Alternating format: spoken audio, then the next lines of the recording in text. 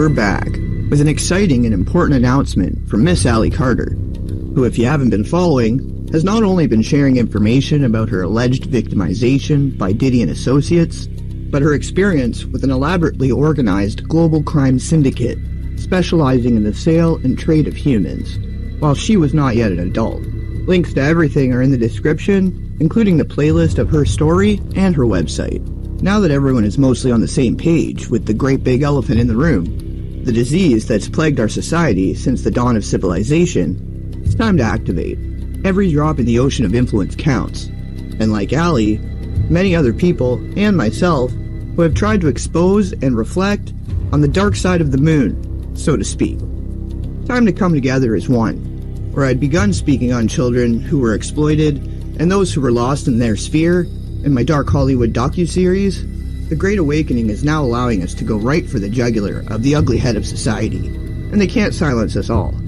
This is a hundreds of billions of dollars a year industry, but somehow is so secretive and hidden in plain sight that even when there's blatant evidence and numerous witnesses, no convictions are made, and those heading these operations are able to go on to continue committing heinous crimes against humanity. The time is up. Me Too left the kids behind, but however small, weak, or vulnerable, their voices should matter the most. For those that can't speak for themselves and who are no longer with us, by divine decree, there will be justice. Allie is ready to mobilize her audience for a virtual sit-in this coming weekend in an effort to bring more awareness to the masses regarding the hundreds of thousands of exploited children going missing every single year worldwide. This is a global issue, so it will take a global effort to fix it. Starting Friday, January 10th, she encourages us all to make noise. Start looking up the numbers of missing children in an area near you. Start asking yourself why you've never gotten an Amber Alert for most of them. How in this mass surveillance society we live in, these kids are just disappearing into thin air, but no news reports, and or what seems to be very little to no effort to pursue their cases. Start posting, start talking about the children, since many of these children are already lost in the system, considered troubled and or mentally ill, mainly because they came from an extremely abusive and or broken home. To society, if you're not a child of a certain type of family, like JonBenét, Adam Walsh, and Madeleine McCann, you don't matter. As a perfect example, a 9-year-old child identified as Girl X who went missing from the Cabrini Green public housing project in Chicago very shortly after JonBenét and was found barely alive in the stairwell with similar injuries to JonBenét, except instead of pineapple in her stomach, it was found that she'd been forced to drink gasoline, and her tiny body was covered in gang markings and other graffiti. Her passing was nothing more than a footnote to the local news media. Is this a race issue or a class issue? Whose issue is it going to be if we don't make it all of ours? The safety and care for the children of Earth is on us. We all bleed red, and childhood trauma has the same impact on adults of every race, language, religion, sect, organization, etc. Trauma does not see age or individuality. Whether you're a survivor of childhood and or other trauma or not, surely you can have compassion for the theft and destruction of innocence. Surely we can take a stand for those crawling through the muck, whose voices are stifled beneath the grime and decay of the underbelly of society. Imagine a world where we're more proactive in the prevention of child harm, rather than reactive to the troubling outcomes. Mental unwellness, self-medication, and escapism, this can all be traced back to the root cause being some kind of adverse and or complex trauma, generally originating in childhood. Imagine a world where the most precious and delicate beings are the most protected. Imagine alchemizing and healing our own inner child wounds, and using it as fuel to make a difference. We can be the generational curse breakers. The vicious cycle of trauma can end with us, but we must do something different. Doing the same things over and over again, year after year, and expecting things to change or get better is the definition of insanity. Do you have what it takes to stand up and be the adult that you needed as a child? Or will you put your head in the sand like those who were supposed to love, support, and protect you when it mattered the most? Instead, they fell short due to their own unresolved trauma and unwillingness to face it head on. Assuming most of you are here for the same reasons I am, why I cover certain topics and themes, in my own way of trying to raise awareness for nearly a decade now. Will you join this good fight, this great crusade against the evils that be? I've seen a lot of people quoting A Bug's Life lately, which is obviously one of my personal favorites, but let's also pair that with Horton Hears a Who, the great big elephant in the room that represented, protected, and defended those who mattered. even though they were nothing but tiny specks living atop a dandelion. The children are who matter the most, no matter how small or voiceless. Do you hear a who? We are here. We are here. We are here. All for one for all. United we stand, divided we fall. Allie's now going to take it from here, but I urge you to stay connected, do your own research, draw your own conclusions, and keep your eyes wide open. Would rather struggle, because once you start putting money into this message, it takes everything. Nobody is helping us in this way. We are just trying to keep going. And I've told you a lot of my story. A lot of y'all are new to my story and trying to figure things out. But I really, really want to focus on the children. Because no one's doing that. No one. And I made a promise to my friends. I really made a promise to my friends that I would do something, anything, to bring an army back. And I never thought I would be sitting here today, damn near 31. We've lost everything, but the truth will cost you more than anything. People charging you for the truth. Because when you understand Crimes Against Humanity, I don't know how much I can say on here before we kicked off, but when you understand that,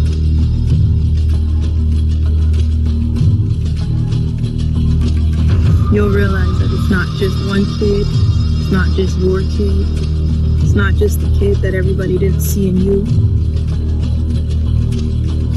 All of them. There's no color.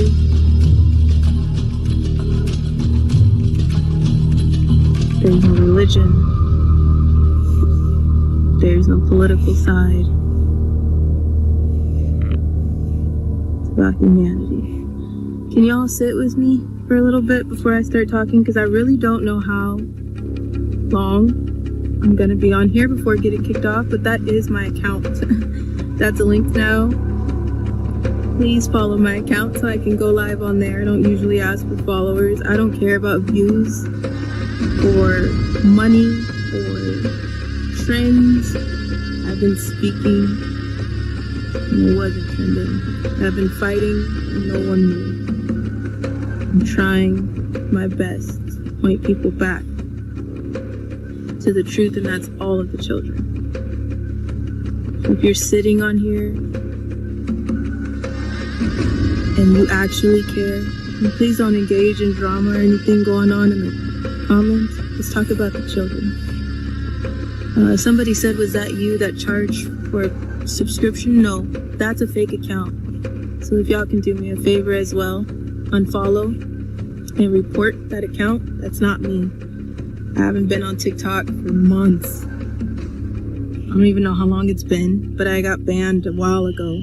So, and then my other TikTok account right now is waiting for approval. It's for my age confirmation. So it's not letting me through.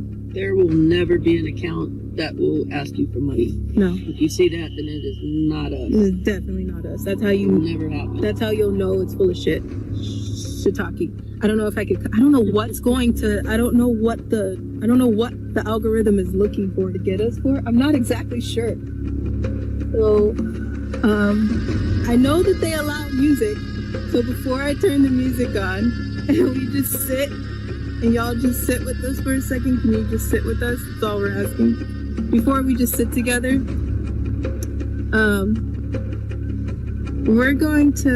came up with the idea to do a virtual march.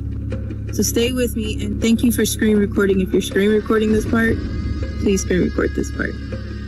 I'll finish this stitch while you do. I am not a sewist. Seamstress sewist. I am a college student though. I'm tired. A sewist? What? A sewer, a sewist, seamstress. Potato, tomato. Okay, whatever. I'm tired. You get me?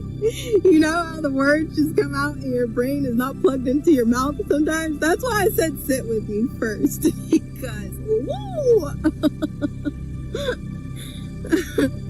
I don't know what I'm doing. But because there's many different parts of myself, look up dissociative identity disorder, by the way. That's me. Definition of me. I hate it. It's not fun. But I'm not like I'm not a professional over here, so don't feel like, oh my god, I saw her stitch and it's crooked. Yep, it is. It is. We listen and we don't judge.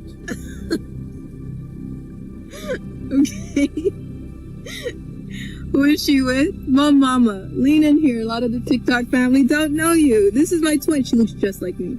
I know she looks just like me, but I know some of you are probably not going to understand sarcasm, and that's okay. I'm going to help you. I'm really not trying to be sarcastic. I have patience with people because this woman had patience with me. So I'm telling you right now, my sarcasm, I'm black, she's white. I know you can already see that. That's not something that I have to explain to you. But I'm adopted because someone messed up along the way in my life. A lot of people. A lot of people messed up along the way in my life. A lot. Alright? Everyone that had their hand in my life, which is why I don't deal with anyone from my past.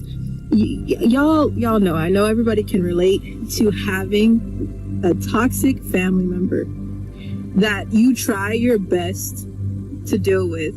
You try your best to love and still be there for. But at the end of the day, their narcissism and toxicity is not something that you can help. And at the end of the day, it's hurting you.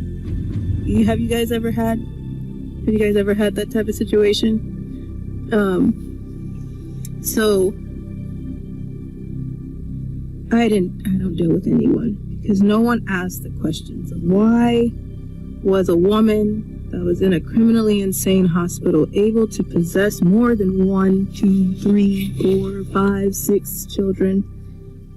Why didn't CPS do anything in the first place? Why was I missing in 2010 from Child Protective Services government custody? No one wants to ask that question. I was missing for a year. In 2010, I gave up. I gave up because I was like, I have to use this stupid word because of TikTok. You ready? They were gonna unalive me. Hate saying that. I hate saying it. It is what it is, but I can't say it. But I had enough of the people in my life, including my social workers, trying to unalive me. So, after I was auctioned to Russia, I ran. Seriously, I'm laughing because I'm really tired. Really tired. But I felt like getting on here to ask y'all to do a virtual march with us this weekend. I survived, but there's a child that did not, and then there's a child that's still in it today. And I was hand chosen. This woman went through HE double hockey sticks with me, okay? And nobody wanted me. They just didn't want her to have me. I call her my twin because she's the definition of a real mom. I call her my twin because when you see a strong child, when you see a strong person that grew up, sometimes everybody wants to know, like, who's their mom? Who is their family? You know how many people are proud to say who that is? I am. Right here, this one. That's who it is. Dang it, I just made a knot. Got it? Okay. So we're gonna do a virtual march to talk about the children The world needs to talk about the children. And everybody's like, what is that going to do? There's more digital soldiers than there is soldiers with boots on the ground and not afraid to do it. So, and then the last time we tried to do marches, you seen what happened with that. So, we all thought, maybe we should do a virtual march. And we're asking everybody to utilize every platform, including your own, and speak about the children. And not just the children under your feet, not just the children in Child Protective Services custody, not just the children that you barely see on Amber Alerts, but you look in your state and your local, and you'll see that there's a lot of kids missing. Nobody got an Amber Alert. Nobody's seen them on the news. Nobody's even heard from them. A lot of them are in government custody. But people don't stay on the children. They only talk about the children when they're trending. And I think people just expect to end up in an under your feet hole. I don't know how else to say that without getting blocked, okay? Under your feet, get me? Long hole in the ground. People expect to just drop in like a storm drain, pick up a child that's going through hell and get them out of there, and then get on their social media and be like, we saved the children. Once you go to help someone and you understand this fight, you'll understand that satanic ritual abuse.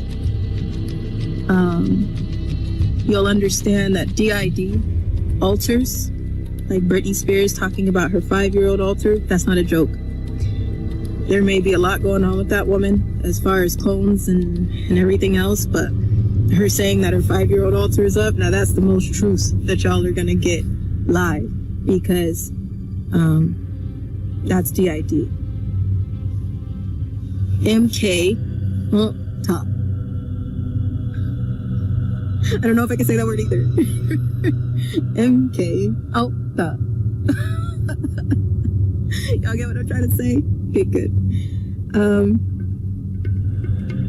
People think that it's just so easy to go grab a child and save them. If it was that easy, don't you think that we wouldn't be in this situation or talking about this situation, still waiting on the flight logs, the list, still waiting on arrest, still waiting on a case to not be butchered or paid off or dismissed or hidden, the cases that they want you to see for entertainment purposes and for distraction purposes? They're loud and proud, like Johnny Depp, Luigi, all of them, OJ. Those cases are public information. They make sure you're watching it like a TV show because they want you to. That's the way they get you. Because if you're paying attention to things that don't make sense, like the glove or the smile or his mustache, then you're not paying attention to people like Combs or Rock Nation, or the list goes on, through real cases. That's the point. That's the point. So, people want drama. Negative attention, even though it's negative attention, brings views. I'm not engaging in any of that. I know you guys can see the threats and things like that going on. Damn it, I got knocked again. I know you guys can see all that stuff going on from everywhere, not just from one thing. But nobody stays focused anymore. It takes a lot. It really does, because holding your integrity is more exhausting than anything. Being honest and being in a world full of people where ignorance has always outweighed the truth, that's harder than anything. People are like, well, You don't hear from survivors. Of course you don't. Because the truth will cost you more than anything. The truth will cost you more than anything that anybody is able to charge. Of course you don't hear from survivors. Real ones. This is hard. I just want to go back to school. And I know people are like, well, why go back to a college? I've been in the same college, same community college for 12 years, probably 13 now, y'all. Why? Because I'm not dumb, even though I just said sewist instead of seamstress. I'm not dumb. I'm just, it takes a lot for us to be able to go to school peacefully, because just as much as you see the threats, it takes a lot to be at a public college. Even if when I did virtual stuff, it was a lot. Because then when things go down and I have to move out of the way or whatever, then missing class or I'm going to keep putting assignments. I am a part of a big part of the college where you can, they know about the trafficking and DID and things like that, but there's only so much they can do when there's threats on a public campus.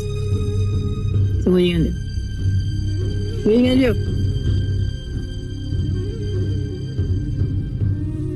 People that are like, I want you on a live already. I know. What are you going to do? When are we going to talk about the children? That's my point. And so many, well, why are you still moving? Because if we stopped moving, we'd be sitting ducks. And if you understood how this life works, then you understand when FedEx comes to the door, or when those court judges disappear because of the UPS driver and things like that. We've had so many of those situations that we're just not dumb. There's so many people who want us unalived. Get in line. It's long. Take a number. If they do that anymore, take a number. You're gonna be waiting for a while. So that's why we keep moving. And on top of that, we made a promise. And I was at a point where I was in denial for a minute. I was like, there's nothing that I can do. It's just me. I'm nobody special. I'm nobody big. I can't do anything to change what's going on. But we all can. There's a reason why you're sitting on my platform right now. There's a reason why you're listening. There's a reason why you're here. Whether you believe in God or not, there's a reason why you're here. I do. I believe in Jesus, which is why I want to play some worship music. But before I do, and then I'll keep talking. My point was to do a virtual march this coming weekend, from Friday to Sunday. Everybody flood their platforms with the truth of the children. Now, we came up with a few questions that you can answer on your platform, but if you have more ideas, go for it. It is, I'm going to say HST. You know what those words stand for? It is that awareness month this month. I don't know how much I'm going to be able to say on here, y'all. It won't let me do much. So it is awareness month. So I don't know what else to do, but try to push, right? Everybody's exhausted. Are you not exhausted by the back and forth? Are you not exhausted by it? Do you care about the truth, or do you care about the gossip? That's the question. If you care about the gossip, you're in the wrong place. I'm tell you right now. You're at the wrong spot. You should just leave this live. Bye. Oh, I'm holding a needle, so don't go crazy. Bye. Don't go crazy. That was me holding the needle. I know somebody's gonna twist that. I have a sewing needle in my hand. Don't go crazy. Again. Clickbait, negative attention. It brings views. That's all people are looking for. Views bring money. So there's so many people that just do negative things just to bring views, including using my name. That's why there's a fake account up that you should really report, unfollow, and block. And go to my real one, please. Because that one is not charging me for money, but it is the negative attention brings attention. I don't want to do that. Can we, if you care about what's going on, not just the next arrest or whatever, don't just care about who's getting arrested, care about what they did and to who. We are talking about children. We're talking about children. Children. Y'all. I was one of those babies.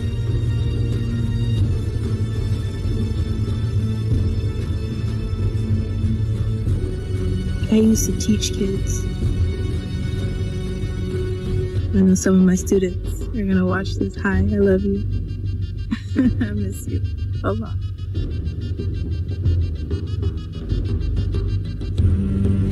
All ages,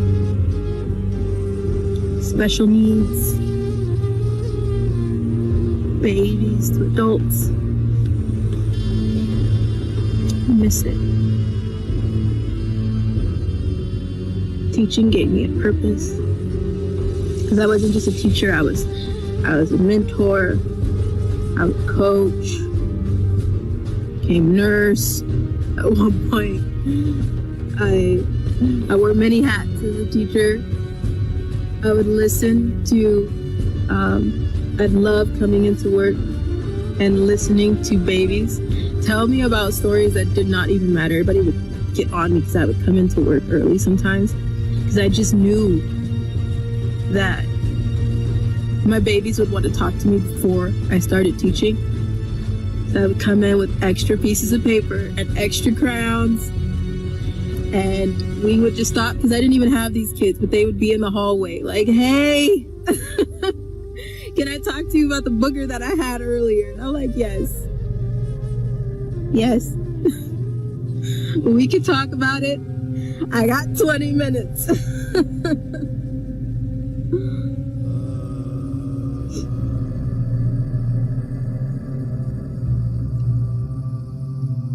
Why aren't people talking about the babies?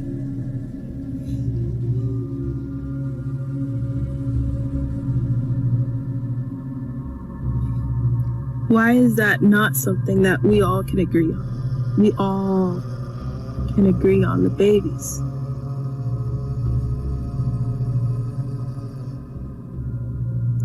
Right? Natalie, is that how you say your name? Can you focus, please? You're talking about the babies. If you're asking me if someone's guilty, I think you already know the answer, love. That's why you asking me, right? Because you have a feeling, you can see it. That's what I'm asking y'all to do. Do the research this weekend on your platforms and go on your platforms and talk about it. You could do what I'm doing. What's stopping you? Do you know how many kids pray for people like you to just be like, I'm not going to stop talking no matter what happens to me. I'm not going to stop talking no matter who's hunting me. No matter who wants me to stop talking, no matter what people say about me, no matter what is done to me. I know the truth, so why would I stop talking?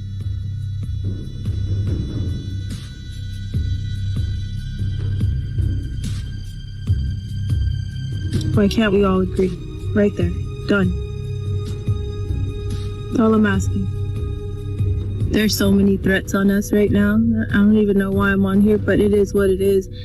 We have to keep going. Can't take them all down, right? You can stop a few people. You can stop 80. But did you see that quote from A Bug's Life? You can't stop everybody. But everybody can. Damn it. See this? See?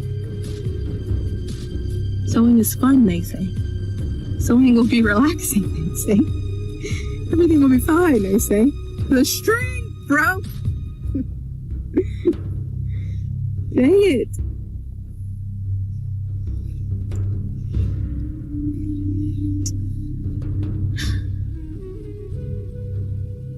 A virtual march. How can you help a virtual march? This weekend. Tell your family, shoot a text message to all your friends, all those friends that called you crazy until they seen Diddy's arrest and then they were like, how'd you know that? How'd you know that? Can't be anybody else. And then they seen somebody else in the news and they're like, how'd you know that? Those people, call them. Call them, send them a text message. We're gonna be putting out some flyers soon. Everywhere. Can you copy those flyers? And everybody at midnight on Friday, this coming Friday, Saturday, and Sunday, don't stop talking about the children. And you don't even have to mention my story. You don't have to. It's up to you what you want to do, but mainly look in your area and see what's going on with the children around you. How many did you miss? How many Amber Alerts didn't you get? You know who Amber Alert is connected to? You know why you're not getting those Amber Alerts? Because sometimes those are a text message to the buyer or people so they can move out the way. You know how sometimes you get them and they don't even tell you who to look for? They just give you license plates. And you're like, who am I looking for? I got a car? Who's kidnapped? Did you know that? Do you notice that? If you look in your area right now and notice how many children are missing versus how many Amber Alerts did you get? It's not just the children in the hospitals, medical kidnapping. It's not just the children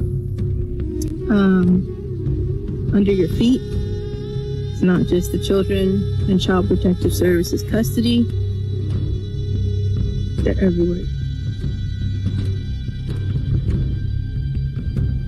They're everywhere.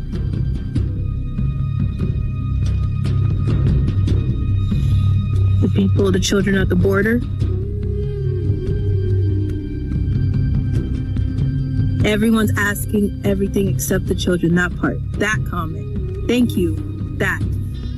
Exactly. When you really realize how deep this goes, and if you're really like, why aren't we getting the list? The people that are not telling you, sometimes they have something to do with why that list is not coming out.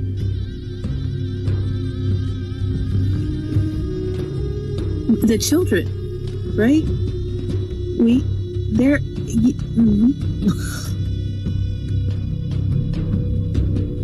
What can we do to help the virtual march? That's all I'm asking. The virtual march. That's what I want. And not just this weekend, continue after this weekend, but this weekend,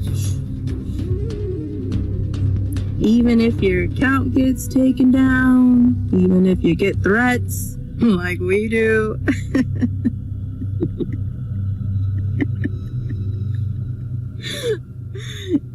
no matter what happens, don't stop fighting for the children.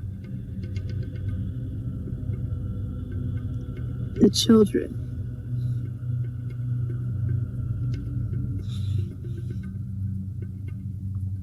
I don't feel like this is a lot to ask. There will be posters put out soon on these. Can I explain the virtual march? I just did. I'll explain it again, and then I'm gonna play some music and just chill with y'all for a little bit, and then we'll talk about it some more. You want to explain the virtual march? Maybe Mama will explain it to you different than I will. Listen to Mom. Yeah. Get with your friends, get with your family, get with as many people as you can, and just continually. You can post up anything about trafficking. You can ask the questions. You can pull flyers off 90s Nation News. That'll have questions. That'll have information. Just keep posting that on all your platforms for Friday through Sunday. Don't stop. We want to make it enough so that everybody's going to see it. We want people to start asking questions. We want people to start thinking about, hey, where are the kids? Why hasn't anybody talked about the kids? Why are we talking about who's getting arrested? Why are we worried about whose name is on Epstein's flight log? What about the children that were on that island? What about the children that were being sold? Nobody's saying anything about that. And if they do, they lead you to think that they were adults, and that's not true. So we want to do the biggest push that we can, but we can't do it by ourselves. It needs all of us. And when you truly understand the depth of the evil that's being done, you'll be like a dog with a bone as well, and you won't let that shit go because it will sicken you to your core. So look on 90s Nation News, do whatever you want to do, find your own information, but Friday to Sunday, just plaster every platform that you can. Get your friends and family to plaster every platform that you can.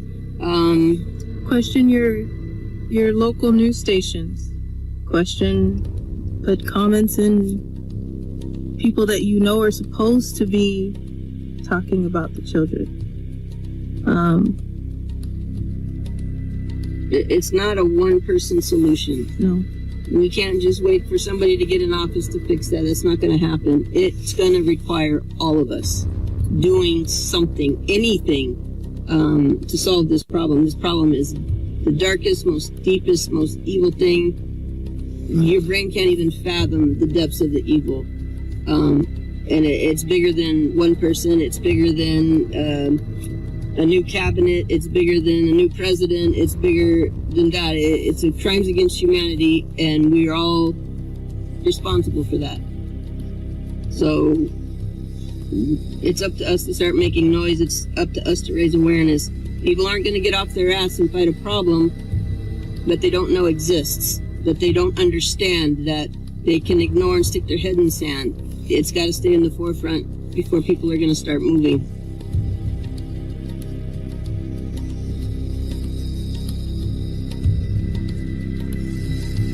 If it was just going to be the responsibility of one person to come in and pull a string and it's all going to be fixed, it would have been fixed by now. Forever ago. And if we could just waltz in somewhere and start pulling kids out of places, I wouldn't be sitting on here. We wouldn't be here. I would be doing that. It doesn't work like that. Things don't work the way you think they do. If we were going to play stormtroopers and start jumping into storm drains and just grabbing children out from tea parties. If I told you there was a child right now being hurt in the White House, and it was up to you to go get there, how far do you think you would get? You wouldn't pass the gates. You'd be shot dead. It kind of is like that. Easy with that. TikTok is sensitive. I know you don't. I know you're not doing it, but ma'am. No, ma'am. I know you don't. And that's the other thing. I know you don't, but ma'am. I need this. I need this live to keep going. Okay. Yeah. I love you, but you better use the algorithm work. Yeah. Don't get down like that. For as long as you can. Alright? We still haven't played music yet. That's the next fight after we get the kids. Doing something with this censorship. That's so much for free speech. They're turning themselves inside out, not to say the wrong word. Screw that. If you're a foster kid, this is the time to speak up. Hi. I know some of you remember me. I used to volunteer at some of the agencies my mom worked at, because my mom was a agency worker, not a social worker, not a county worker. I used to volunteer at some of her agencies. Volunteer, which means I did things for free. I am a braider. I used to be a braider. So I would do a lot of the kids' hair for free. A lot of foster children, a lot of foster parents that don't care about the kids. There's some good foster parents, but they're very few and far in between. I never had a good one, but I have seen some good ones. And some of those kids, I know you foster kids will know what I'm saying. If I needed my hair done, somebody would tell me, do I have hair money? If I wanted food because they were going to McDonald's and getting their kids a burger, then they would tell me I don't have any McDonald's money. So unless it came out of my allowance, even though they were getting paid to take care of me, they wouldn't do anything to help me. So I went like almost 6 months to a year with my hair matted in the same braids. I showed up to foster care and my head stunk so bad. Black girl hair, you know that after it gets dirty to a certain extent, it will stink. Okay, the dandruff was flying in my face was breaking out. So I had to do something. And I started doing my own hair. Because I didn't have any other choice. So when I turned 19, after I turned 19, it was after I got adopted. So I want to say I was about 21. I started volunteering at foster agencies to just let them know if any baby needed my help. So they weren't bullied at school. So they didn't feel gross. So their hair wasn't matted together. I was volunteering and braiding kids' hair. And I was going and picking up the supplies with my own money. So nobody had to worry. I would buy bonnets for them, some grease, some oil, whatever color they wanted in their hair, something appropriate for the babies like beads or barrettes. And that's what I would do because I know how that shit felt. Stuff felt. You're a foster kid. I'm talking to you. It's time to speak up. Speak about what's going on. Speak about what you've seen, what you witnessed, what you went through. If you're too scared and you're like, if I start saying anything about my social workers and I get moved again, I'm going to be going through hell. I don't know what you're talking about. I ain't doing that. I get you. I get you. You don't have to say names. Don't let anybody push you to do something that you don't want to do. If you're not ready for that yet, you don't have to be. But somebody does need to know what's going on because I've seen a lot in foster care. That's why I was a missing kid in 2010 because nobody cared about me. Everybody cared about that paycheck. And because I was a troubled kid, they got a bigger paycheck. Every time I ran, they got a paycheck. Bigger, an increase in the paycheck.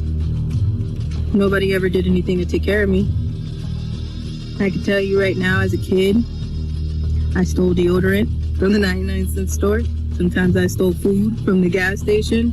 I did anything sometimes to get a phone call just so I could talk to my mom that's sitting here right now. So I get it. If you're like, I can't do that right now, I do. Trust me. My social workers still work for that county. And they don't get in trouble and they could get away with everything. They did. And there's nothing that a foster kid can say. Did y'all read that post that I posted on Telegram and on Facebook? And that was Riverside County Child Protective Services. They still work the same way. Probably still in the same people too.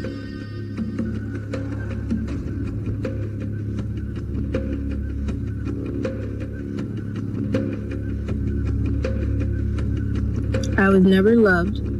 I was never chosen. I was never okay until my twin. This one right here. This one over here. Lean in so they can see your face again. This one right here. This one. She looked just like me, I know. She came in my life and was like, "Hi, Mom. I know. We went through hell, still going through hell. You wonder why? We have everything in black and white too. Have the CPS reports, have the police reports, have the grape. I hate using this word. It's a TikTok algorithm. I'm trying to stay with you guys. The grape kids. Went through so much. And I look back at the stuff that we went through and I blocked out, buried, split from. I'm like, damn, I'm still here? Huh. I'm still here.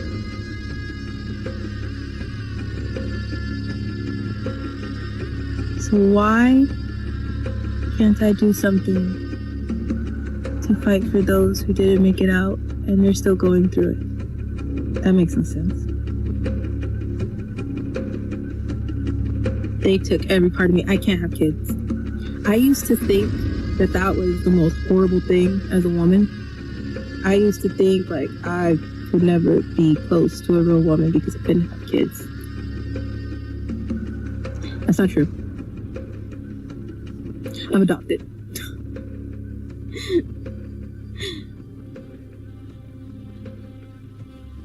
Everybody, that blood is thicker than water. Nah, water is more transparent.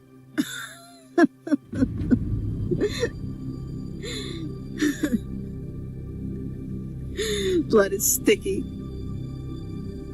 It's getting sticky.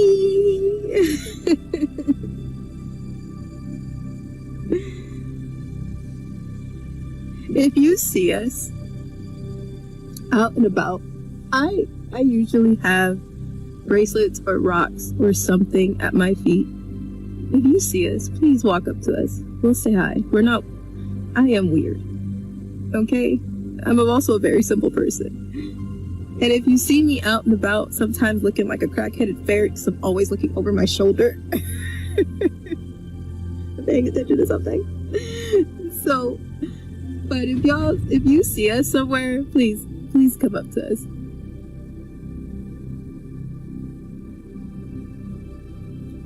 It really doesn't matter what my bloodline is. It doesn't matter any of that. It matters, how am I still sitting here? Yeah? Yeah? How am I still sitting here?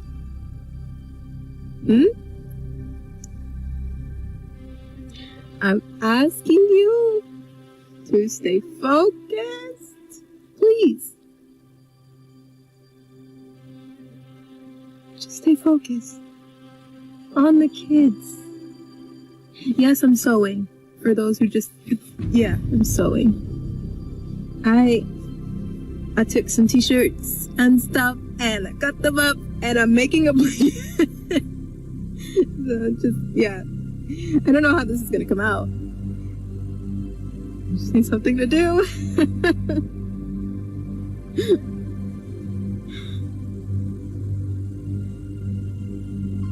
I'm a really simple person. A very simple person. And I believe in God because I've seen him work. Because before I did not believe in God. I was all over the place.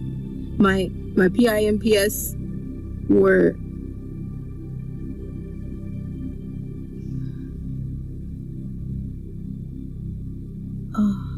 did I just get blocked?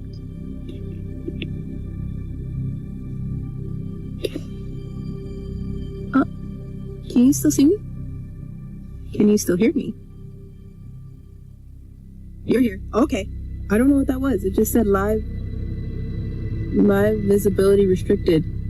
2 restrictions? Is that like a flag? Is that a warning?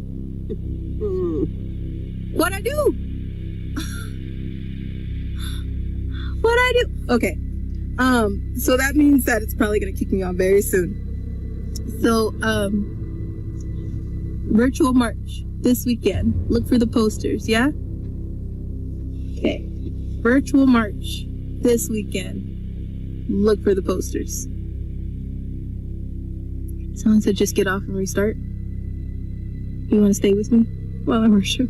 And then keep sewing. Stop live and restart the live. We can still hear you and see you. Okay. You just might have to restart. You can do that. I can do that. Alright. Let's restart. I pray this recording... I don't know how to get the recording off, so if somebody screen recorded this, can you please send it back? And we'll repost it. I don't know how to do it. Can somebody tell me how to do it before? They said hurry.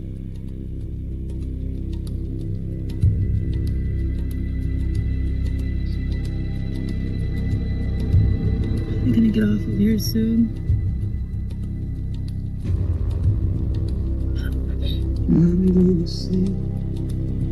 I see some of my kids on here.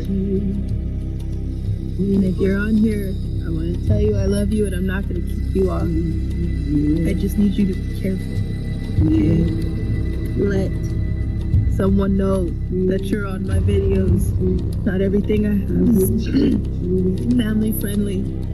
I really miss you guys. But I need you to be safe, okay? I'm talking about the children. And I know some of y'all don't like to be called babies, but I'm also talking to you. Okay?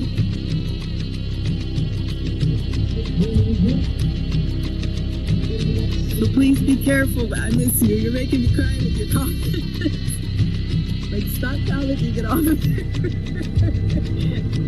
I'm not trying to kick you off. Please be careful. Okay? I love you guys. Keep being you. Remember that you're always more than enough. That's what we talked about all the time, right? Yeah.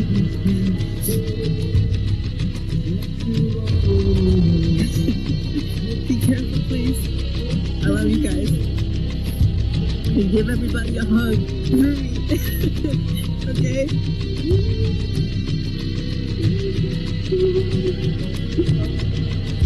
Be safe.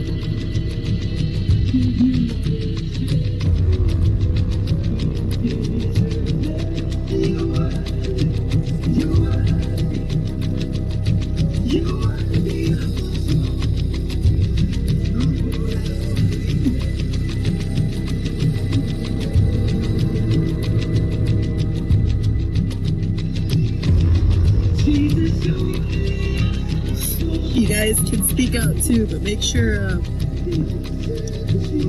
if you're one of my kids, make sure your parents know. Okay? I don't mind you being on here. I just need you to know that it's not always safe. There comes a point where everybody needs to speak up. So I'm not going to tell you to get off, but I really need you to be careful. Okay?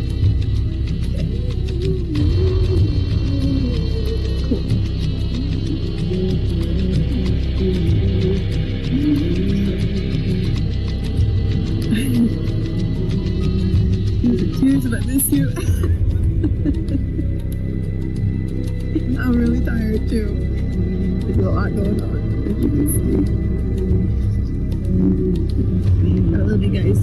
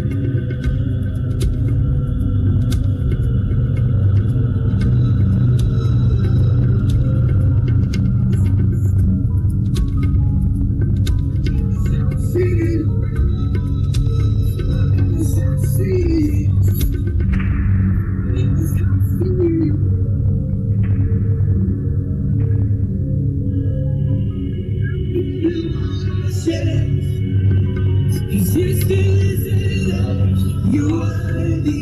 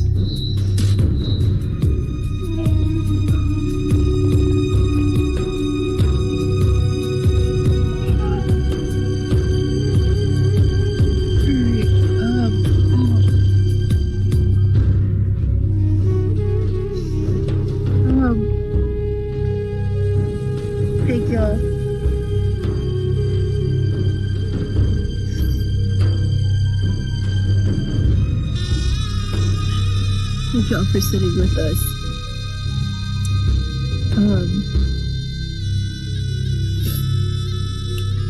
This weekend, a virtual march. Friday at midnight. Midnight, whatever midnight your midnight is. Friday at midnight through Sunday. Thank you for being on here. Thank you for following my new account. It's tagged on this page. Thank you for unfollowing and reporting the other account. Just asking for money. The truth is priceless. These don't detour from talking about the children. I made a promise, and regardless of the threats, regardless of what people say, I know the truth. I've been through an unhealthy amount. I know the truth. I don't know how people can't see the truth from listening.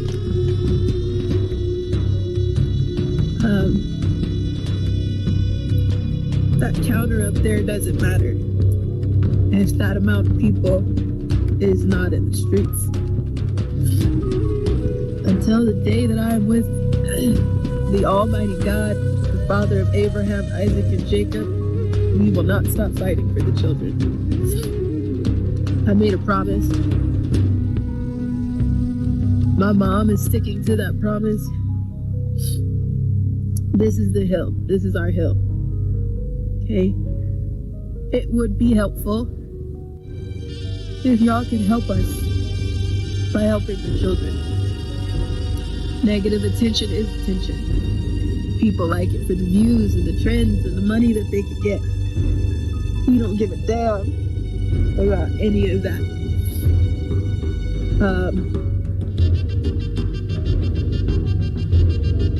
I know you hear it. Speak about the children this weekend. Get on your platforms and speak about the children. This platform that you're watching me from right now. Get on it and speak about the children this weekend. Please. That's all I'm asking.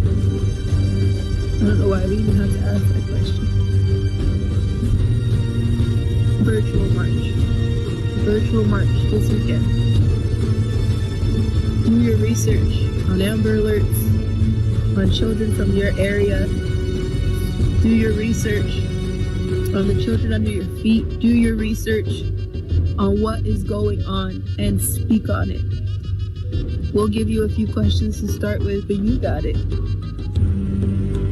You know that something's not right with these cases. You know that arrests have not been made and they should have been. If it was something that somebody could pull a string for and it would be all over, they would have done it by now. Like I said, if it was easy to jump into storm drains and start just snatching children, we would have done it.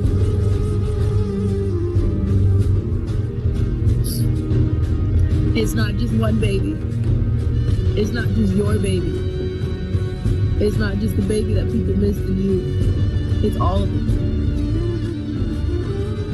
So no matter if we log off of here and take our last breath, you can hear and you'll see who's involved. You'll see. I know you know.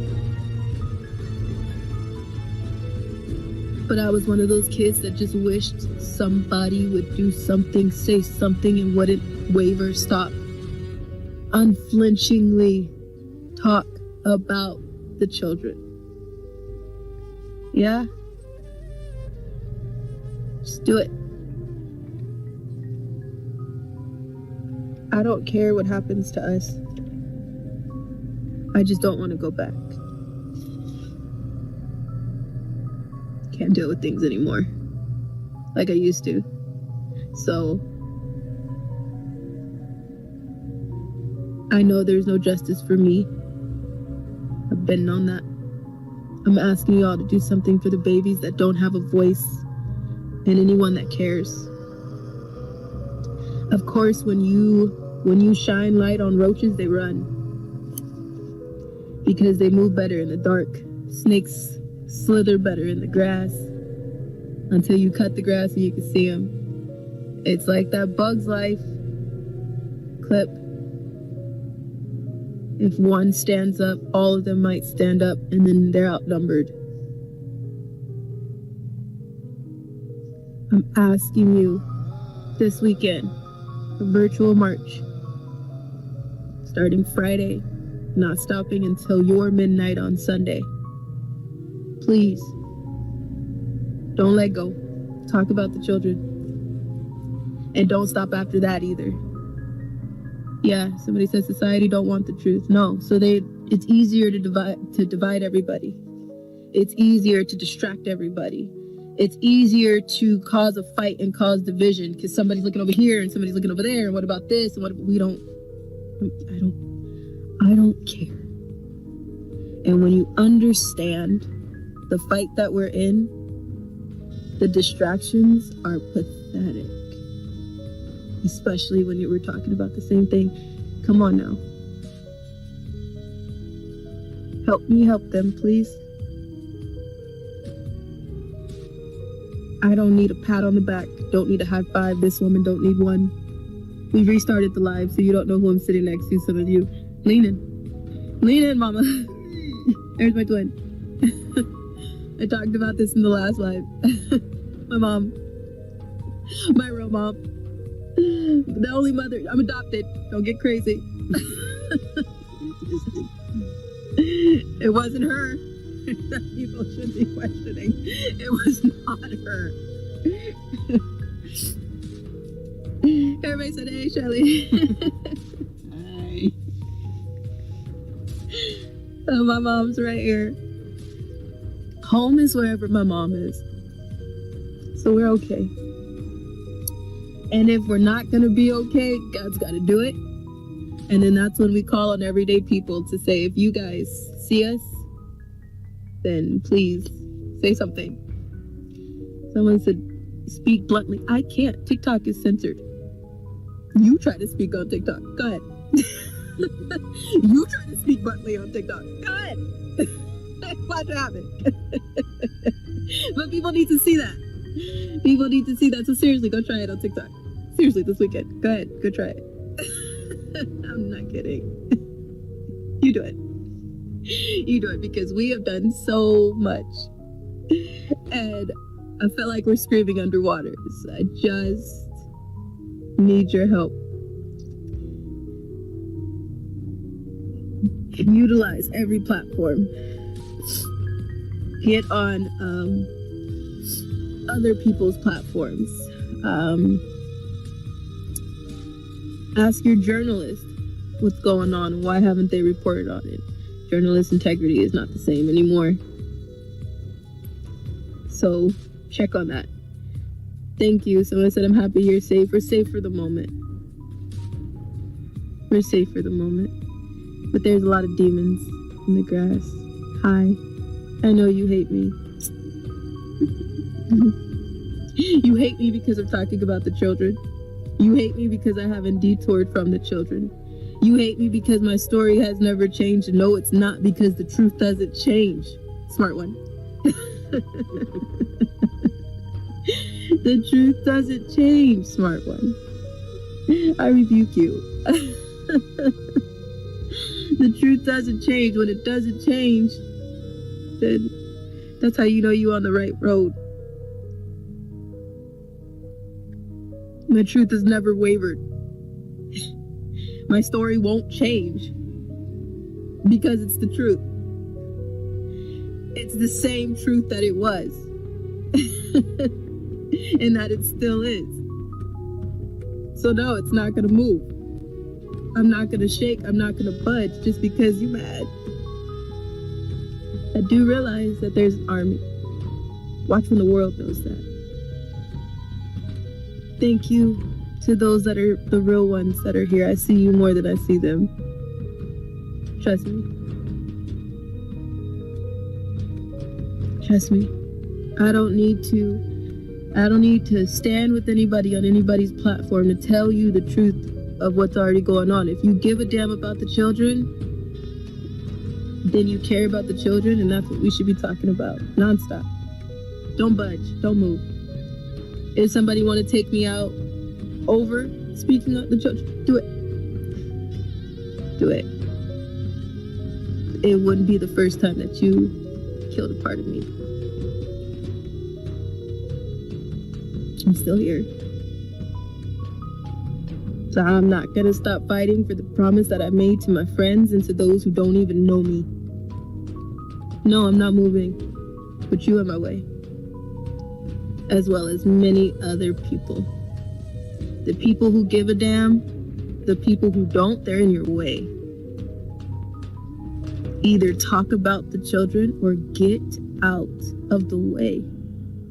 It's that simple. It's that simple. Because you're an adult that failed to protect a child, somebody else will do it. That's why I'm adopted right now. That's why there's people who adopt children right now. That's why there's people who stand in to be the parents that somebody refused to be. If it was easy to call the popo, it would have been done already. If it was easy to just grab an attorney, it would have been done already. I'm not the only one. If it was that easy to end it, it would have been done already. I don't care if you hate me. I don't care if you like me. I'm not gonna stop what I'm doing. I'm not real thrilled with you either. This is for your information. I don't care. I don't care. You wanna know why I was just crying right now? Because one of my children came on here and said something to me that I haven't seen in a while. And she bold. And she just said she don't care because her parents are sitting right next to her. So try her. Go ahead.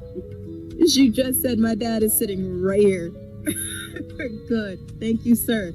Miss you too. We're not moving. This is not pre-recorded. This is live right now on January 5th, 2025.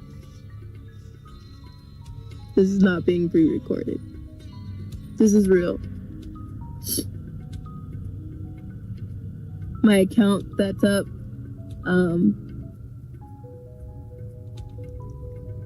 my new account that's up, that's real. The one that's asking me for money, that's not real. Just letting you know. There's over almost 2,500 people on here, if not more. I don't know, because the counter's messed up. Thank you for that. But what is this 2,500 people gonna do? That's what I'm asking you. Has everybody ever tried to stand up all at once? No. So how does anybody know what it's going to do? Has anybody ever done it? No. Because people get so distracted by something else. That's why. When do we ride? As soon as possible. We were supposed to be gone yesterday, but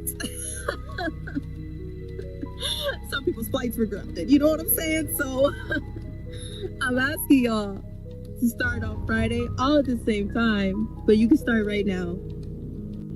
It would be helpful to start right now. And don't stop. All at once on Friday at midnight, whatever midnight is to you. You have the information. What do we do? I'm telling you. Stand up. I've told you about CPS kids. I've told you about your local kids. I've told you about the kids under your feet. I've told you about the kids that are runaways. I've told you about the kids that are at the border. And not one person has done anything about them. I don't know why people are expecting. I call it a storm drain right now because we're gonna get kicked off if I call it for what it is, under our feet, a storm drain. But we're not jumping in storm drains and pulling kids out from tea parties. That's not realistic. When you save a child, you have to worry about their alters. You have to worry about who you stole stock from and who wants them back. You have to worry about if they want to leave or if they want to stay and how much they'll fight you. You have to worry about so much, where they come from, what's the generational ties, what's the generational curses, because sometimes they won't let go of that. It is worse than a drug trafficker to take a human being from somebody who calls them their product. You can't just, you're saved, healed, let it be gone. That doesn't work that way. If it was that easy, someone would have done it already. The reason why it's still going is because nobody will stand up to the sources that sit up high. They won't tell you who the customers are because some of them are the customers. That's why. Yes, commitment. Change takes commitment. It definitely takes commitment. And when you're distracted by drama, negative attention, going back and forth with somebody and seeing who said what and what they said, and then does that really help a child that's going through this right now? No.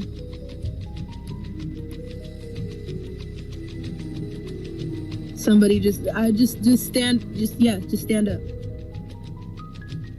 Are we really living in the end times? It feels like it. But hey, when we go, we know where we're going. I don't think the elevator's going down. Before I did, but now I don't.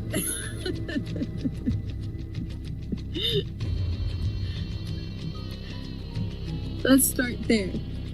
Let's start with everybody using their platforms. Everybody. And then we'll talk about what's next after that. Yeah? Can we start there? Can we do one thing? People can't usually stay on one thing. Just one thing. There's so many, I hate you. You're still talking. Yes, I am.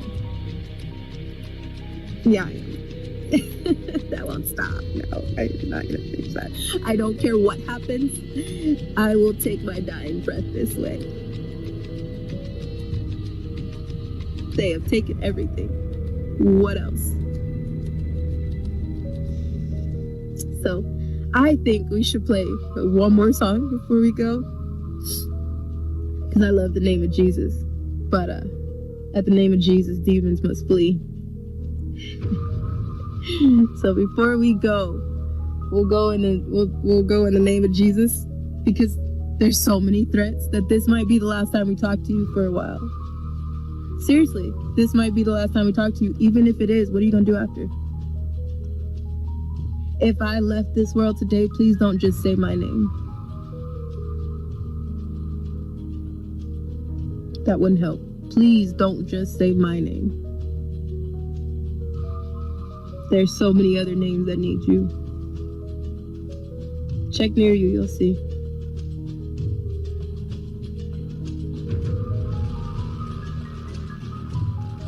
So virtual March this weekend.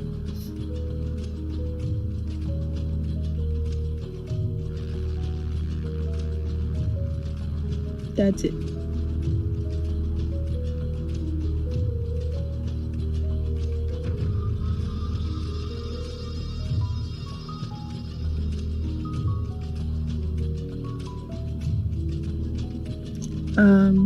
Thank you for following this profile, like I said, and then my new one. And we'll be back on here when we can, Lord willing. There's 90s. This account belongs to a bunch of 90s that are just putting it together to reshare, get information, and get updates out there pricelessly. If there's anybody asking you for money, it ain't the right account. They're not telling you the truth, they're selling you the truth, and that's not the point.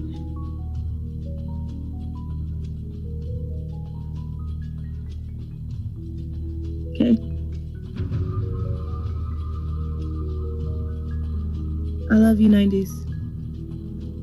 For those who love us back, I love you. And for those that hate us, I hate you too.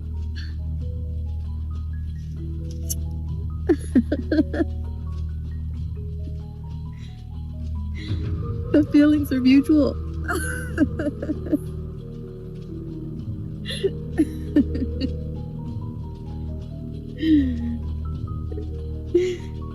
How do you feel about the children, though?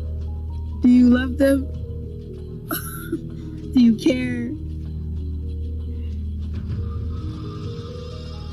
I know there's so many of you that care. Thank you for caring. I'm so glad you died for me. I'm so glad.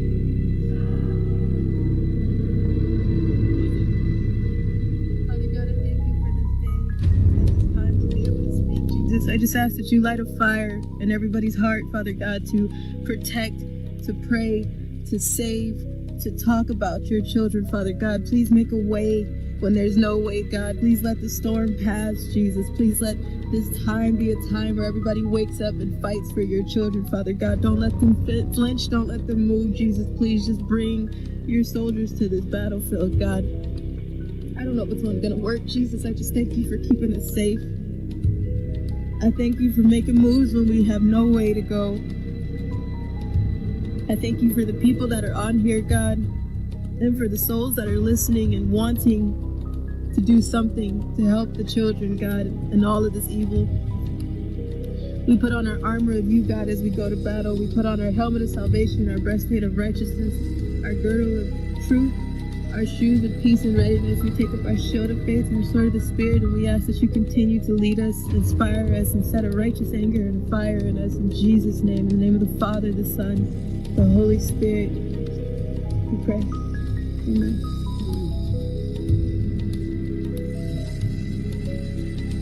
He said the music don't even have to be.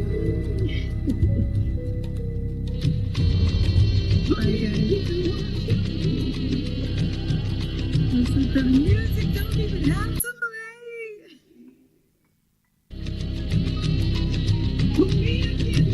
We're gonna climb back, go to sleep. Speak up, please. Everybody.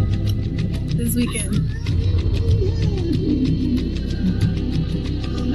Jesus, please keep us safe. We are not suicidal. There will be no car accidents or accidental fires that cause explosion. God forbid anything happens to us. There is insurance dropped around the world in hands that will release it everywhere. If something happens to us, y'all bet not hold on to it. Please release it. Thank you for holding on to it. I pray we talk to y'all sooner than later. Let's see those shields in the comments to show your support. Let us know where you're from, and feel free to share your story. I'm always holding space for each and every one of you here, and I always do my best to reply to as many of you as possible. I will of course be participating in this sit-in. We'll likely do a live stream or something like that, not sure yet, but I'll definitely have something meaningful prepared, if not a live segment. So make sure to like, share, and subscribe, and I'll catch you on the flip side.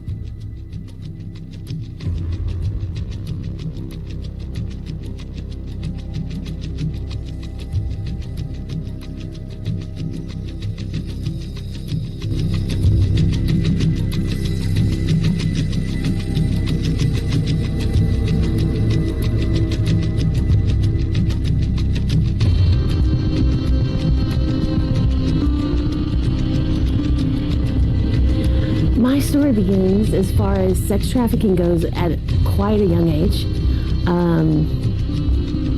My sister was born with a abnormality in her eyes, and she needed surgery. And so my parents decided that I would earn the money for my sister's surgery by participating at the ripe old age of 3.5 in kiddie porn.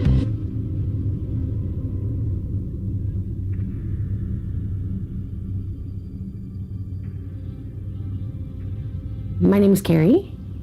I'm here because, in my opinion, education is the first line of defense against predators who are perpetuating human sex trafficking. And I believe that knowledge is power. And I also believe that our stories make a difference, and that by telling our stories, it can have an impact on a person way more than facts or figures could.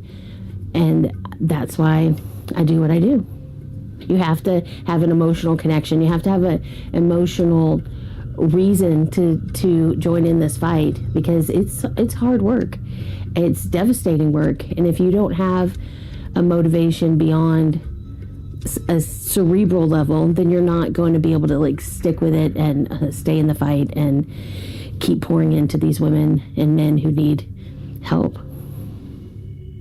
Nowadays, kiddie porn is so on the rise because people can do it in bedrooms and basements all over the world with nothing but their phones. But this was a planned production. This is way back in the day. There was actually a film, there was actually a camera and a setup, and everything. This wasn't like filmed on somebody's phone or a camcorder. I don't have any problem dating myself. I'm 51 years old. And so this was way before all of that technology existed.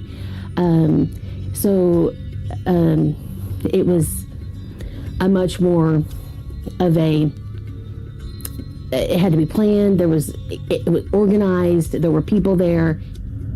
I was very young. So among my first memories were leading up to the event, and then the day of, and then what happened that day. Those are pretty much my first memories.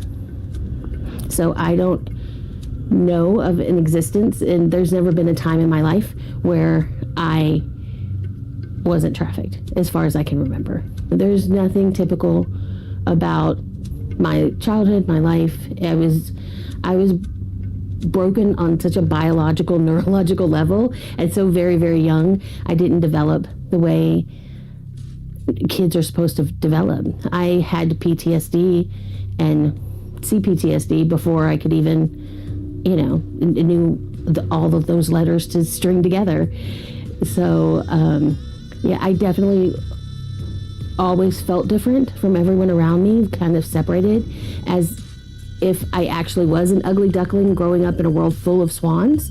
I just felt different and awkward and could not relate to people my own age, could not ever just be in the moment. I was always hypervigilant, afraid. I was an insomniac from the time I was 8. Still am, actually. And so I never had any sort of normal developmental milestones, normal developmental problems. And most people, most children who have these issues, they would go to their parents, and their parents would have care and compassion and concern and get them help.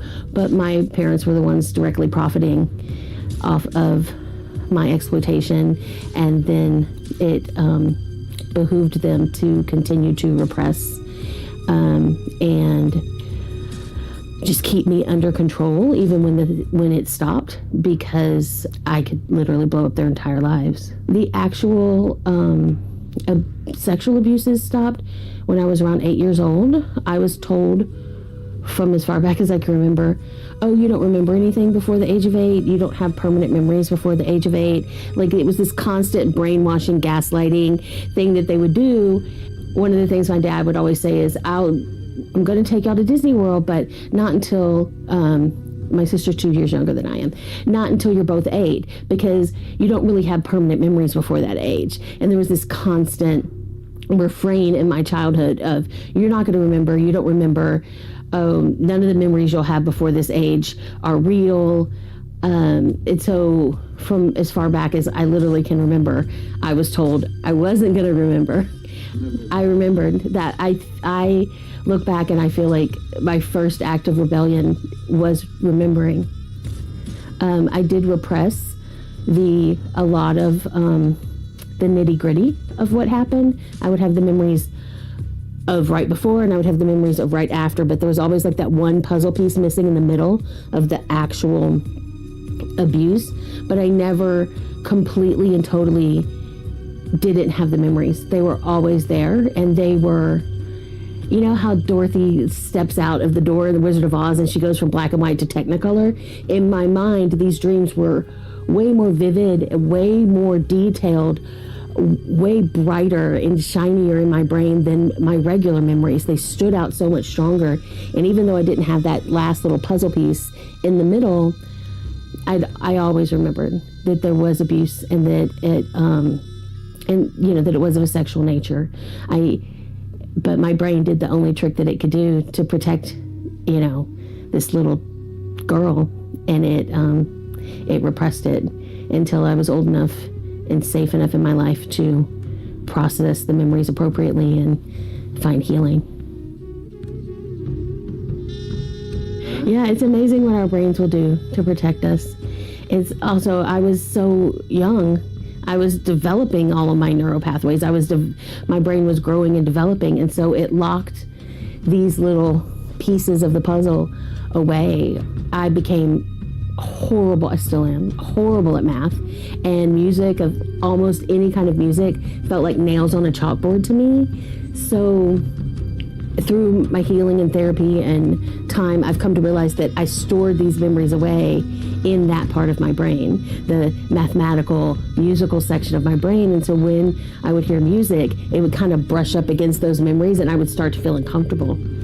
And so one of the first things that when I started really digging into these traumas and doing the EMDR and doing the things was having that realization that it wasn't that something was wrong with me, that I couldn't do the math and I didn't like math. It was my brain was working the way God designed it, and it was protecting me until I was old enough and safe enough to be able to handle it. And so these memories were locked away in a safe place. And so that realization really lifted a lot of guilt and shame, because I felt like my brain was different than everybody's else. I felt like because I think differently, I was wrong somehow. But it was actually working how God planned for it to work, and it kept me safe until I was old enough to deal with what happened to me. For me, it stopped at around age 8. For my sister, it didn't stop for much, much longer. There was always something inside of myself that I felt that it was wrong, that it was ick, that it was uncomfortable. But for my sister, they got her to believe that this is what love is. So for my sister, she thought she was special and she was loved and she was important. So the abuse for her lasted a lot longer than it did for me, because just the way she broke very differently than I broke. And,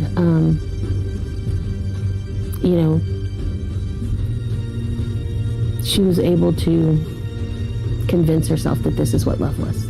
And I never was able to do that. It always felt like a violation. It always felt wrong. And so it isolated us from one another and kept us apart, which is what my parents wanted. Because if we were a united front, and then we would hold the power, because if we told what was happening to us, it would have stopped. So they kept us isolated from one another emotionally, and even though we were in the same house growing up, we never shared or connected over it or talked about it. It wasn't something that happened. And while my abuses, the trafficking by my parents and the sexual abuse by my parents stopped when I was 8, physical abuse, emotional abuse never stopped. And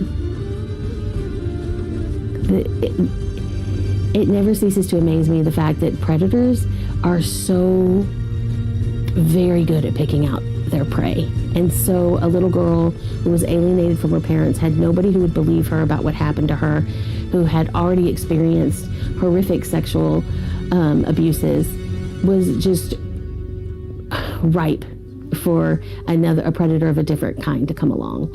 So while my trafficking and abuses stopped at 8, the sexual abuses I suffered did not stop until adulthood, because other predators came around. What I survived is called childhood familial sex trafficking. As far as people who've been familial trafficked, I've only met one other person, and I know of one other person. I'm not saying that it's not happening, but what I am saying is those of us who have the freedom to speak out, who have the healing to speak out, who have the ability to do that, we're very few and far between. So our stories, they hit different, because people think sex trafficking and they think somebody got involved with drugs and then they met the wrong people, and that's what they assume happens when it comes to sex trafficking. And I think that that's why God has given me the strength and the ability to share my story, because my story is different than so many other people's story and so many other experiences. And I think that people need to understand that human trafficking isn't one thing where women make a bad choice and they end up trafficked in horrible situations. trafficking isn't like the movie Taken. Human trafficking isn't like Pretty Woman. Human trafficking is a little girl, 3.5-year-old girl, who's doing what her parents told her to do and earn the money for her sister's eye surgery. Human trafficking is a little girl who's paying off her dad's debts. Human trafficking is a lot of different things, and our stories they all have the same thing in common, that we've all been victimized, and we all suffer and need healing as a result of what happened to us. But our stories are so different and varied and vast that's why it's important to me to do this today, and it's also important to me to do the work that I do with Hands of Justice, and to tell my story whenever I can. There's a lot of shame. At our core, we're wired as human beings to seek our parents' approval, to seek their love, and to want that. So to get to the point of healing that where you don't need that, where you're able to be okay with who you are, where you are, have the freedom to tell your story, have the freedom to help others and not sit in shame and in the darkness. It takes a lot, and that's why it's so very rare for victims of familial trafficking to speak up ever. One of the reasons it's so important for me to be here today and to talk about this is, now I've been working with victims of sex trafficking for years now, and I was actually leading a support group for teenagers who'd been trafficked when I received a phone call on January 30th of 2023 that my sister had killed herself. My sister never got to where hope and healing is found. My sister never got to the good part where she gets to sit in a group of women and be there for them and hold space for them and support them and encourage them. My sister never got to where she could speak about what happened to her freely without guilt and shame. My sister never got that. And through the grace of God, I did. So I feel it's the calling on my life, and it's my purpose and my drive to continue to do this work, to continue to press in this area, even though the work is hard, it's brutal. It's the hardest thing I've ever done in my life is working with these women day in and day out, but it's the most beautiful thing I've ever done in my life. I'm a mother, I'm a grandmother, I'm a wife, I'm an artist. I have a very full life, but this right here, the getting to press in and hold space for these women and help women like myself find healing and hope, this is the work of a lifetime. This is what I was made for, and it is so fulfilling and so beautiful. And my life verse is part of it talks about God will give us beauty for ashes, and this is it. This is me having my beauty from ashes moment, where I lost my childhood, I lost my sense of safety, I lost so very much because of what happened to me, but my sister lost her life. And before she died, she suffered and struggled every single day. And she never got the healing that I have. And I can't take that for granted. Not for a single day, not for a single second. I have to be grateful, and I have to use it for a higher, greater purpose than myself. As far as criminal prosecution goes, there was nothing. I literally had nobody in my life to tell. It was that dirty little family secret that everybody knows, but nobody cares enough about to do anything. I had one grandmother and one aunt in my whole family, but they were very much controlled by everybody else. So I was literally brought up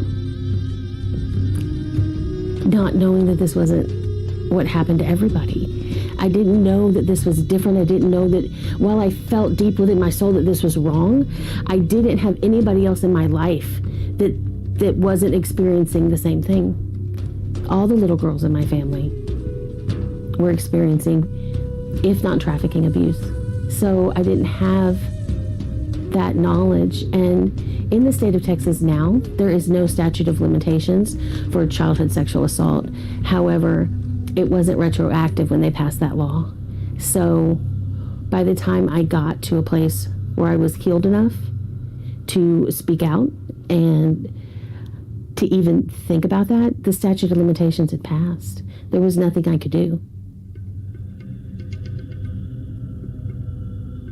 It's as if I'm standing up to my waist in the ocean, and I can stand and I can be strong and I can continue this fight, but there's constantly going to be that pull, that push, that things are going to try to knock me down. There's going to be triggers, and there's going to be hard times and hard days. And so while I'm standing and I'm strong and I'm in this fight and I'm in it for other women, it's a lot of work internally. It's a lot of work and a lot of effort. And I have to stay on top of it every single day, because if I don't, then I'm going to get knocked over by those waves and it's going to become overwhelming to me. So I have to do a lot of internal processes every day. I have to do a lot of internal work. I go to therapy every other week. Do EMDR, sound therapy. It's called Safe and Sound Protocol. I do the work, and it's as if it is a part-time job. I have to do the work every day, or I will be overwhelmed and I will be dragged under. So I'm good. I'm in this fight and I'm doing well, but it doesn't mean that it doesn't take effort, and it doesn't take energy, and it doesn't take a toll, because it does. It's as if I was brought up speaking a foreign language, but the language I was taught was to repress my emotions, suppress my feelings, never really connect with people, and show them what was inside, because while the abuses did stop when I was 8 years old, the repression of my feelings, the repression of my trauma, the continued re-traumatization through the contempt and basically hatred that my parents displayed towards me, really, really kept me from even realizing that I wasn't the one who was somehow wrong, that I wasn't the one, there was something about me that caused this to happen, because that's how I was brought up and gaslit to believe. And so being able to break that cycle, being able to understand that I was 3.5. People always talk when they hear about a woman being assaulted. What was she wearing? Where was she? Was she out late? Had she had anything to drink? People ask these ridiculous questions. I was 3.5 years old. I was in my house. I had a doll. I slept with a blankie with a little silk edge. I was a child. There was nothing that I could have done differently or changed. And I believe that's true for the vast amount of women who are sexually assaulted or raped. There was nothing they could do to stop it either, because a predator is going to prey on innocence. And it doesn't matter if you're a 3.5-year-old child who sleeps with a doll, or you're a college student who went out with her friends. Predators are gonna find prey. And the college student can be safe and stay with friends and make sure she's never alone and all of that, to that degree she can put into place some protections for herself.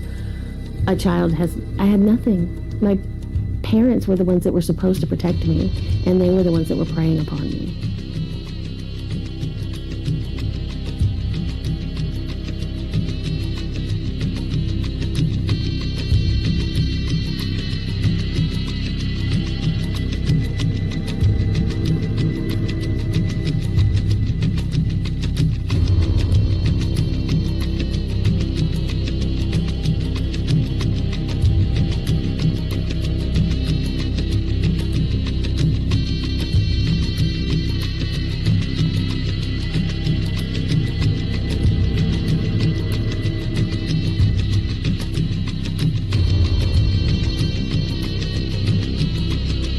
Survivor of child sex trafficking. I grew up in Belgium. My name is Anneke Lucas, and I primarily identify myself as a survivor of child sex trafficking. I grew up in Belgium, and my family was quite normal from the outside. Father, mother, and 2 children, boy and girl. This was my stepfather. My mother actually had me when she was single. My stepfather was the mayor of the village. And so we were not poor. Growing up for me is in the first years, I had a caretaker when my mother was single, and I was being brought to a caretaker every day. I loved her, she loved me, and I was actually very outgoing as a toddler. This caregiver, being in Brussels, which is a bilingual town, was French-speaking, so I actually started speaking French, not Flemish. Even though I was being abused by my mother at the time, I was also very outgoing, very bossy, little girl. And then when my mother married, when I was 4 years old, I shut down very much. I lost the woman who loved me, who was like a real mother to me. And we moved to Flanders. I learned Flemish. But this was the beginning, the onset really of where I was starting to get groomed to be taken into the trafficking network. So I believe that my mother was targeted by the network. Well, we got a cleaning lady. And that cleaning lady, my mother now had a son by my stepfather, my brother. The cleaning lady started to offer to take me with her to watch me. And so for 1 year, the cleaning lady and her husband took me to outings. So these outings, there's lots of children always. They were from Holland. In fact, we went swimming every week. They taught me how to swim. I never liked them. The children seemed to change all the time. They kept saying that there were cousins and nephews and nieces from Holland. And there were definitely Dutch children there, but also Belgian children. And I was rather confused. I was never really allowed to connect with any of these children, but there were many. They did this for about a year before they took me then to the first event in the network. Once I was being taken to the network, my mother actually took over from the pimps. I don't really know what happened exactly, but I tried to tell my mother what had happened to me and the words that I had available to me at that time. And instead of protecting me and protecting me, she actually started to drive me herself. I was then trafficked into a pedophile network that actually at the time consisted of the VIPs of the country. The boss of the network was the Minister of National Defense at the time. The people involved, I found out later more than anything, but were all quite powerful, had important posts, and it was a mix of politicians, of high-placed officials, in fact, government officials, clergy, as well as aristocrats. And that was the Belgian network. However, this Belgian network connected to what is an international network. Well, it's very dark what happens inside the network. It's a mafia that uses kids to blackmail people primarily. People get lured in, but of course it takes a specific kind of person who is going to go that way, who's not going to stop themselves before they end up in bed with a child. Everybody was in each other's pocket and nobody was free anymore. So first, this husband of the cleaning lady to me, and I was just around my 6th birthday. So I was brutally. Then they took me to what was an orgy in a castle. And it was extremely confusing because it was a masked ball or something. It was masked. And so people were all dressed like hippies. That was the first time. And it was extreme. And it was made clear from the start that if I were to speak out, then not only I would be killed, but anybody, I would definitely be killed if I spoke out. And that was made clear. Not long after that, my mother got a driver's license. She couldn't drive. She just got a driver's license without taking lessons. She got a car without having taken lessons, so she got the only available automatic car at that time, which was a Dutch car. So she was very excited. She actually took me to to the registrar office, the sort of Belgian DMV, which was at the town hall, to get her driver's license because she was really proud. And then she started to drive me to the network herself. And my mother had a contact who was a woman from a noble family, and I've seen them talk to this countess, which made no sense at all. This countess would have never addressed those people, or would have really not ever addressed my mother either. But my mother sort of bragged about her relationship with this countess.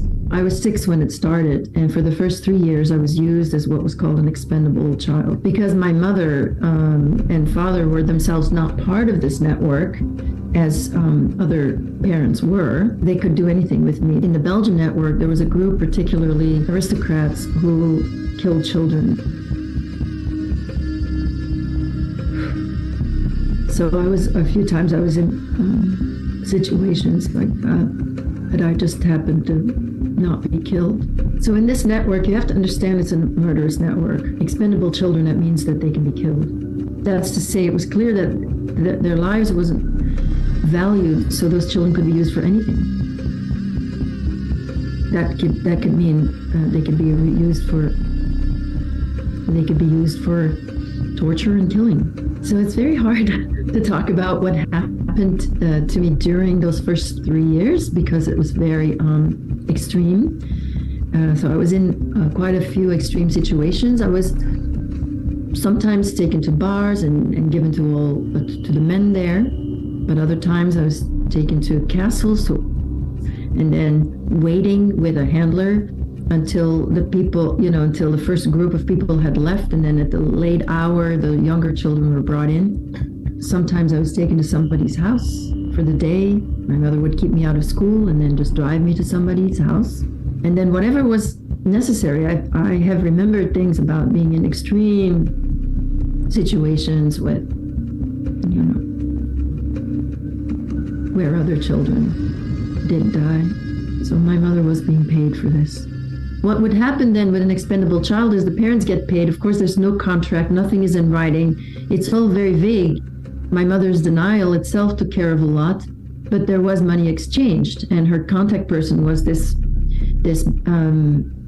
countess. But let's say if I would have been killed and other children were, then a doctor who was part of the network would have been able to write a death certificate, and bring up. So in 1972, I was traded by the boss of the network to an international player, somebody who was in the international network that the boss of the network wanted to do business with, wanted to be in their good favor, because this was someone who had global power. And this person apparently had this countess ask my mother who my father was, and also they drew blood. Anyway, they found out that I'm from one of the bloodlines, which is something that in this global network is very important. So this perpetrator then decided that he was going to get me trained, that's to say, mind control trained, which is torture based, and to make me an elite slave, and to even give me a platform on the world stage so I could be an elite slave to the most powerful men in the world. So elite slaves are trained, most of them are trained from a very young age, and they can be people who are actually famous, but are actually being used as slaves because it's all about the same kind of mafiosi style. I was being trained to spy, and also I was literally trained to make men fall in love with me at age 9. It was about a month long initially, but it was really a year long. The whole training was a year long, and meanwhile I was already being used. I was taken to Germany on weekends and spent it with someone who I realized later was a very big politician in Germany at the time. I mean, I was, not only did he really like me, but I was also spying on him, and I was reporting about his weakness then to who had become my owner, which was this international network. Basically, when I was going to Germany on the weekends with this, being driven there by handlers of the Belgian network and then dropped off in places, picked up by on the side of the road, actually on a quiet road, by this politician, and then I would just simply drive with him. And so, because I had been trained, I knew how to not be, not call attention to myself. He would check in, and this was very similar each time. It was always very idyllic, beautiful places on the beautiful rivers in Germany, in some small hotel pension, and there's maybe 3 or 4 rooms, and so he would have the whole hotel to himself, but we would sleep in the same bed. And then, of course, it would be all about pleasing him, and for him, I know that there was a great joy, or maybe pleasure is the right word, in having these people, just fawn all over him and be so grateful and lucky that this very important person is visiting them and is gracing them with his presence. And they would say that, if anything, he would say that I'm his niece, but of course my German, he actually taught me to speak German, this politician. Better. I didn't really speak it very well. So when we were alone, there was a lot of buts. So I had a lot to do about, but he was also just very happy. He seemed just very happy to be around a little girl that was there for him in this way that I was, just listening. I thought, I thought he was great, and he was a really good man. And that was my training, of course, as a slave, is to flatter him to the max, so that he would feel really good about himself. And that's how he got to feel good about himself. And so he clearly enjoyed the physical closeness a lot, and the warmth, and what then appeared to be love for him, I think. So this 1 year was very peculiar, that I was actually being groomed then on a big scale. And my owner, if I can say that, obviously this person who wanted to own me as a slave had plans for me, and this was discussed even with other people in the network. So it was decided I was going to be a star in France. Everyone was treating me like a star. That's really all I can say. And I had somebody who was giving me facial massages, other massages, but nothing creepy about these massages. There was a photographer. Nothing creepy about the photographs, even though I was naked. Everybody was just making me into what I was to become, which was a French singer. There was a singing coach there, actually, and I was, again, there was nothing I could do wrong. Everything was positive. So there was no correction. It wasn't really correction. Everything was, it's like kind of how we are taught now to treat our kids, to just focus on the positive. But I never experienced that before. And suddenly there's this voice coach, and, he brings out the best out of my voice, the purity of the voice, and teaching me to sing for certain songs, again, through repetition, certain French songs, Edith Piaf, Jacques Brel. And I was singing these songs, and it was easy. The French came back very easily. Eventually, I was going to be inducted into the cult.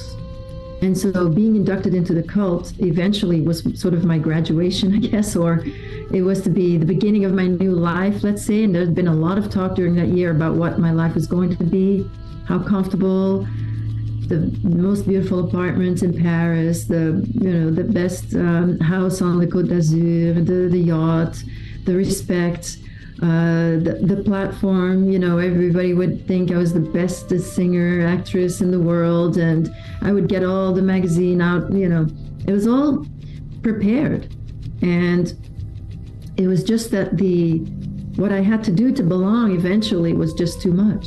I rebelled and was kicked out. Basically, I was reprogrammed, and I was extremely humiliated and punished, and this was reprogramming to make sure I would never become successful. After I was put back in the Belgian network, the Belgians never really discovering what had actually happened to me, used me for their VIPs then. But a young gangster came into the network, and he had power in the Belgian network because he wasn't afraid to use a gun. But eventually, a year later, he ended up rescuing me. So now it's back to my mother driving me to the network, and once this gangster showed up, things changed a little bit because he would keep me longer and so forth than usual, and so also groomed me for 6 months, in fact, and started by protecting me and then ended up abusing me worse than anybody else. Such violence, and then, you know, that would have resulted in my being murdered. And then he had a change of heart. And then he made a deal with the boss of the network to get me out. The physical circumstances of this gangster's name is Patrick Hamers, and the politician who was in charge of the network is Paul van den Boeynants, who had a long career in politics in Belgium, and the gangster had also quite a fascinating career in crime. And the deal in 1974 that was made when this gangster was 22 years old, I think, or 23, was that he was going to work for the politician to get me out. He was going to become his whatever left-hand man. And what he did at age 11 is he gave me instructions for life, and they were extremely detailed. He told me never to never sleep with anyone for anything, never do it. That I should not become a drug addict, that I should never buy, that I could take drugs if they were given to me, but I could never do anything to get them. He told me I should not become an alcoholic. I could have a little wine here and there, but I should never drink too much. No hard liquor, once a week for hard liquor, or some crazy rule like that. He told me that I should leave the country, that I should leave Belgium, that I have to go to Paris, London, New York. I have to settle in New York, and I should marry someone who is not an older man who made his own fortune, but someone my age who is from a wealthy family, preferably a family of New York bankers. This all came out of his mouth as he was basically driving me home the last time. And of course, it included to never speak about the network, never say anything to anyone, just never do it. And these life instructions, they settled very deeply inside myself, because he had done this one good act in his life. You know, he had done this thing that was selfless for me, and it was in very dramatic circumstances, and these directions became sort of my guidelines for life, that really got me through, that really helped me. He also gave me some to deal with my mother in the coming weeks, in the weeks that would follow, because he knew she would be angry that she couldn't take me to the network anymore. And he told me to try to leave that house as soon as I could. So once I was rescued from the network, I really was never trafficked again. I followed those guidelines that had been given to me very, very closely. So at age 16, I actually ended up in the red light district in Antwerp. And because of this direction, I never slept with anyone. I was able to reach high functioning levels again, and not just function well in society, but have more empathy and love for people, and really heal as a human being and as a soul. And I think it's important to look and uncover this darkness, however hard that is for each person, before we can actually create that change. And I think ultimately we are the ones that need to change.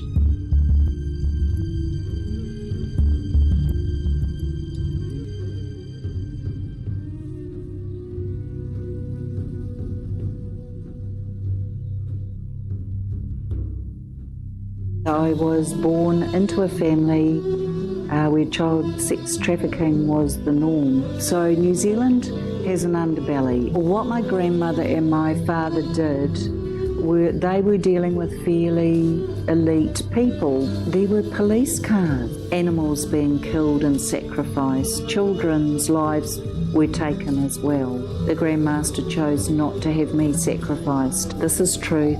It's going to be exposed.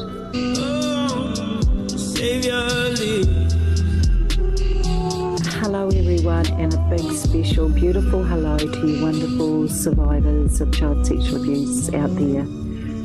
My name's Gloria Masters, and I am the founder and CEO of Handing the Shame Back, a foundation set up here in Aotearoa for the up to 1 in 3 adult survivors of child sexual abuse roaming our country and indeed the rest of the world, able and willing to share all of this with you. However, there is a severe trigger warning. This is truth, but it will shock. I have lived in New Zealand all my life, and I was born into a family where child sex trafficking was the norm. So I was trained by my grandmother.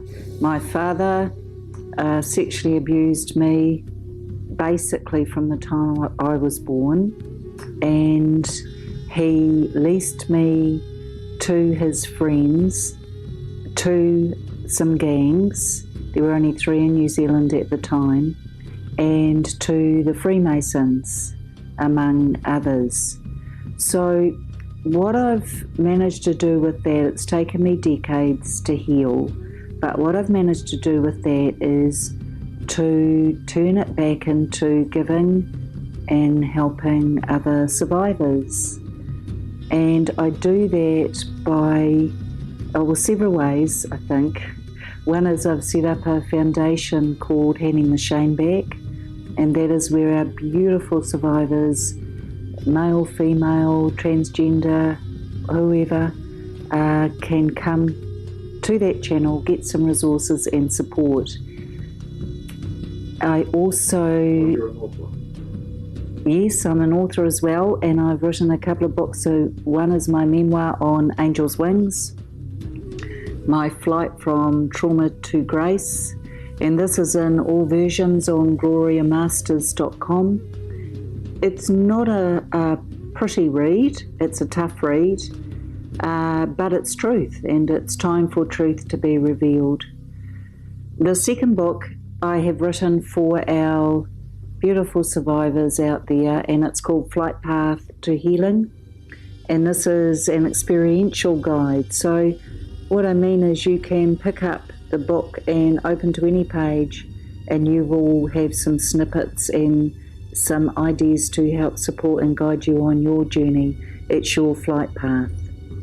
So we end the book with a CSA, Child Sexual Abuse Survivor degree, because that's what you deserve, and you should have had that from day dot. Not the experience, but the degree in overcoming. One of my earliest memories was being, I must have done something that my father didn't like, and to be fair, I would say he was a psychopath, and I label him as that because no one could do to their beautiful daughter what he did to me with no remorse or regard. And so what happened was something had angered him. So he pulled me by my hair and put me in the garage where there were some apple crates. He put me inside an apple crate, and back in those days they had slats. Apple crates had slats. He threw me in there. I would have been about 3, and then he nailed another apple crate on top of me, and that was my punishment.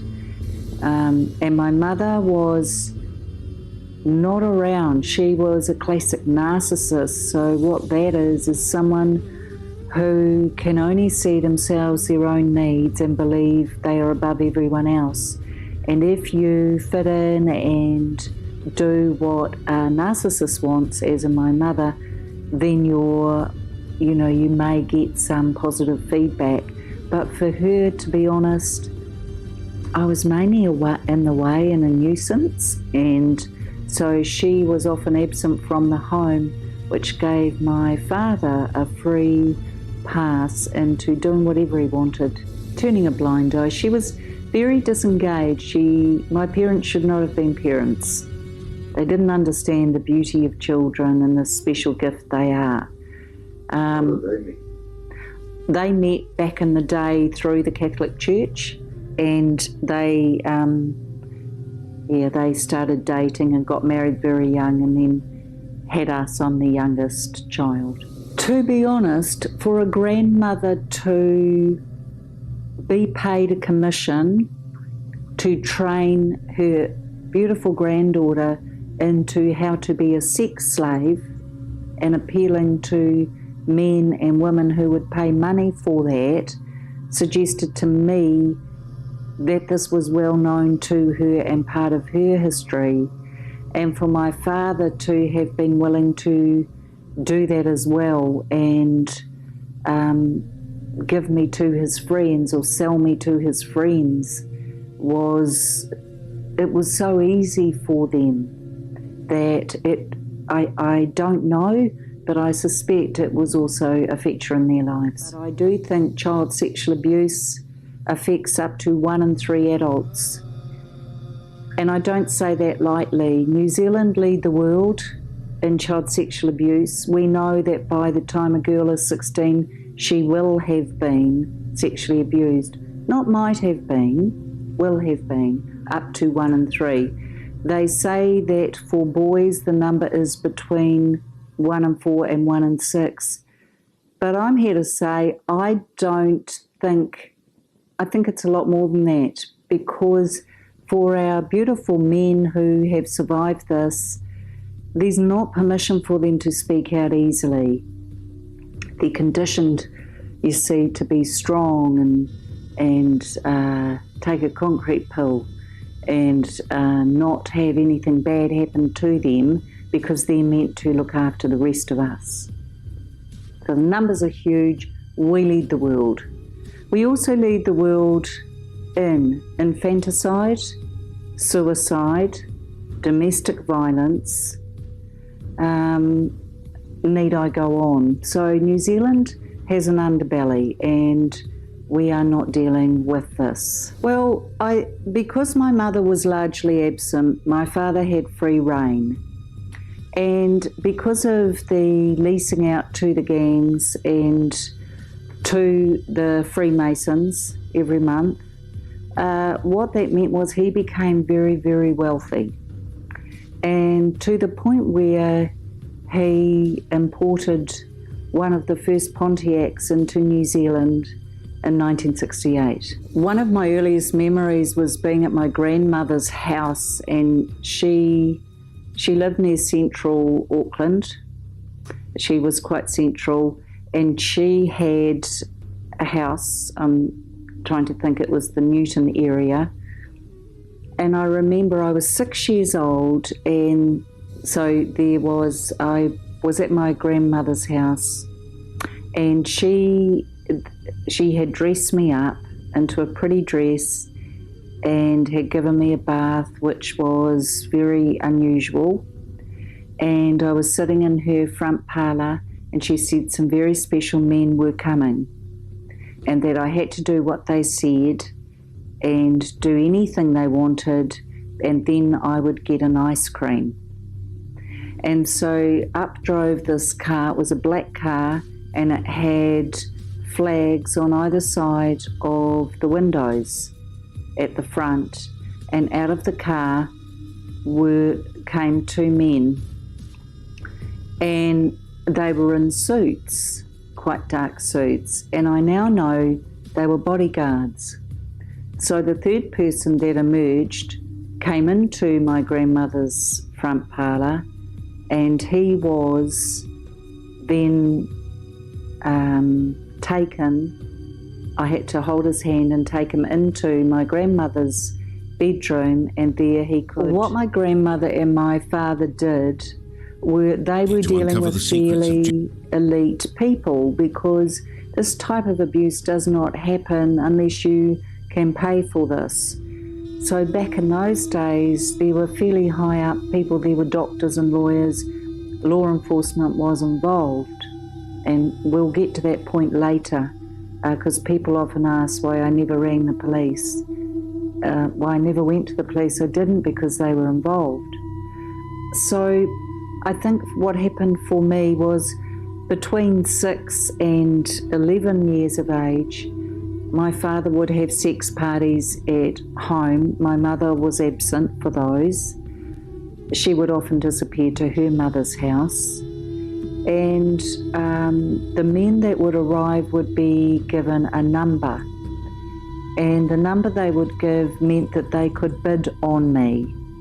And they could have me whichever way they wanted, or 2 at a time. And depending on what they wanted was how much they had to pay for that. So you can imagine, as a small child, I was terrified. And so what my father and grandmother quickly learned to do was to drug me. And so to drug me, can I tell you, I was grateful for the drugs, because I could not stay in my body during those experiences. And frankly, I'm very lucky to be alive, because as the years wore on, the sexual abuse that continued meant that more and more acts were required. So we're talking just months after being involved, child exploitation material, as in videos. There's over 100 videos of me. Mount of a coven of satanic witches. Back in those days, there weren't videos. They were done on the old projector screen. And I will never forget the sound of the projector screen whirring. And Mount of a coven of satanic. These films would go into. But they were worth a lot of money. And so people, my father's friends and people he leased me to, would pay good money for that. So what that meant was I was always either drugged or starved, because the thinner I looked, the younger I looked, and the pedophiles would pay more for that. Oh, look, this is just a tiny bit of it. I was leased out of a nightclub in K Road in our red light district. And I was a child. I was leased out of there between the age of 11 and 16. And that's where I was upstairs in a room. I was chained to a bed, and men and women would come in and pay the owner of the club for the privilege, which sounds sick, of abusing me. The only people that were kind to me at that nightclub were the people that worked there. They hated my father, and they were very upset with what was happening, but they were trapped as well. And at least they gave me food and gave me something to drink, but I was usually pretty drugged. The other thing that would happen there is that there was a stage or a podium downstairs in that nightclub, and that's where all the movies and photos were taken, and I would have to spend days filming there. And so that was a whole other nightmare. But again, I was drugged. And I remember waking up one night. I was at home in my father's house. I was 11 years old, and I looked down at my arms, and I swear there were worms crawling out of them. And I was terrified, but I knew I couldn't wake him because there was no point. So I think the biggest thing for me, one of the biggest hallmarks of this for me, and what your viewers need to understand, is there was no safe person for me to tell. There was no safe person to go to. I tried to tell my mother, and she would not believe me. I tried to, in every way I could, escape what was happening.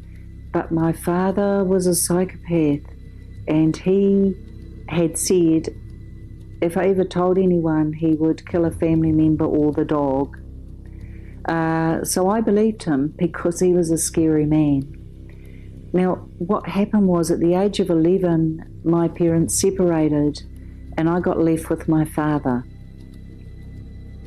This may surprise you, but that's when my nightmare began, because I was left with my father and brother in that house, and they could do whatever they wanted to me. There were no other females around. I tried to take my own life between 11 and 12 and a half, 3 times, but I didn't succeed. And the reason that I tried is because no one cared. No one really wanted to know my story. I used to run up to the phone box at night. Sometimes we didn't have, I couldn't use a telephone at home to ring the police, but I'd dial the number to ring the police and then I'd hang up because I knew the police had been involved and some were involved with my abuse. I knew that because the Freemasons were once a month. They would be taken to one of their lodges once a month. Other children were there and satanic ritual abuse would take place. But equally, there were certain days throughout the year or certain weekends when I would be taken to a place out in the country. Now, in my mind, it was out Waimaoku way, but I can't be sure of that. And so what would happen there, it was a weekend of celebration for these Freemasons. And this is why I know there were fairly high up people involved, because there were police cars and there were police guard in the entrance. And back in those days, the police cars were black and white. So I saw the police. I knew the police were there. Now, whether they were inside and engaging as well, I don't know, but they knew enough to be protecting the people that were there. It was satanic ritual abuse, so children would be there. So this type of abuse involves offerings, so it's blood, it's animals being killed and sacrificed. Children's lives were taken as well. And in fact, at one point during one of these sessions, I heard my father talking to the Grand Master, who was one of the highest up in the Freemasons, and asking him, saying to him, "Oh look, I'll sacrifice her if you're needing a child of that age." But I was getting a wee bit older, so I wasn't quite as appealing anymore. And I don't know, luckily for me, the Grand Master chose not to have me sacrificed. But there was human sacrifice. Please know that not every Freemason is abusing children or trafficking children. This is a select few who have reached certain levels. So there is chanting, there is ceremonial procedure with all of it. And I knew it was satanic ritual abuse because during the monthly meetings, these men were wearing hoods. This was at the lodge I was taken to. And so the children at these events, I wasn't the only child, there would be a nurse and a doctor there who would check us children out and then drug us. So there would be a needle in our arms, and then we would be laid out in like a circle. So around, you'll see with the Freemasons, there's lots of symbols they use, and one is a compass, but there's a circle embedded in that as well. So the children we would be laid out around that. So it was marked out on the platform we were on, and the Freemasons would come and there would be chanting, and there would be a process that would be undergone, but it was very, very evil and very, very scary. And I know I'm taking a risk saying any of this, but it's time for the truth to be told, and I gain nothing from it apart from helping other beautiful survivors out there know that I believe you. You couldn't make this up. I believe I was born into this family, and then highlighted or spotlighted as being a child who could be trafficked. And the grooming and the kind of mind control that took place just was beyond imagination. But please remember, and this is throughout the world, this is not just New Zealand, but please know that where neglect and abandonment exist, abuse will always find a home. And it certainly took pride of place in our home. So once my mother and the others had left, I was with my father and brother. It was, as I said earlier, those were the 18 months I was left there. I nearly died. I thought I was going to die, apart from trying to take my own life. My father, you see, had no measure on him. There was no one to stop him. And so and one example would be, I would be stripped naked and treated like a dog. So they would tie a collar and leash around my neck, lead me around the floor on all fours, make me beg, pant, howl. My only way of communicating with them was like a dog would. And the reason for that was they wanted to laugh at me and ridicule me.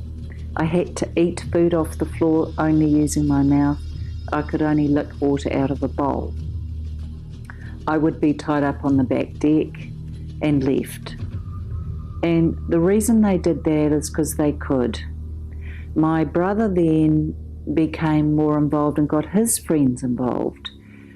So there were no hold barred on any of this. And I was also a slave in the home. So I had to do everything.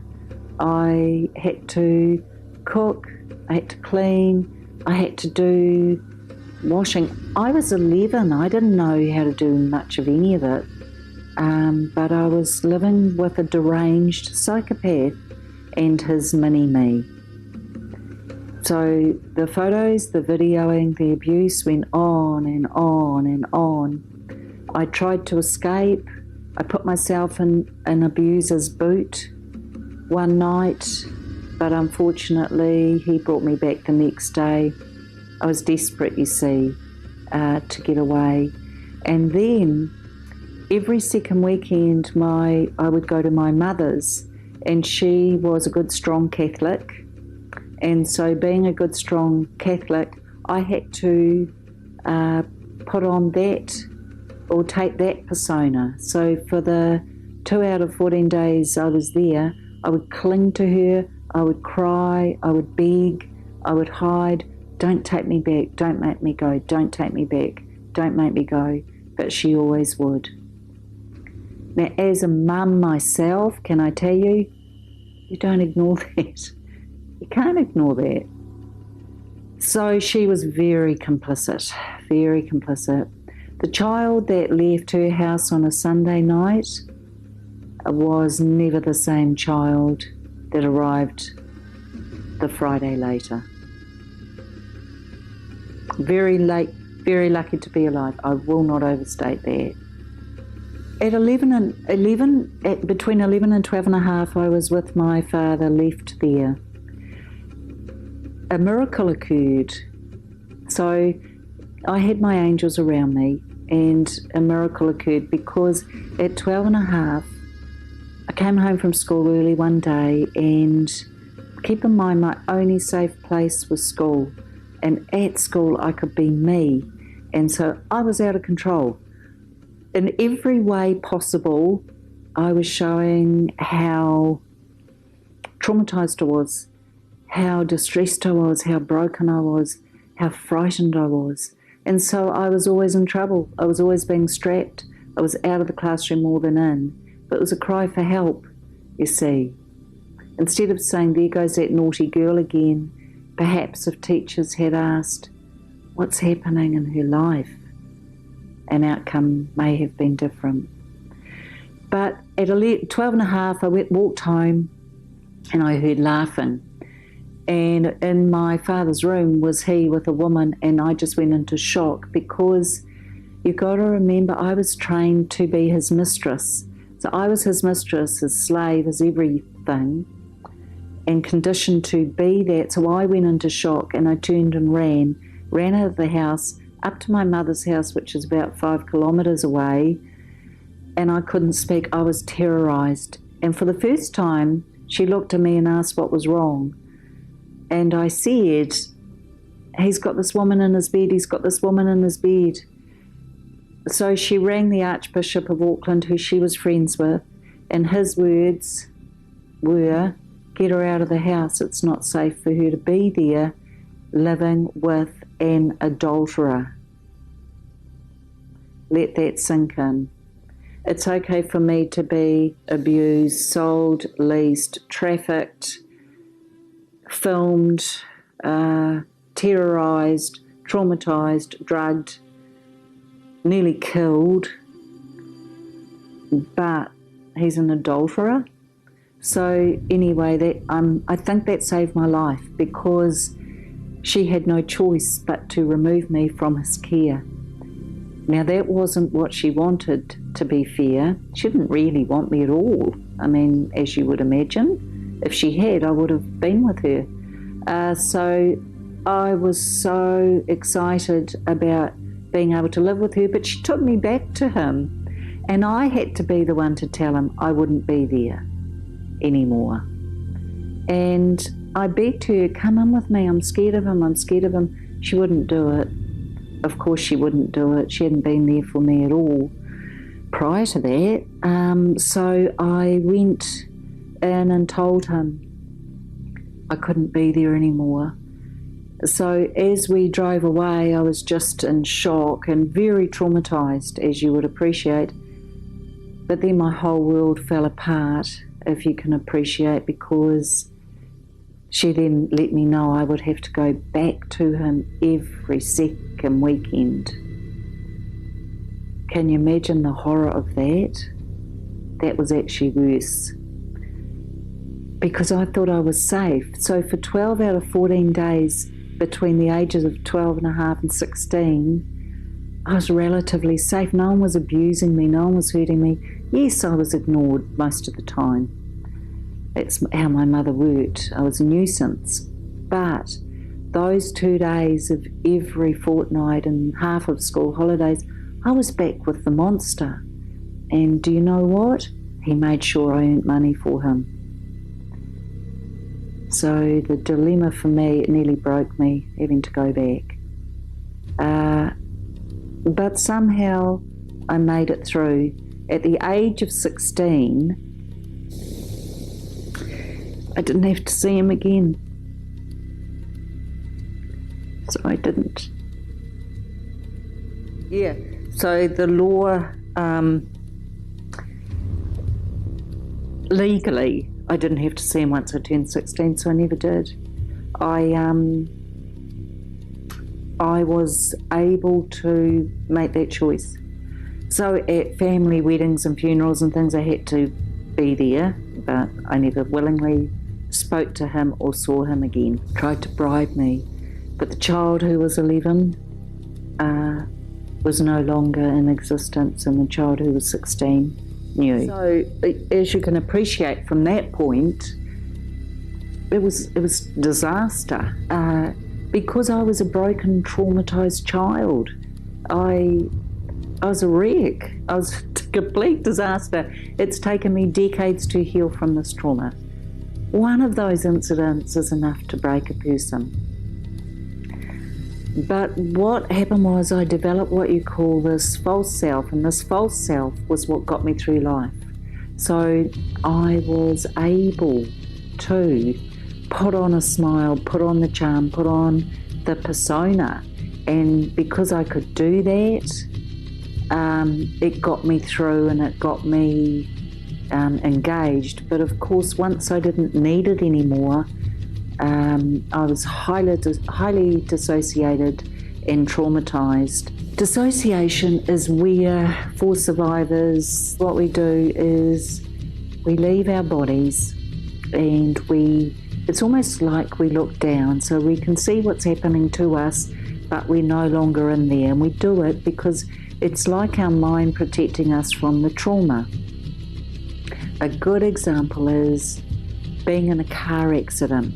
You're not going to remember the car accident straight away because your mind is protecting you from the trauma of it. When you are healed enough, it will come back to you. The same for child sexual abuse. And so for me, I was dissociated a lot of the time because I wasn't able to deal with it. I wasn't healed enough. I wasn't well enough. I wasn't strong enough. And so little bits and pieces would come, but not a lot. The other thing that happened that I never told you about was that my grandmother forced abortions on me. And she did that because, of course, when the abuse continued, I became pregnant many times. So she would perform them on me, and they had a friend in the Freemasons who was a doctor, and if he was needed to attend, he would. But so that happened as well. So the horror just goes on. But I'm here to say there's hope. And between the ages of 16 and 32, when the memories really came at me, pretty much, although I've had friends who have said to me that I did tell them things. When I was 19, I apparently told a friend of mine a story about this, what my father was doing to me, but I'd forgotten that. Another friend said something in my 20s, yes, I'd said some things to her. But I think the memories really came at me when I became a parent. And for some of the survivors watching, that's quite common for us. When we become a parent ourselves, we can get triggered. Can you appreciate the horror of the thousands of memories that came at me? To be honest, I don't think I would be here today had I not been a mum, because I didn't want to deal with what was coming at me. It was so scary and frightening. As a result of me telling my story, I have lost my entire family. They never wanted this to be out there. They would prefer this was not known. My mother's condition was, and I tried many times to change her mind. I could be in her life if I chose never to discuss this again and stop bringing this to the fore. I can't do that. I have to have my own back. I have to live in truth, and that is why I'm speaking out. This is truth. It's going to be exposed.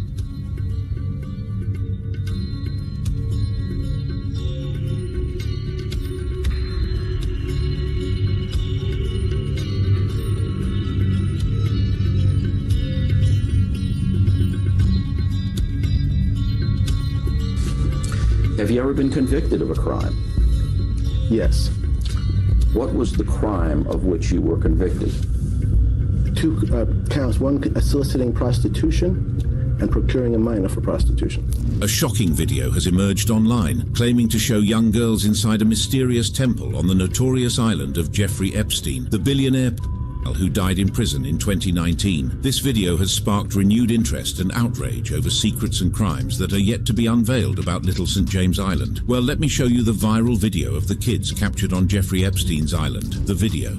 On that fateful day, January 4th, 2024, the internet was set ablaze when a video surfaced on X. This video purportedly revealed young girls engaging in playful activities within the confines of Epstein's island. The post's caption, written in Spanish, left viewers with more questions than answers. It read, "One publicly released video out of 100, showing these very young girls from the interior of Epstein's island. What is it that's doing, and to what and why? What are they preparing? What do you see?" To understand the controversy surrounding this viral viral video, we must first revisit the dark history of Jeffrey Epstein. Epstein, a wealthy financier and convicted sex offender, was at the center of a high-profile scandal that rocked the world. He asked me to get comfortable, to take, my clothes off. He was arrested in 2019 on charges of sex trafficking young girls, but before he could face justice, he died in jail at his own hands in 2019, while awaiting trial on charges of sex trafficking young girls. Next to the new questions around the investigation into the death of Jeffrey Epstein, the accused sex trafficker stunning the world. While I am angry that Mr. Epstein's death means he will never personally answer to me in the court of law,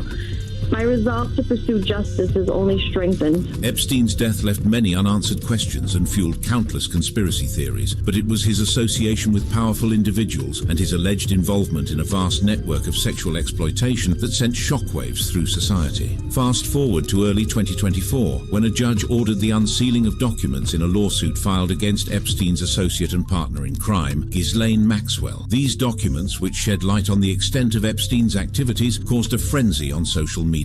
Rumors and speculations ran rampant, and the viral video added fuel to the already burning fire. However, there has been no concrete evidence to support the claim that the viral video indeed reveals girls on Epstein's island. People then turned to technology to uncover the truth. Utilizing the power of Google's reverse image search, we traced the origins of the video. Surprisingly, we discovered that it had been shared multiple times in 2019 and 2020, long before it gained viral attention in 2024. One post on Reddit even linked the video to actor Tom Hanks, with a caption suggesting his involvement in illicit activities. But these claims lack substantiation and were likely part of unfounded conspiracy theories. Adding to the confusion, various social media users suggested that the video was not captured on Epstein's island at all. Some claimed it was filmed at the five-star hotel, Titanic Mardin Palace, a Disney hotel in Turkey known for its water parks. Another user mentioned the Anjana Hotel in Turkey, which is now permanently closed, and its owner's association with individuals involved in illicit activities. The video's association with the QAnon and Pizzagate conspiracy theories, as well as the late actor and conspiracy theorist Isaac Kappy, further muddied the waters. Social media users claimed that Kappy had posted the video before his untimely death. Isaac Kappy was a familiar face in Hollywood, known for his supporting roles in films like Thor and Terminator Salvation, but in 2018 he took a drastic turn that would change the course of his life forever. Steven Spielberg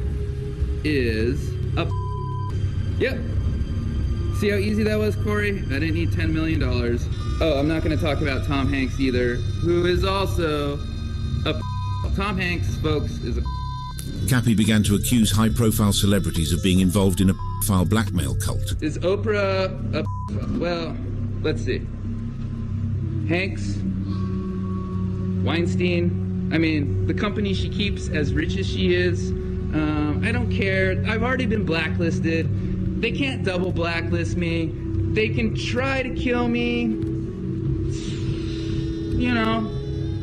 Good luck with that. In this Periscope video posted just days before his death, Kappy named names, exposing what he believed to be a widespread pedophile network operating within the industry. Kappy's career seemed to be on the rise, but everything changed when he began to peel back the layers of Hollywood's dark secrets. He claimed that the industry was rife with corruption, blackmail, and pedophilia, and that those at the highest echelons of power were involved. Kappy's allegations were shocking, to say the least. He believed that these celebrities used their positions of power to manipulate and control others, using blackmail to ensure compliance. The idea that such a dark underbelly existed within the glitz and glamour of Hollywood was difficult for many to comprehend. In an attempt to determine the exact location depicted in the video of the girls posted on X, it has been compared it with videos and photographs of the spa in the Land of Legends Kingdom Hotel, a popular tourist destination in Turkey. While there were similarities between the room in the viral video and the spa at the Land of Legends Kingdom Hotel, no one has been able to independently confirm the exact location. It is worth noting that similar Turkish baths could potentially be found in other hotels as well. The TikToker. Before the video went viral, the internet had blown up when TikToker and urban explorer Andy Bracco embarked on a daring mission in August 2020 to uncover the secrets of Jeffrey Epstein's private island, Little St. James. This island had never been accessed by anyone in the public. It had been on lockdown since the death of Jeffrey Epstein. This 70-acre island, located in the US Virgin Islands, was purchased by Epstein in 1998 and became the subject of intense scrutiny due to allegations of sex trafficking of minors. Bracco originally posted the clip clips some years back, but his account was mysteriously removed by the app. However, he recently reposted a clip of his exploration, quickly gaining over 200,000 views in just 2 days. Going to an island. This is some deep shit. Like when you first told me about it, I felt super sick and nauseous, and then I kind of forgot about it until tonight and how serious this actually is. And here we are. It's a bad idea. I'm done.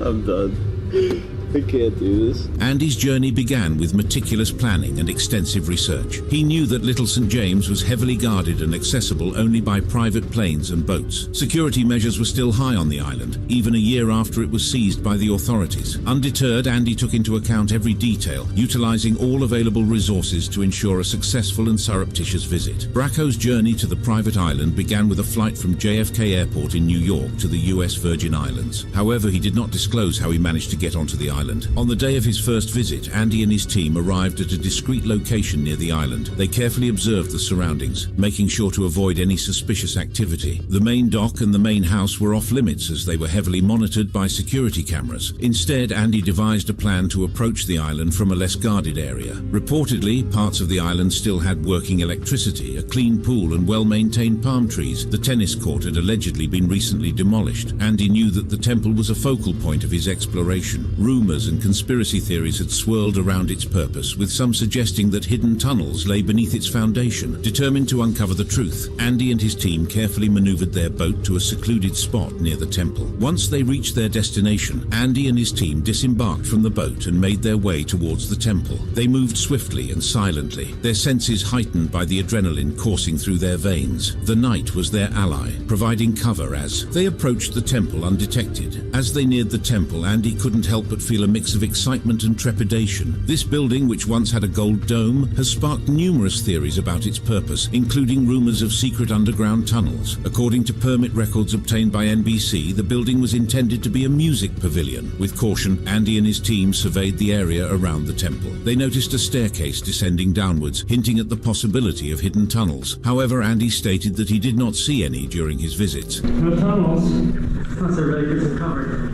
Active power.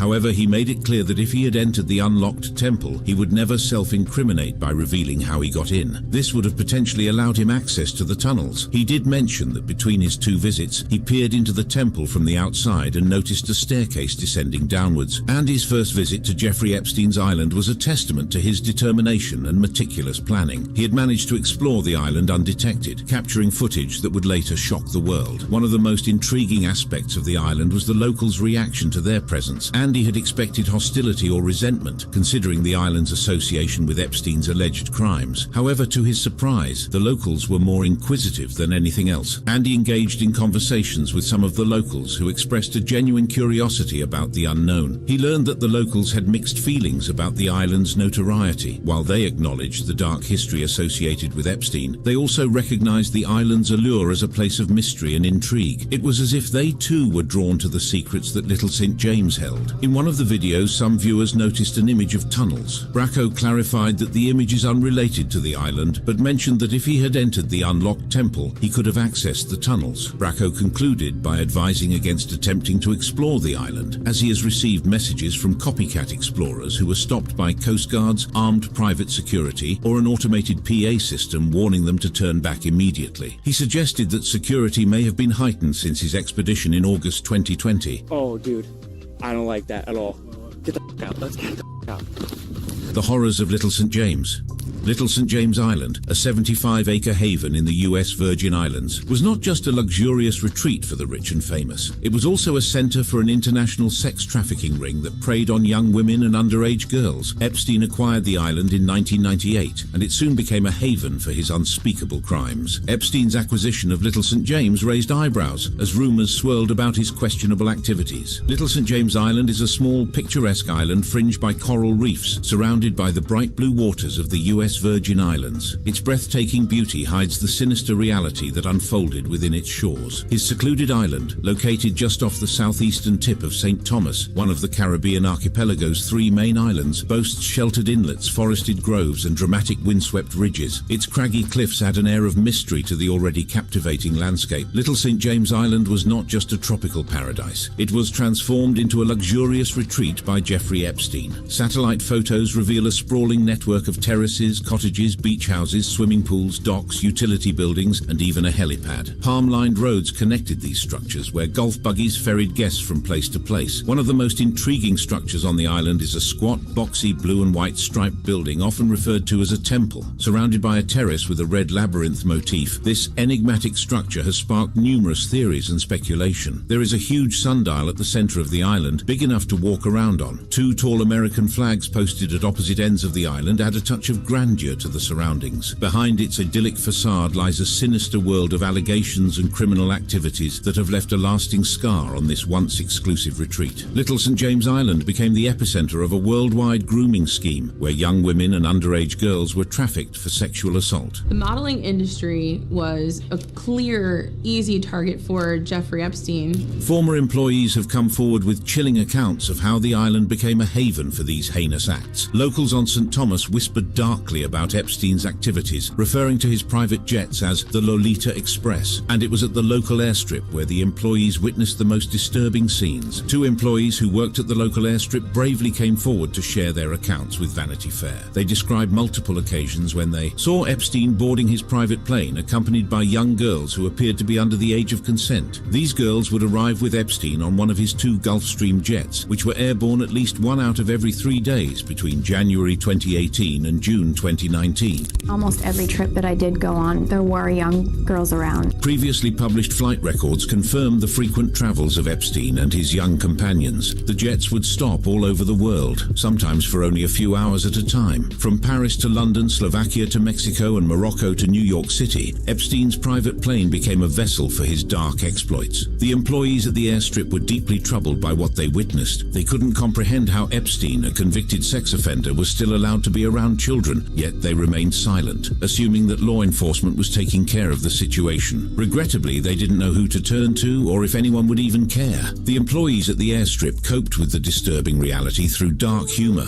Every time Epstein's plane landed or took off, they would joke about the number of children on board. But beneath the surface of these jokes, there was a deep sense of disgust. The employee described it as seeing a serial killer in broad daylight, calling it the face of evil. It was as if Epstein was flaunting his actions, showing no remorse or fear of consequences. Adding to the disturbing nature of these encounters, the girls would sometimes carry shopping bags from designer brands such as Gucci and Dior. The stark contrast between their young age and the luxury surrounding them was unsettling, to say the least. Even the Alexanders, who worked closely with Epstein, grew suspicious of his activities. Kathy Alexander noticed that the girls on the island looked like they had stepped out of an underwear catalogue, often wearing minimal clothing or lounging by the pool completely naked. Concerned about their ages, Kathy couldn't help but wonder if their mothers knew where they were and what they were being subjected to. Miles Alexander too had his share of disturbing encounters with Epstein. He revealed that he had been asked to smuggle in female guests by boat without logging their names and passport numbers with the government of St. Thomas. This request crossed a line for Miles and he refused to comply. The unease felt by the Alexanders and the other employees continued to grow until they could no longer bear witness to the horrors unfolding on the island. In 2007, they made the difficult decision to quit. The claims made by the Virgin Islands Attorney General's office shed a disturbing light on the extent of the abuse that took place on Little St. James Island and the sinister web of criminal activity orchestrated by Jeffrey Epstein. According to their statement, the Epstein enterprise operated between 2001 and 2019, transporting underage girls and young women to the Virgin Islands. Recruiters working for Jeffrey Epstein, the notorious billionaire sex abuser, targeted vulnerable young women who were easily manipulated and exploited. These victims were lured in with promises of wealth and power, only to find themselves trapped in a web of deception and abuse. She goes, oh, you know what? I know this guy. There's an opportunity, actually. If you want to become a real massage therapist, we can get you trained.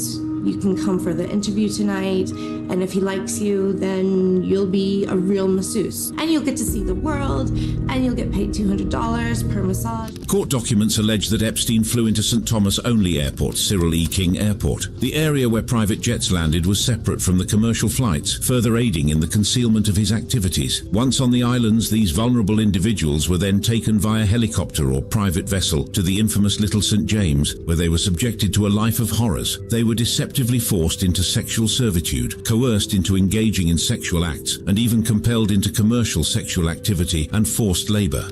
She led me up a staircase and we made a right into Jeffrey's room. and Jeffrey laying naked on the massage table. Jeffrey lifts his head up, looks at Ghislaine.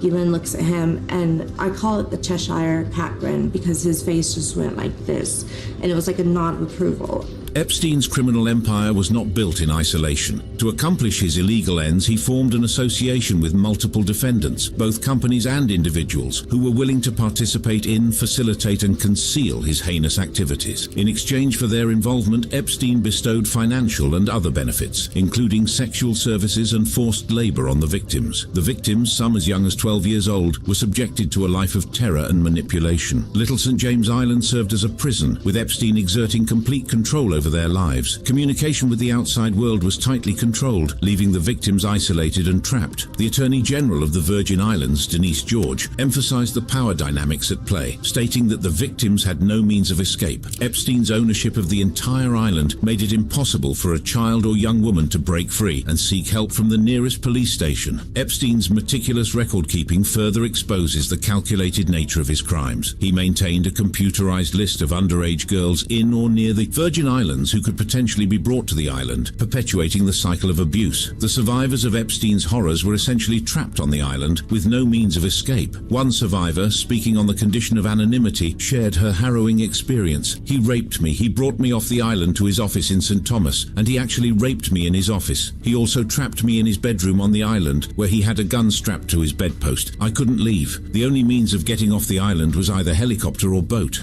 Attorney Jordan Merson represents several alleged victims who are suing Epstein's estate. He encourages others to come forward and file complaints before the legal window closes. In the heart of this scandal lies the courageous voice of Virginia Roberts Giuffre, a woman who has come forward with shocking allegations against none other than Prince Andrew. Giuffre claims that she was sexually abused by the prince on Little St. James Island when she was just 17 years old. It was a wicked time in my life. It was a really scary time in my life. I had just been abused by a member of a royal family. I didn't know what could happen. These allegations have sent shockwaves through the world, challenging the very foundations of the British royal family. Prince Andrew, however, unequivocally denies these allegations, vehemently maintaining his innocence. But the impact of Giuffre's accusations cannot be ignored. They have sparked a legal battle that has captivated the public's attention for years. The protracted legal case finally came to a surprising conclusion on February 15th, when Prince Andrew and Virginia Roberts Giuffre settled. The details of the settlement remain confidential, leaving many questions unanswered. However, the fact that a settlement was reached speaks volumes about the gravity of the allegations and the desire for resolution on both sides. The lawsuit settlement not only marks the end of a legal battle, but also signifies a turning point in the narrative surrounding Prince Andrew and his connection to Jeffrey Epstein. It raises important questions about accountability, justice, and the power dynamics that allowed such abuses to occur. The shocking allegations surrounding Little St. James Island came to light during the trial of Ghislaine Maxwell, Epstein's longtime associate. Maxwell was convicted of 5 sex trafficking charges and sentenced to 20 years behind bars. Her trial shed further light on the extent of the criminal activities that occurred on the island. The shocking truth is that Little St. James Island was just one piece of a much larger puzzle. Epstein's criminal activities spanned the globe, with a worldwide network of private flights transporting sex trafficking victims to various destinations. London, Paris, Tangier, Grenada, St. Louis, Palm Beach, Atlantic City, and beyond became the stages for these unimaginable crimes. The fate of the Epstein Island.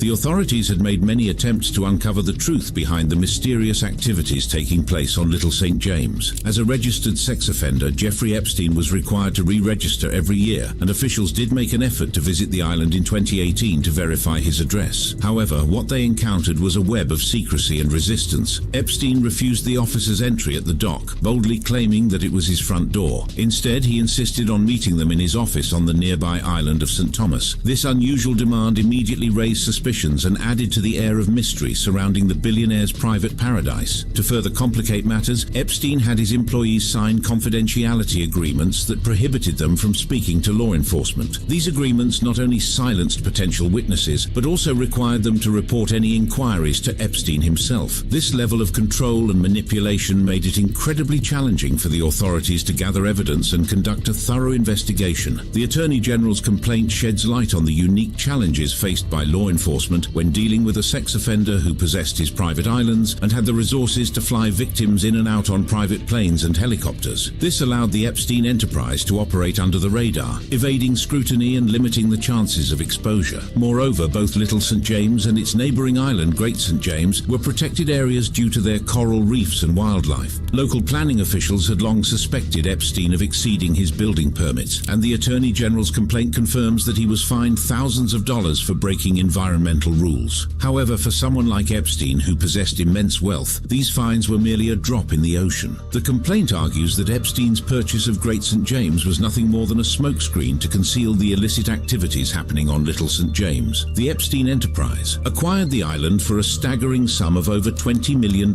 intending to ensure that it would not become a base from which others could view their activities or visitors. After Jeffrey Epstein's death, a fierce legal battle ensued over his vast assets, including the infamous Epstein Islands. The government of the U.S. Virgin Islands sought control of these assets, hoping to use them for the benefit of the victims of Epstein's sexual assault crimes. However, the billionaire's executor fought against the government's request. They argued that the assets should be used to establish a relief fund for the victims, and they asked the government to unfreeze the islands so they could be sold off. In response, the government accused the executor of mismanaging the estate. They claimed that funds were being spent on lawyers, landscaping, and helicopter fees, rather than being allocated to the brave women who had come forward to participate in the compensation fund. This legal battle continued for nearly 2 years, leaving the fate of the Epstein Islands in limbo. But in November 2022, a settlement was finally reached between the U.S. Virgin Islands and the Epstein estate. As part of the agreement, the estate agreed to pay the government $105 million and half the proceeds from the eventual sale of the islands. Additionally, the estate would pay $450,000 to rectify the environmental damage caused by Epstein's removal of centuries-old historical structures of enslaved workers on Great St. James Island. With the legal hurdles cleared, the Epstein Islands were put up for sale, attracting the attention of various investors. Among them was Stephen Deckhoff, an ambitious investor with grand plans for the islands. On May 3, 2023, it was announced that Deckhoff would be purchasing both Little St. James and Great St. James for a staggering $60 million.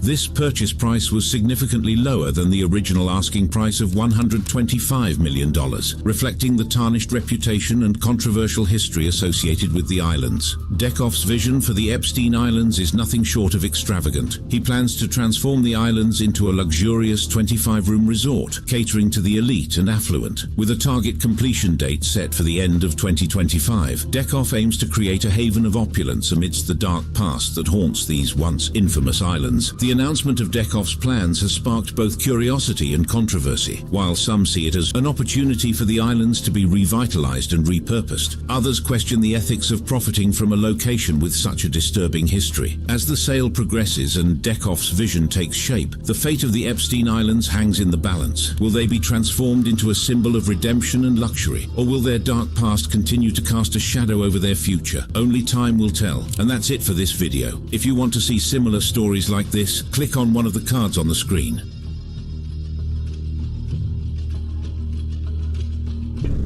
Tonight, our look into the cold case of the Oakland County child killer takes us on a road trip to North Fox Island in northern Michigan. Police were investigating a child pornography ring on the island back in 1977. Now, just months after 3 Oakland County children were killed and just weeks before another, Timothy King, was abducted. The pornography operation was run by a man with ties to Metro Detroit, and police were anxious to find out if he was involved in those serial killings. Yeah, one theory in the Oakland County child killer case is that it was part of a group of wealthy pedophiles who were trafficking in child pornography and groomed underage kids who became victims.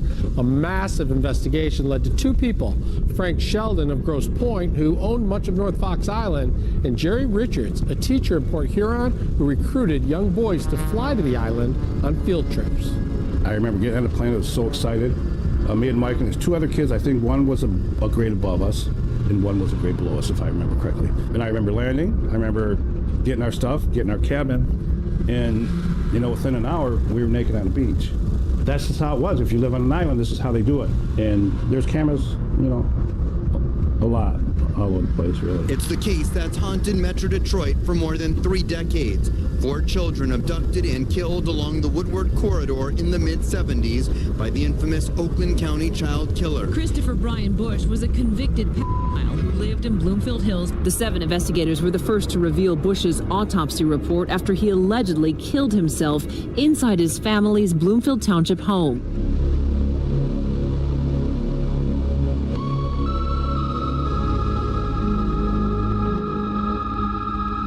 I'm J. Reuben Appelman. I'm the author of The Kill Jar, the first book about the Oakland County child killings. When I was a child in the 1970s, somebody tried to abduct me, and I got away. Nothing happened, but at the same time, they were looking for a kid killer outside of Detroit, and I grew up wondering if that person who tried to abduct me was the Oakland County child killer, the alleged Oakland County child killer, singular. What I later learned after I started digging into the case was that this appeared to be multiple people involved in the abductions of these 4 kids in the 76 and 77. Yeah, I spent 10 years researching that case. This was not a lone maniacal serial killer the way everybody wanted it to seem in the 1970s, or the way the police wanted it to seem in the 1970s, but multiple people involved in these abductions, and with multiple strings to other, fucked up things that we know about. Fox Island, Cass Corridor, pedophile rings, and, a lot of people, when you talk about this shit, they think you're just a little bit over the edge. But there's only so much of the traditional narrative that you can believe in once you start looking at the documents related to this case. The prosecutors, the political system at the time in Detroit, they knew that. They were covering for people, and, the big story of the book is that was true. But in 1976, Mark Stebbins was abducted. He was found beside a dumpster in Southfield, Michigan, which is right outside of Detroit. He had been raped. He had been in captivity for a number of days, and nobody knew anything until he was found, and they claimed there was no evidence. They claimed he was not sexually assaulted, but documents later showed that he was. It all began on February 2nd, 1976. Everyone thought it was an isolated case, but the murder of Mark Stebbins of Ferndale remains unsolved. His body turned up 2 weeks after he disappeared in a parking lot in Southfield. The 12-year-old had left his mother and brother at a social function, never to be seen alive again. Not a day goes by, where you don't wonder and, worry about it, the whys and the wherefores, how long he had been dead before his body was found, who it was, where he was, what he had to go through. And, yes, I'm still very bitter. Between the time Mark's body was found and that interview was conducted, another youngster had entered what was to be a growing list of infamy. Then, shortly after Mark was abducted, Jill Robinson, a young girl, was abducted. She was also alone at the time. They found her body several days later.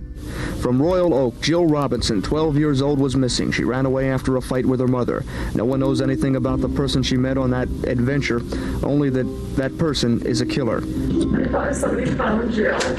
It's okay. Mrs. Robinson is especially worried because today, Christmas, is something that Jill was really looking forward to. She had saved enough money from her allowance to buy gifts. Gifts that still remain unopened. I haven't seen her since, and I wasn't really very worried for an hour or so because she's very stubborn, and I thought she'll stand in the next yard and think about it or go around the block or something, and then I thought maybe she went to visit her father. In 4 days, it was the day after Christmas. Her body turned up in Troy. She was dead of a shotgun blast to the head. County Prosecutor Brooks Patterson told me the investigation would not soon end. Still remain anonymous, but the investigation is proceeding. But I can't say that a suspect has surfaced nor that an arrest is imminent. I don't think the public expects these things to be broken in 48 hours. 48 hours passed once, twice, over and over. And while the search for the child killer continued, it happened again. Months passed between these abductions. Many months later, Christine Mihalik was abducted. They found her body after being held in captivity for something like 19 days.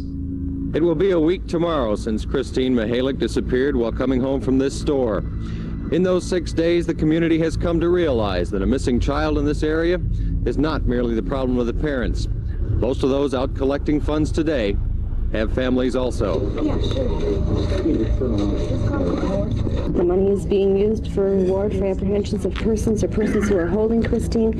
If it's not used within a year, if anyone should ask, the money will be turned over to the City of Berkeley. Thank you very much. For crime prevention against children in the City of Berkeley, and this is Chris's family's wishes. Okay. Thank you very much, and good luck. I think it's worthwhile. We have to find the girl.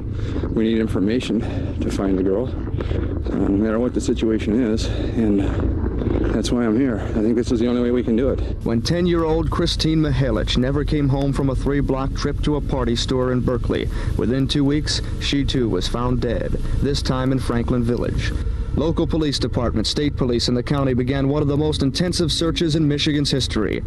And so with this scene now all too vivid in our minds, the search continued, but turned up nothing of importance. Shortly after that, Timothy King was abducted. They found his body in a ditch. The key to Timothy King's disappearance is still the rear door here at the Hunter Maple Pharmacy. This is where the youngster was last seen leaving at 8:30 Wednesday night. Well, I want to say hi to Tim. We love you, Tim. God bless you. Stay tough. I have one other statement to those persons or person who may be with Tim. I don't know if you have children or if you want to have some, but please treat Tim the same way you would your own kid.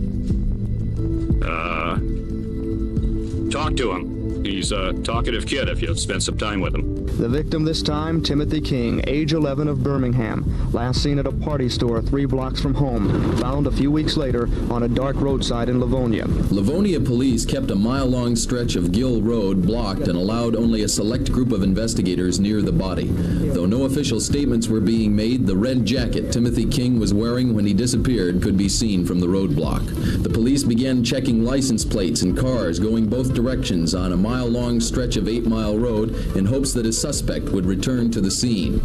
As part of the routine, Oakland County deputies stopped and searched several people but turned up nothing. Do you have any reason to believe that the suspect might still be in the area?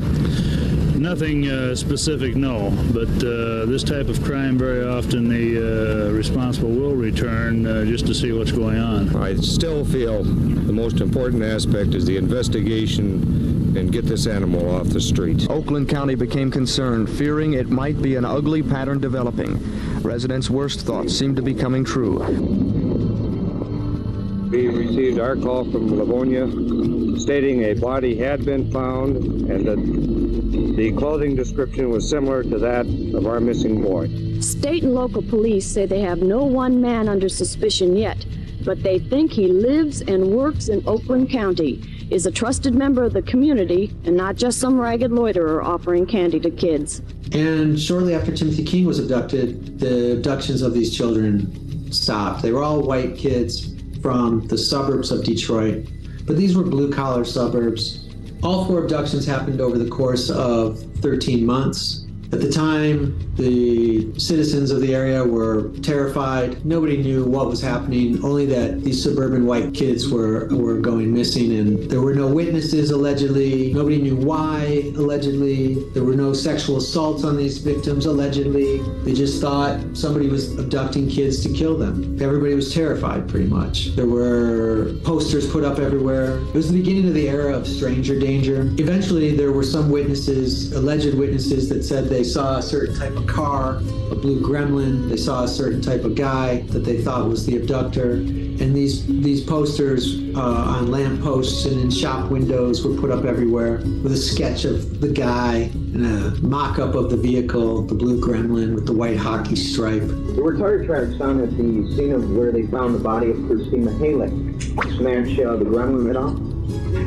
Not to my knowledge, no. We would hope that you wouldn't start speculating in that area, okay?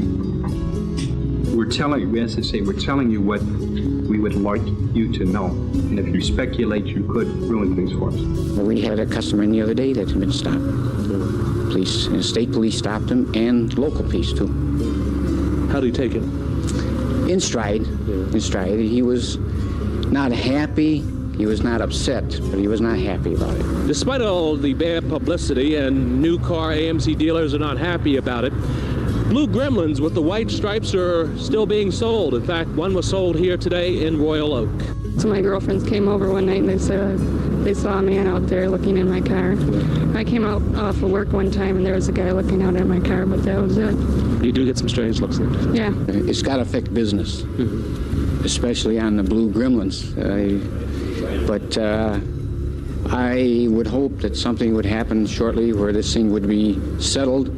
We know now that there were multiple cars involved and multiple people involved, but at the time, there was a pretty sizable manhunt on for this alleged person. You know, millions of dollars of resources were spent. The FBI was helicoptered in. 300 investigators were working on the case at the time. They took over a part of a shopping mall to set up their headquarters, and they allegedly never found anybody related to this case. And at a certain point in 1978, the task force related to this case eventually closed shop, saying they had lack of resources. It's virtually another police department with one solid goal: this crime. You take a look at that, and that school building has every indication that it's practically an independent police force. It has everything that every police force has. It has all the equipment and all the experts that are necessary to run one police force, and a very large type police force. Well, you have something like 50 agencies involved right now. That's correct. Would you want to try to draw like one man from each agency, or would they be primarily state police detectives? No, we'd be writing the grant, and it would be our understanding that this would allow for local law enforcement and the technical aspects from the county and state. In other words, the bulk of these individuals would come from local law enforcement people. But now you say that... By the way, someone would have to subsidize the salaries of these officers, because you have to understand that a long-term investigation, they either have to pay out overtime to replace that body at their station, that detective's abilities to handle their cases. So what we're saying is that we know that it's not going to be an easy matter to resolve this, and we have to have money for a continuing long investigation up to 6 months. Here, what I'm interested in, as long as we have the manpower, we've got enough cars and gas in our cars and paper to put in the typewriters, we're going to be in business. And if it comes through, we're going to be in business for a long time. We would like to continue it until we can resolve this case. Do you have any idea how much money that would be? We are presently working with people in the LEAA program to adopt the monies and the grant application that would be necessary. Every member of the task force feels that someone has to know outside of the guilty individual, has to be aware of the facts and circumstances, maybe of not all of the crimes, but certainly of one. The Oakland County Task Force was disbanded near the end of last year due to a lack of funds. The consensus? That the killer was either dead himself or gone from our communities, possibly never to be found again. The task force had exhausted thousands of hours, hundreds of thousands of tips, and the mystery continued, and it continues today. But at the time, it was the largest murder case in Michigan state history. More money had been spent on trying to find the abductor murderer than had been spent on any other case in Michigan history. So why do you think they never caught somebody?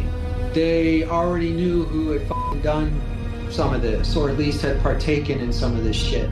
We know for a fact that certain suspects that they had at the time were good for these murders, or at least for either partaking in some version of the abduction and murder, or not had knowledge of the murders. So there were a couple of people at the time. Christopher Bush was the son of a wealthy General Motors executive. He had been questioned about these murders. He was facing criminal sexual conduct charges up north of Detroit. His wealthy executive father had managed to sort of get him out of most of the shit that he was in. He was partnered with a guy, Gregory Green, who had been convicted of something like 50 criminal sexual conduct charges in California. He had choked a kid, burned him, and thrown him onto the lawn of a hospital at some point. Shortly after his release, Christopher Bush and Gregory Green team up and they start molesting kids together. Both of those people were questioned in the OCCK case, the Oakland County Child Killer case. Both of those people failed polygraphs. Both of those people dimed on each other. Christopher Bush says in an interview with police, Gregory Green killed Mark Stebbins. Green dimes on Christopher Bush. They're failing polygraphs and shit, but it's stated that they passed polygraphs. Okay, now we know that on the night Mark Stebbins, the first abduction of the 4 Oakland County child killings occurred, there was a guy named Arch Sloan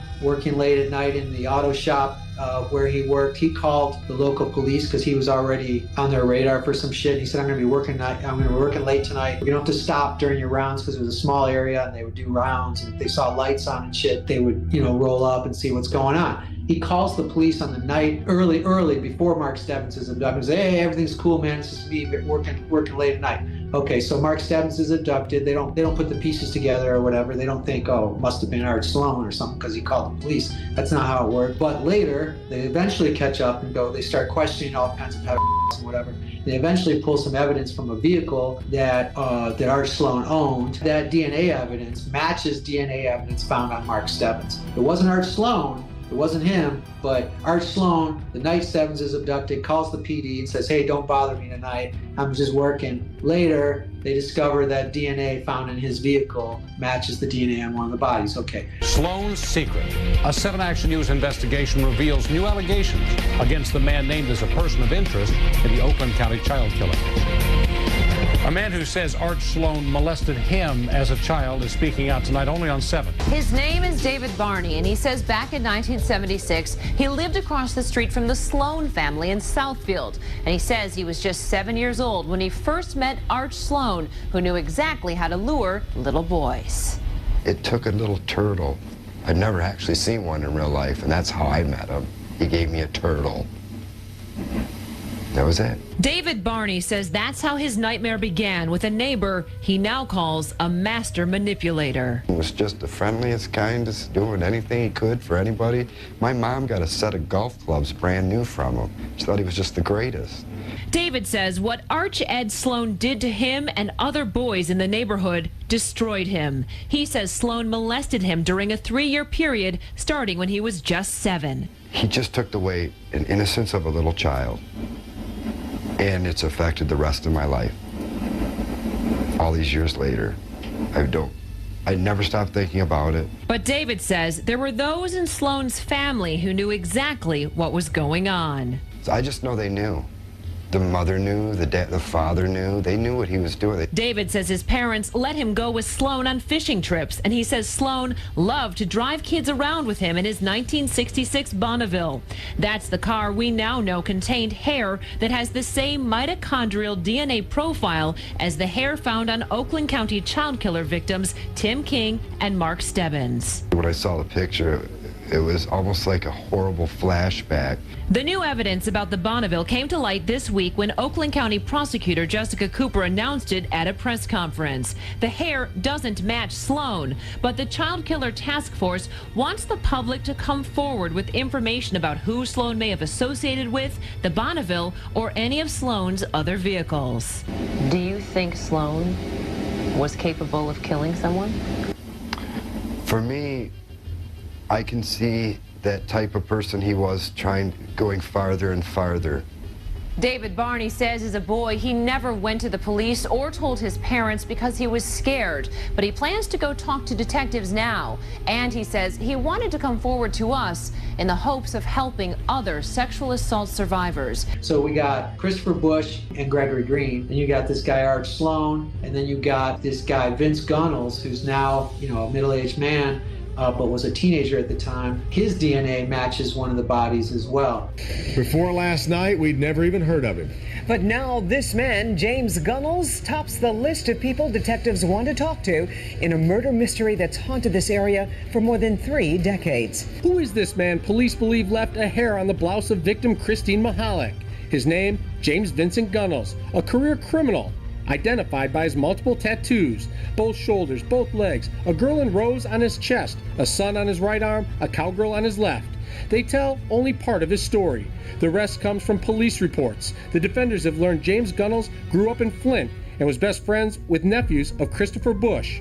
Christopher Bush eventually molested Gunnels at his northern Michigan cottage. Still, police refuse to talk about Gunnels publicly. Go on the record in the press indicating the evidence they had and asking people to come forward. When police looked into Gunnels as a suspect, they crossed the country, flying to a prison in Montana. He intentionally threw a polygraph test there, and when his DNA was a mitochondrial match to the hair on the body of Christine Mahalik, police shuffled some paperwork and had Gunnels transferred to a prison in Michigan, hoping the close proximity would give them more opportunities to get information, a move the families like. I've been tearing myself up for 35 years because there's not a day that goes by that I don't think about this. Police questioned Gunnels' cellmate, who told them that Gunnels claimed to be molested at 15 years old by a man that killed multiple people, and that he believed he was told the victims were children, and that Gunnels may have been minimizing what he knew about or his involvement in the Oakland County child killings. Today, Gunnels has served his time and is a free man living in Kalamazoo. The defenders broke the story for the first time ever, a DNA link between someone and the Oakland County child killer case. A man who is still alive, walking the streets, a man the defenders recently caught up with while hidden cameras were rolling. They took that and they twisted it to their advantage. Now, do I feel I was a fall guy for them? Hell yeah. I feel I still am, to some degree. This is James Vincent Gunnels, the only known physical link in the Oakland County child killer case. Tonight, you will hear him tell his story for the first time ever. I've done living in fear of what they have told people. The defenders broke the story earlier this year. Police tested Gunnels' DNA against a hair found on the shirt of Christine Mihalik, one of 4 known victims abducted, held captive, and eventually killed in 1976 and 1977 by the Oakland County child killer. Gunnels is a mitochondrial DNA match, which means it's his hair or a relative of his on his mother's side. The families of the victims are certain Gunnels knows what happened. They want him ordered to testify before the grand jury under oath to find out what he knows. More wrong, and nobody seems to want to believe it, so, you know. Since breaking the story, the defenders have repeatedly asked Gunnels for interviews. Each time, he's refused. So he headed out with hidden cameras rolling to find out more about the man who is the best lead in the 35-year-old murder mystery. I told my story, my 100%. Didn't add nothing now. Story to the state police. We find Gunnels out riding his bike after being released a few months back from prison following a series of break-ins, robberies, and car theft. He lives in Kalamazoo now, and on this day he's out looking for a job. He stops for a smoke break at a local rec center and continues on. When we approach Gunnels, we tell him we're from Local 4 News and are surprised when he opens up and starts talking. My heart goes out to those families, brother. It really, really, really does. I don't feel that they were served justice through any of this. Then stunned as he goes on in great detail about the evidence, the cops, and the victims' families. I'm not guilty. There it is there. But at the same time, I know how the state police twist words to their advantage. According to police records, Gunnels' story is that he was a teenager at the time of the Oakland County child killings. He was molested by one of several key suspects in the case, a man named Christopher Bush.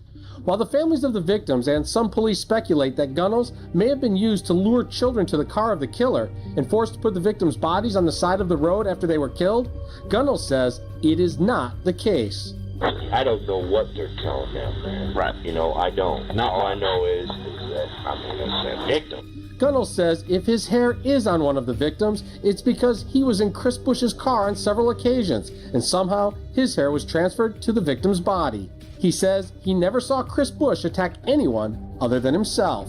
I see right now on the record, I don't know what that man did to anybody else. Gunnels has thought about telling his story to the victims' families. At one point, I was going to sit down with the families and talk to them, insisting he feels terrible for them. I couldn't imagine having that happen and not know for all these years. I really couldn't. Especially because of the way police have handled the case. By them to keep people thinking, well, yeah, we're working this case, we're doing everything we possibly can. He does not trust investigators on the task force. Over and over and over, man, I say to myself, that's corruption. That's these people doing some things to twist the truth, man. Saying interrogators tried to trick him. They're legally allowed to tell me anything. They can lie to me, say anything they want. Whether that was their motive at that time or not, I don't know. Gunnels tells us he has nothing to hide. I can't incriminate myself if I'm not guilty. While insinuating he knows so much more. I wish I could tell you that. I really do. I mean, seriously, I am right now. I'm getting emotional about thinking about things that I wish I could say. And I wish the public could. Right now, Vince Gunnels is in and out of prison. I think he's in right now. Art Sloan is in prison. These two guys are both alive. Christopher Bush and Gregory Green are dead. I'll get to that in a second. But currently you got 2 guys alive with DNA matches tied to them. They're both in prison right now. The police have not charged them with anything. You've got Christopher Busch, who is a primary suspect at the time, the son of this wealthy executive at GM. And GM was like the heart of money in the world. It's like saying his pops worked for Apple, was a high up VP at Apple or something or whatever. GM at the time was the center of money in America. Detroit was the center of money, the auto world. He allegedly commits suicide right in the middle of being interrogated, so to speak, right in the middle of all this investigation. Christopher Busch is the #1 person to look at. All kinds of evidence lead to Christopher Busch and Gregory Green, and then Christopher Busch ends up dead. And very shortly after that, the task force shuts down, claiming lack of resources. They give no other explanation. They say they have no evidence. They say they have nothing. They say they have everything you think of as evidence. Let's say they look for blood, no blood. DNA, no DNA. They didn't know DNA back then, but it's the same kind of shit. Semen or whatever. Hair follicles, shit like that. They claim they had nothing, man. And when I started digging into those documents, I can't believe it took me digging into those documents, which is kind of crazy. I don't even understand how it went decades without anybody actually getting those or looking into them. I saw that they had all kinds of evidence. They had blood, they had semen, they had saliva, they had fingerprints, they had clothing, they had all kinds of shit. They already had the DNA matches, but they were still publicly saying they have no evidence. So that was very funky, man. And immediately upon looking at those documents, I thought, oh shit, they covered this shit up. I actually like the police, man. I like the police. I appreciate what the police do. I am not a police hater. So like, when you're talking to a guy like me who says the police covered this shit up, they lied through their teeth, I'm telling you the truth. I want nothing more than to say the opposite. But there were police that covered this shit up and lied through their teeth. And that's still going on, man. There is currently, right now, another DNA match that nobody is talking about because they don't know, because the police are sitting on it. And that DNA match from another of the bodies goes to a kid who was a teenager at the time of those murders, and he's sitting in prison right now for sex offenses. And that's a real thing that's happened that nobody's talked about. The TV show doesn't talk about it. No current YouTuber, no current TikToker, no current whatever. It's because nobody knows yet, except for an insider who told me about it, told me in detail about what they have right now. What I'm saying right now, there are 3 people in prison: Vince Gunnels, Art Sloan, and this other sex offender, all with DNA ties to this case. And the police have not yet put the grip on any of those people and said, look, here's what we're gonna do. We're gonna charge you as an accessory unless you tell us what's happened. I mean, it'd be so easy. You take Art Sloan out of his cell and you put him in a box and you say, tell us now what the happened, or you will die in here. And Art Sloan might say, well, I guess I'll die in here, because he's already, probably dying in there. But you take somebody like Vince Gunnels, who was a teenager, he was a molestation victim of Christopher Busch. Very many of us think that Busch and Green used boys to lure the girls. And those boys probably partook in some stuff. They know some shit. Vince Gunnels knows some shit. His DNA was found on one of the bodies, and he was a molestation victim of Christopher Busch and Gregory Green. Take Vince Gunnels out of the cell that he's in, put him in a box and say, look, brother, we're charging you as an accessory to these murders because we have your DNA, we have all kinds of shit, and you won't ever get out of prison. Or tell us what the happened. But nobody has done that. It's very suspicious. What all that anybody who studies this case can say is that they don't want the answer, because then they have to say, yeah, all you, quote, conspiracy theorists or whatever were right for 45 years or 50 years. It was Chris Busch, and it was Gregory Green, and it was Art Sloan, and it was these other guys from Cass Corridor, Ted Lamborghini, and it was Richard Lawson, who they gave a badge to as a confidential informant, and he used that badge to go around molesting kids in Detroit. And it was Frank Sheldon of Fox Island. But Frank Sheldon, sitting in Amsterdam after absconding from Fox Island, who knows who did? He's sitting over there in Amsterdam, and before he absconded, running from the law on Fox Island, he was associated with Ted Lamborghini and Richard Lawson and Christopher Busch and Gregory Green and all those in the Detroit area. Frank Sheldon was sort of like the silent partner, let's call him, There's no way in hell Frank Sheldon didn't know who a year later was killing these kids. Of course he did.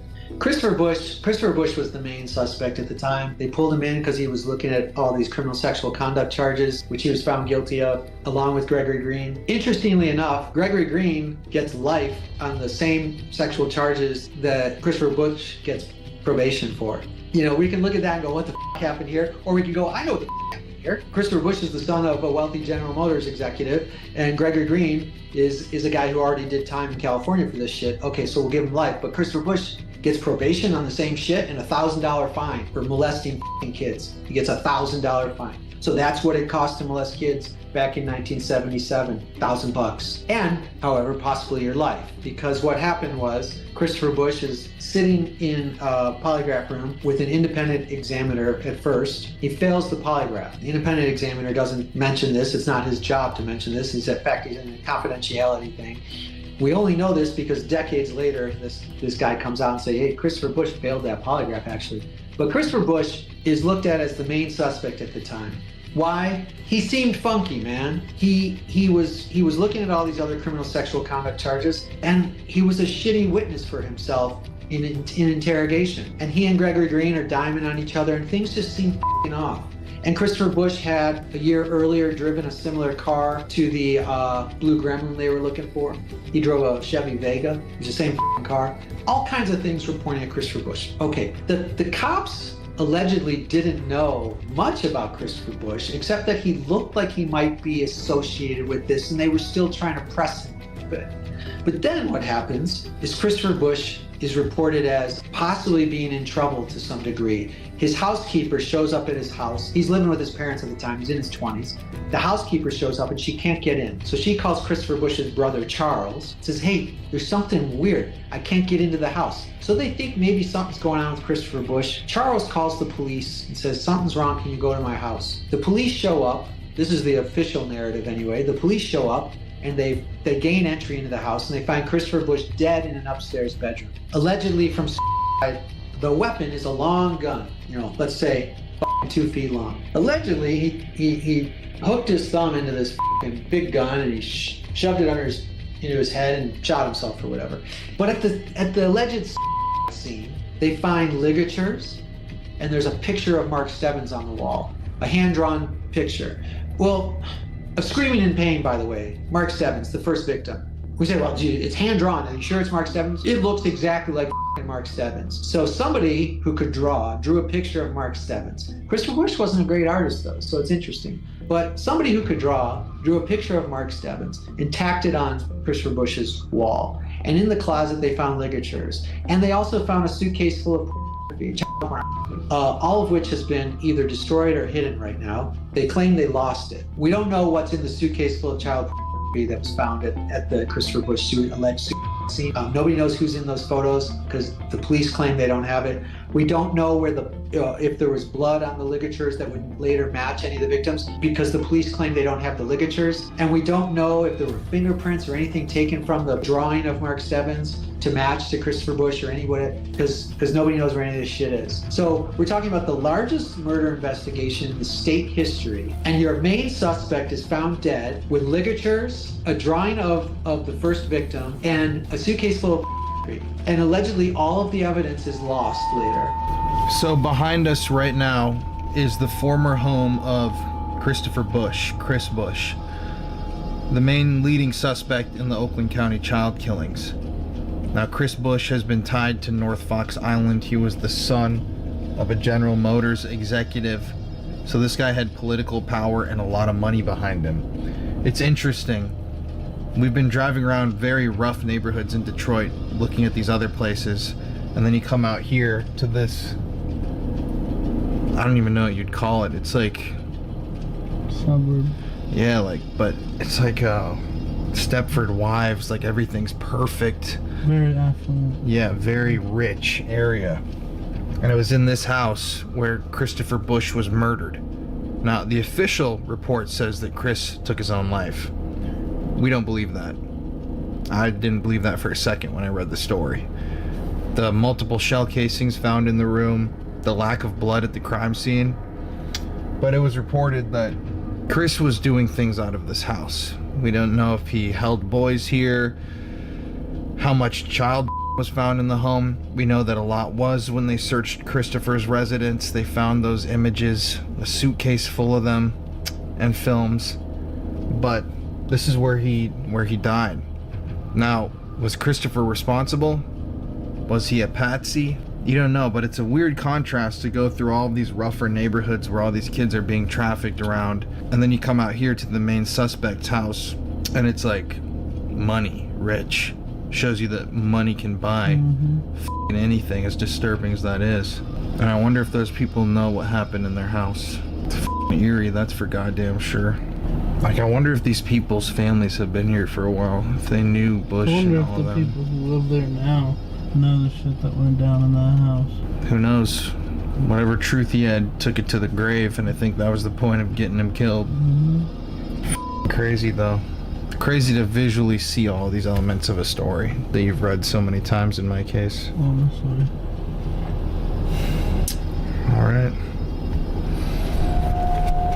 So Christopher Bush has a picture of the victim, which is enough. He has ligatures, which is enough if they would test for DNA on that shit. He has a suitcase full of child which is enough. The murder weapon is given to his father because his father says he wants it back. But he writes an IOU to the police department saying, I'll give this back to you if you want it. But they let him have it because he's H. Lee Bush. H. Lee Bush, the General Motors executive, his father, was also rumored to have been a procurer or a user of boys who procured them from some of the known suspects in this case. So let me paint this in another way.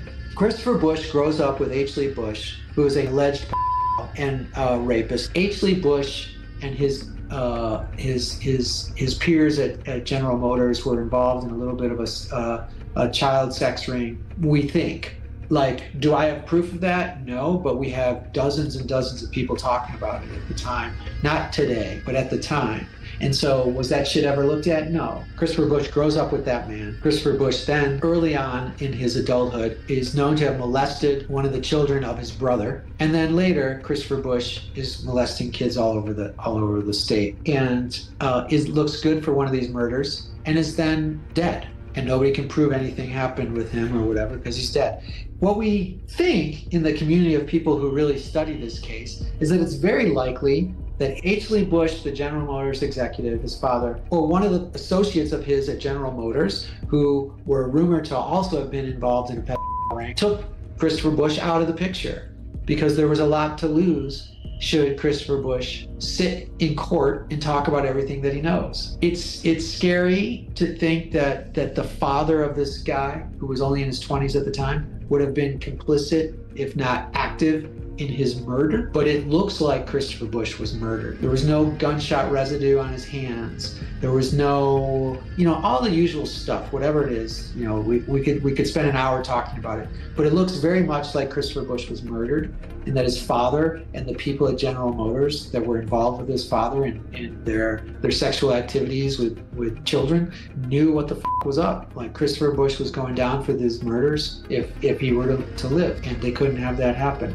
And that sounds a little crazy. Well, you think, well, yeah, but what kind of people rape children? I mean, we don't know. H. Lee Bush was never convicted or charged or convicted of anything, but there's a lot of statements saying that, yeah, man, this guy used to get kids for H. Lee and all that shit. In fact, we know that Christopher Bush's mother showed up in a limousine to try to bribe Vince Gunnels into not talking about his molestation by Christopher Bush. I mean, Vince Gunnels is the one who has the DNA on one of the kids.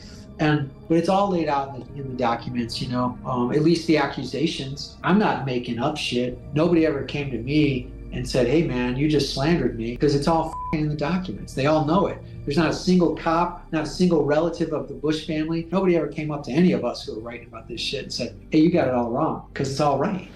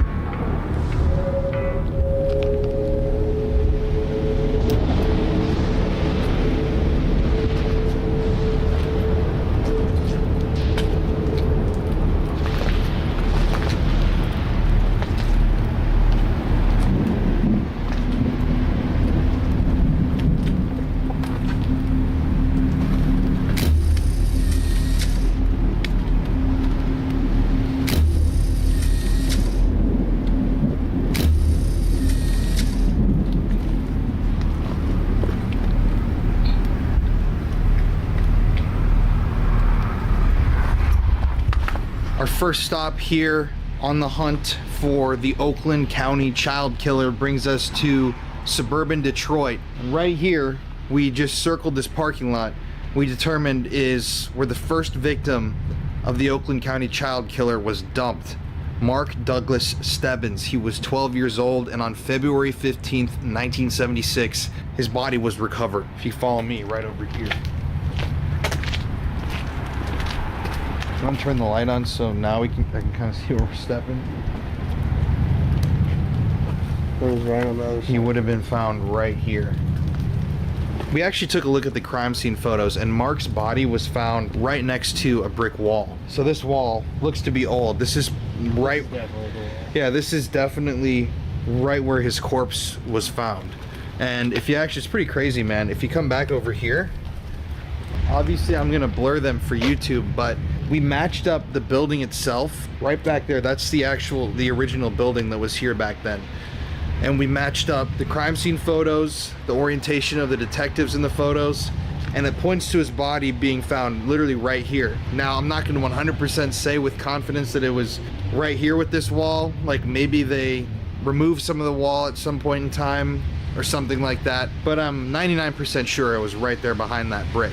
Remember, with the Oakland County child killings, these children were dumped. They were not killed here. The mystery is, where were these kids killed? And obviously, since this is unsolved, who killed them? Just wild to be here in Detroit. Like, this is a case we've wanted to cover for a long time. And to see the building and then connect that to the crime scene right there. It's haunting, man.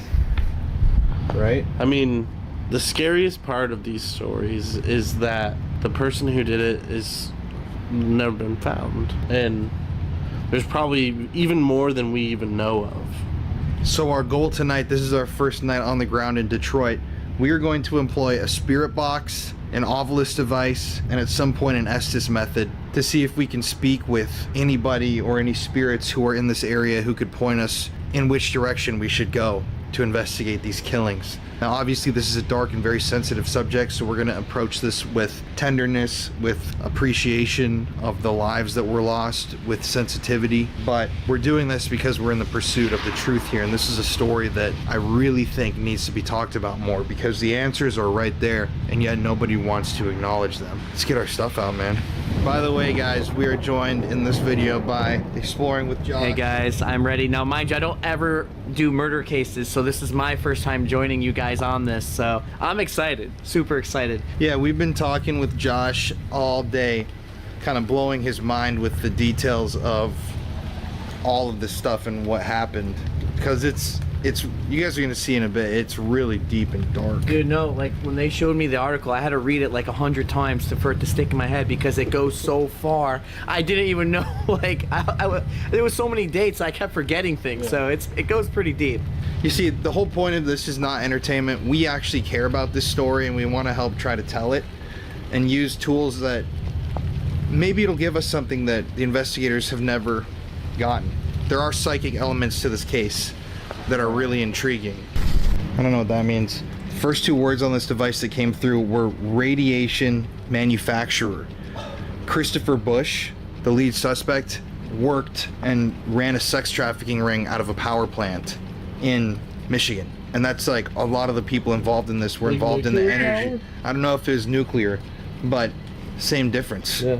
Manufacturing energy. I think that's a fucking that's a big part of this story that we didn't even cover yet. Yeah, I don't even know about that yet. So that's actually, all right, you're telling me something I don't even know yet. Yeah, that's pretty crazy actually. So let's just start this. Whoever's here with us, we're here to treat you with the most respect possible. It's weirdly timed noises from over there. Four, dude, four alive. I don't know what the alive, I don't know what that means. But it said four. Four. There are four. Yeah, it's four. Four. So, right. I want to introduce ourselves. My name's Colin. My name's Connor. And I'm Josh.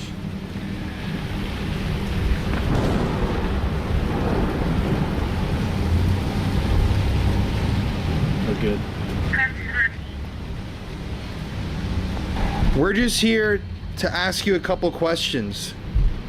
If there's somebody here with us, can you tell us something about the abduction that happened here, the body that was found? What? No. Pornography. The first word that came through. No, guys. can we Whoa, talk dude! about your I got device really quick. Yo, What I is actually this? got goosebumps from that, man. What is that device? So we can tell everyone. It's like an Ovilus. An Ovilus? Dude, I You look really- at my. you got it. Oh my god, dude! All my arm hair is standing on end. That is fucking insane. Yeah, this. Just yeah.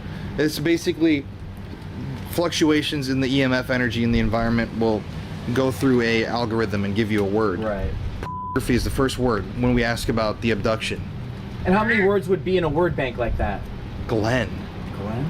There's 76,000 total words on this device. 76,000 words and we came up. I don't know. That is actually. Oh, that's insane. crazy. And the word Glenn, I don't know if that's a name associated.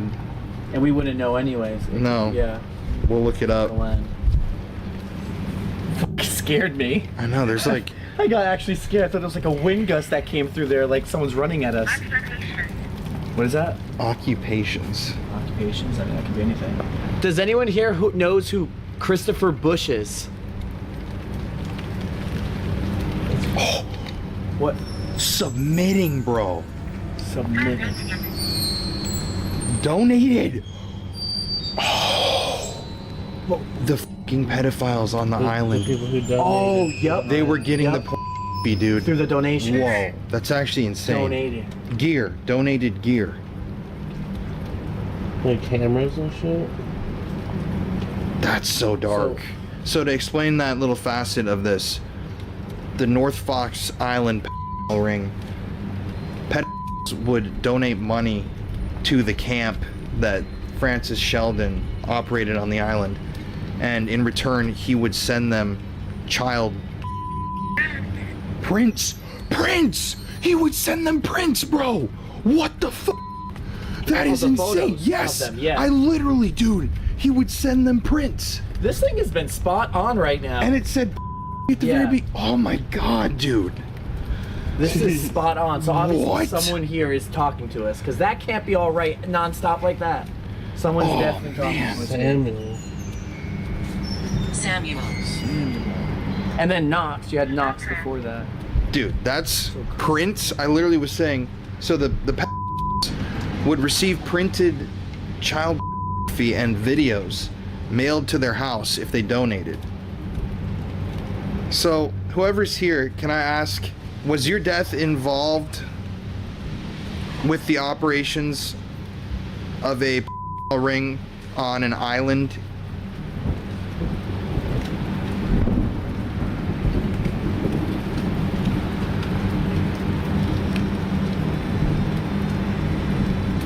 See me.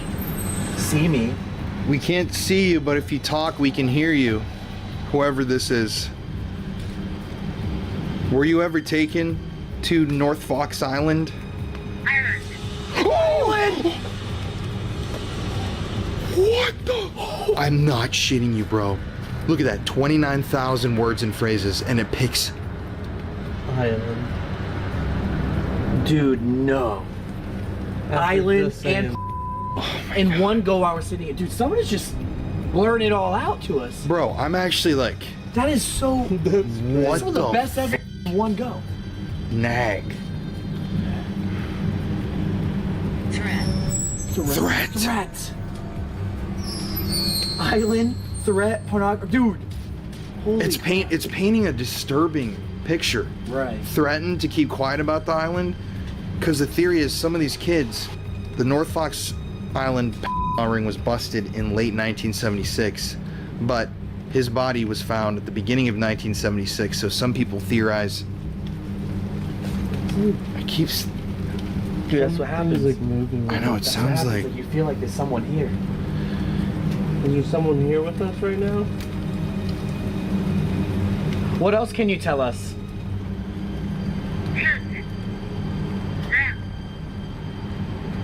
Take them. Take them to the island. What if they were taken to the island for 7? Because remember, they didn't die all at once. Yeah. So for 7 days, they could have been at the island and then dropped back off here.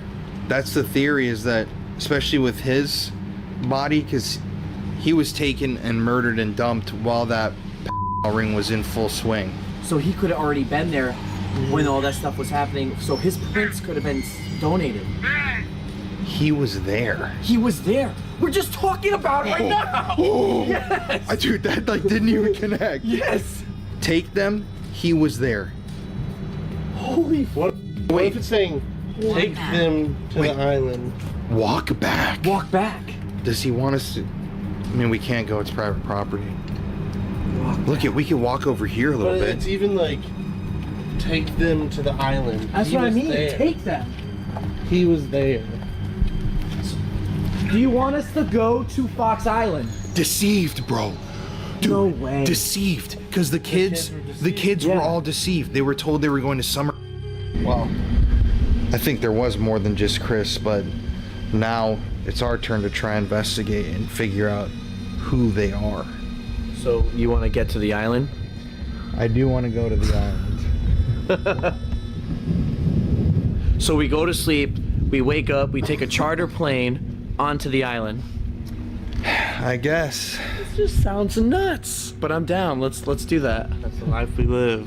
At the same time of the Oakland County child killings, there was a molestation ring in the Cass Corridor. Basically, Cass Corridor was a very impoverished area of Detroit, about as run down as you can get, about as disenfranchised of a group of people as you can get, neglected from childhood all the way through adulthood. You know, people living there for decades, never seen a scrap of help from the city. High rate of drugs, high rate of prostitution.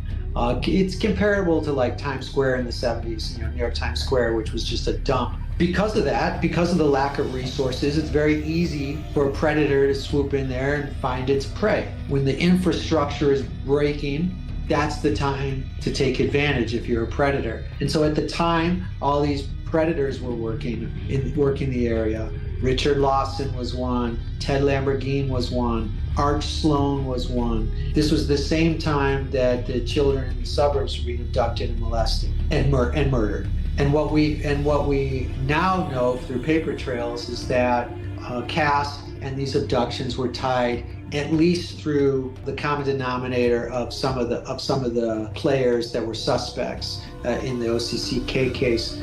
They were currently work in the Cass area, mainly Richard Lawson, who was a confidential informant for the Detroit police. He was given a badge at some point to sort of show that he was an informant if he ever got into sort of trouble in a certain area with cops or whatever. It's f***ing absurd, but this known pedophile has a badge that's given to him from the Detroit police, and he's using that badge to abduct children into his vehicle and molest them. Arch Sloan was working at the time, the Cass, and was actually later living in a trailer in the abandoned Packard plant in Detroit, which is famous for its appearance in ruin porn all over the internet. Arch Sloan was living in a trailer in the abandoned plant. And this abandoned plant, let me tell you, this abandoned plant, it's not a little building. It's a fucking, half-mile long or something. And it's just complete ruin.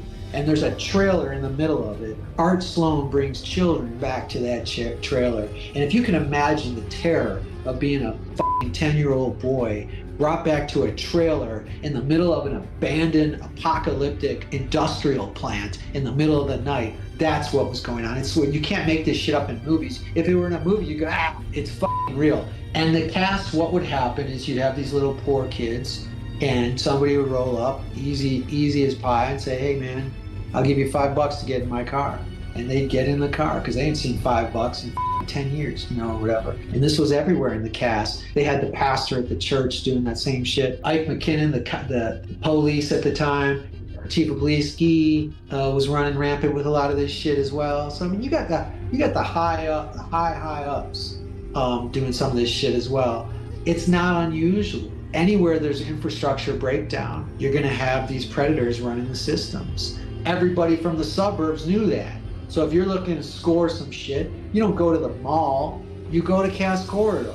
If you're looking to score drugs, you go to Cass Corridor. If you're looking to score a prostitute, you go to Cass Corridor. And if you're looking to score a child, you go to f***ing Cass Corridor. That's what they did. And because of that, we didn't have the internet. There were other ways that these people, pedophiles, communicated with each other. They bought the same magazines. They placed ads in the back of those magazines. So they would read magazines like Boy Life or whatever the f*** it's called. And they would put ads in the back of those magazines for interested parties for some shit, right? And this is how you connected. You connected from the shops, you connected from the underground places. So if you're a guy living in the suburbs like Christopher Bush, and you fantasize about children, you're not going to go into the local drugstore and pick up a magazine about children. That's not how it works. You go to Cass Corridor, you go into the shop, and you meet other people. You go, hey man, you got any of those magazines that you keep on the counter and all that shit? And then they say, oh yeah, you like that shit? Okay, I got this guy you might be interested in, man. Like people who go, how's it connected? How's it connected? How's it connected? It's the hub of all this shit, man. Cass Corridor is the hub of in the city of Detroit at the time. It's the hub of prostitution. It's the hub of drug activity. How's it connected? Because it's the only place you can go to find all that shit. The documents related to the Oakland County child killer case all show it. The documents say we are now looking at Fox Island and what Frank Sheldon had associated with it. We are now looking at Art Sloan and Richard Lawson and Ted Lamborghini and how the connections to Cass Corridor may have been made. I'm not making this up. The documents said it. None of it is just conspiracy shit. It's all true. So right now we're in a part of Detroit known as the Cass Corridor. Now, it may look very nice today. This is right near a university here in Detroit, but back in the 1970s, the Cass Corridor was one of the most notorious areas in the entire city. And that's because this is an area that people called a pedophile's playground. Apparently, throughout this entire area, there were minors prostituting themselves on the streets. There were a number of infamous child who had shops here, including a man named Bob Moore. Now, Bob Moore's name comes up throughout this investigation as a key player and a possible suspect, but somewhere around here, you can't track an address down because it's nowhere online. Bob Moore owned a bike shop, and according to everybody that knew him and people that have testified, Bob Moore would take children from this area, bring them to the basement of his bike shop where he had a homemade child studio that he had set up, and that's where he would film himself and other men assaulting these children. Now, did one of these assaults go too far and it ended up being one of the Oakland County child killer cases? I don't know. There are a lot of suspects that lived here in the area of the Cass Corridor, people involved in this story like Richard Lawson, a police informant who was a pedophile. But yeah, it looks very nice today. You'd have no idea that this was one of the most notorious crime-ridden areas of the city. The story as you keep going on here just gets deeper and deeper and darker. And it's just f***ing crazy. I mean, bro, all these houses, all these buildings, what happened in all of these places? How many crimes happened that were never talked about, never solved, never reported? Especially in an area like this that was so notorious. But let's keep going. So you can see right there on that street sign, we're driving onto Cass Avenue. So this would be the Cass Corridor. All these old businesses, and this was an area stalked by pedophiles and other creeps. And it always blows my mind when we do cases like this and videos like this, how normal all these areas are. Now, Bob Moore's bike shop, I mean, obviously also abandoned buildings littering the landscapes here. But Bob Moore's bike shop, according to most people, was on 2nd Street. Now we're turning on to 2nd Street from Cass Avenue. So that could be the bike shop right there that we passed by. There was an actual bike shop. I'm not saying, it's probably obviously not the same, but it could be a building like that anywhere here on 2nd Street. Who knows what this building used to be, or what this building, all these new buildings. Stark. So right now we're at an address here in Detroit. I'm not gonna say the exact address, but this house plays an important role in Oakland County child killings and the story of North Fox Island. Now, through a lot of interviews, it was revealed that the house right behind us served as a meeting place for some of the most despicable, disturbing acts a person can imagine. According to testimony from multiple people, this house was used not only as a makeshift child studio, but also as a place where they hosted parties where groups of older men would get together to rape young children. This is directly tied into Oakland County child killings in North Fox because according to witnesses and people who testified, Gerald Richards, the magician and the former PE teacher at the Christian Academy, he brought boys here along with the other traffickers that were involved in all of this. So also it's been stated that one of the guys that lived here, his name was Ted, he is involved with the Oakland County child killings. He was looked at as an actual full-on suspect of the murders. But once again, normal house. It's just like, I would love to see what's in there. Also interesting, there's green lights denoting that this is a very high crime area. If only you could interview a house. Mm-hmm. You know, like, what have you seen? I'd be scared to see what this house is seeing.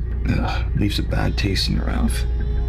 Tazalar is the last name of the guy who lived here, and this is where the parties were. Now, from all that I'm reading, there was a church right near here called the Cass Methodist Church who had in some instances personally introduced boys to this group of that's what the research that I did says. The pastors' names were Felix Lorenz and Reverend Lewis Redmond. It says everything that I could find. It says that the church was located just around the corner from the house, and if you show this house one more time and pan to the right, that church seems to be right around the corner. Very much so. I want to add in here, in multiple police reports and official documents, some of the leaders of the Cass Methodist Church are accused of aiding and participating in a ring. The documents are available to view and read through online, and the statements were taken by a detective, Corey Williams. In these reports, victims and witnesses describe how Felix Lorenz and Lewis Redmond provided young children to members of the Cass Corridor ring through the Boys and Girls Club that they were partly leaders of. They also allegedly allowed children to be molested in the basement of the church and participated allegedly in these sickening acts. Now, I'm not going to state that I know with 100% fact this church is the Methodist Church, but so yeah, a pedophile ring was busted running inside of this church that went all the way to the highest order, the leaders of the church, and they were involved in the trafficking. All these guys were in on this. All these people were in these rings.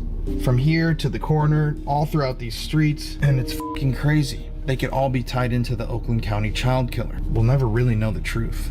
Darkness hangs over this area for sure, like a dark cloud. Especially when you do the research and learn for yourself what was happening. Most likely in this building. I'm not going to say 100% because now that we've done all this work, man, I think it's time that we head to the island. Indeed. You can sit and you can drive through all these neighborhoods, you can talk about these stories, you can visit the locations, but I feel like there are so many secrets and answers that island holds. So we're headed to Charlevoix, Michigan. It's about a 4-hour drive. We're going to drive there tonight, and yeah, tomorrow we're launching in the plane. It's going to be crazy. Hey everybody, it's Colin here. Now, I know this is not really that official, but I'm going to be making a very big announcement on the channel soon, including something to do with this story and some other stories that we're going to be telling. So, before I make that announcement, you guys should go subscribe to my new YouTube channel, The Conspiracy Files. It is on YouTube now. I'm going to be posting a formal video announcement. We are going to be covering the Oakland County child killings and going even deeper into the story very soon on there. So yeah, I don't want to say too much or spoil too much, but I'm going to put the link to the new channel in the description. This has taken months and months of behind the scenes, extremely hard work from a team of writers and editors and myself. We have some really, really big things coming, but since this episode is like my first conspiracy episode that's really diving deep into something like this, definitely go subscribe to The Conspiracy Files because, yeah, there will be a big announcement at the end of this week. Thank you all in advance, and yeah, I love you. Most of northern Michigan is very remote, and in the northwest corner of that, there's a series of islands that people have established summer camps on, or temporary, seasonal homes on and stuff. North Fox Island is one of those remote islands. You get to it usually by a plane. You can get to it by boat. At the time, Francis Sheldon, who was an heir to developer money. Frank Sheldon was heir to a bunch of Detroit money, and he would fly kids out to that island with the help of other people. He ran basically what was pretended to be like a summer camp for youth and for troubled teens or whatever. And yeah, there was a little bit of some cabins and cottage and camp feel or whatever, but he would basically fly these kids out to that camp and then molest them while they were stuck on this island. And he would photograph the molestations and he would sell the photographs, and he had a little bit of a pornography ring going based on the fact that he had all the freedom in the world and all the money in the world to isolate these so-called troubled kids with the permission of their family. You know, he was not known to abduct kids, but he was known to sort of con family and bring kids out to this island, which is f***ing disturbing. He had help from people like Gerald Richards. In 1967, Francis Sheldon, an eccentric millionaire from Michigan, purchased North Fox Island, a remote island in Lake Michigan. Eventually, Frank decided to establish a summer camp on his private island that he advertised as a cure for troubled youth. However, this vision took a dark turn when Sheldon, in collaboration with another known gym teacher named Gerald Richards, turned the island into a base for a horrifying and child ring. Under the guise of providing therapeutic help, Sheldon and Richards lured young boys to the island where they were subjected to unimaginable abuse, and once they were on the island, they couldn't escape. I don't remember the name of the gym instructor before him, but he was a really good guy. We only had gym class once a week in Catholic school. And the gym teacher was great. You know, we did our regular exercise, and you know, and I thrived in there. I loved doing that. I would have loved to have gym class all the time. Just regular guys. And he left, and that's when Mr. Richards came. My initial impression of Richards, just a regular guy. He intrigued me with magic. He was a magician. Tall, skinny, glasses, big, like Coke bottle type glasses. Hair was always greasy with that grease stuff that they, you know, put in the hair. Kind of like dressed like Mr. Rogers, I guess. It was really weird when he first got there. Everything started to change right away. We had to all of a sudden start taking showers, and we'd never showered before, ever. His excuse was, well, you guys can't be going back to class stinking and whatever, so we had to start bringing towels, we had to take showers, you know, so whatever. And he was just, as far as a gym teacher, he just seemed off. He was real ranky and raily. The guy didn't look like he could have fought his way out of a wet paper bag, and it was, as a kid, you don't go, well, what the heck is this guy doing as our gym teacher? He's like, well, this is our new guy. You need to respect that, and it is what it is. But he just wasn't. It was night and day compared to the other gym instructor. The only thing that I remember was once, and it wasn't me. It was another kid. Got the towel snapped, and it was like, oh, you doing okay, buddy? And then it was the one kid got his shoulders rubbed, and the other kid got his butt rubbed because it was trying to make you feel better, you know. And yeah, you can't be doing that, but it wasn't like you're gonna have detention or something, you know. So, but yeah, it was. I remember he used to rub our shoulders a lot. How you guys doing? You limbered up? You ready? So he did touch us where the other one didn't touch us. So yeah, he would do the patting on the ass. The only gym teacher I ever had that would be in the shower, in the locker room when we were taking showers. Like, and Mike wasn't on the basketball team, so he would even come in during the basketball showers.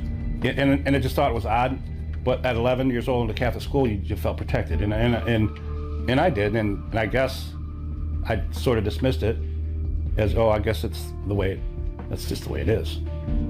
Not knowing that, you know, come here, I'll show you this magic trick kind of thing, and, you know, gained his trust, and I liked him. Yeah. Frank Sheldon was introduced to us as Mr. Richards' uncle.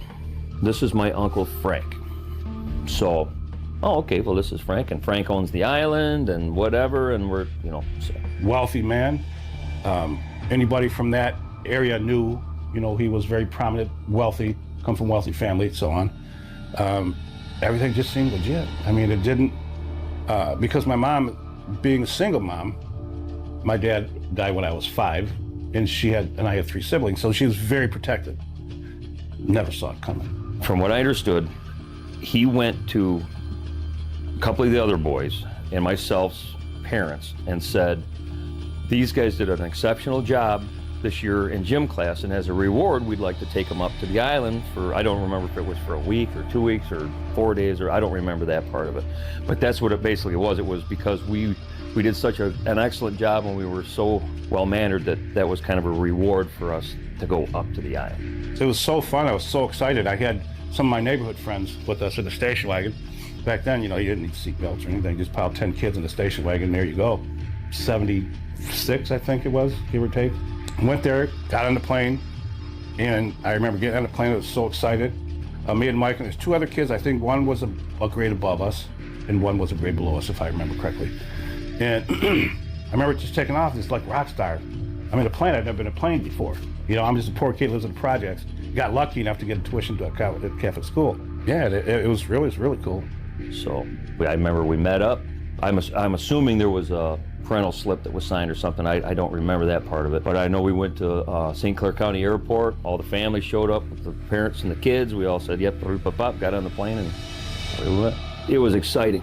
From the moment the plane took off till we came back, everything we did on the island, myself, was great. Flying was like, man, I wonder what it's going to be like. It's just all the what ifs and what's going to happen and all the other stuff. But and it was basically because I like to eat. Not that you can tell that, but I enjoy eating.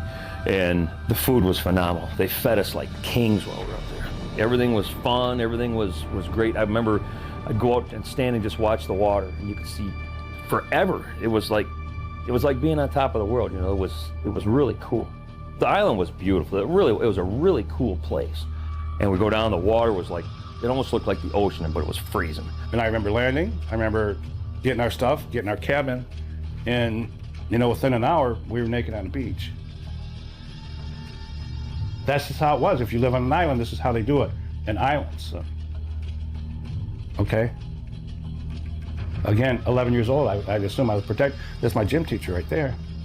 And, hey guys, let's go skinny dipping. And then, to me it was weird because it's supposed to be dark when you go skinny dipping, Oh, there's no girls around, nobody's gonna see you. Here, watch. So Mr. Richard takes all his clothes off, jumps in the water, swims around. Come on, you guys, it's all right, and whatever. Well, okay, so we all take our swim stuff off, whatever. We jump in, and we're all running around naked. Well, hindsight now, looking at it, that's pretty wrong. I mean, it's really off key to be doing anything like that. But they made it so that it was not he, because Frank wasn't there. I don't know if he was up filming us or what he was doing.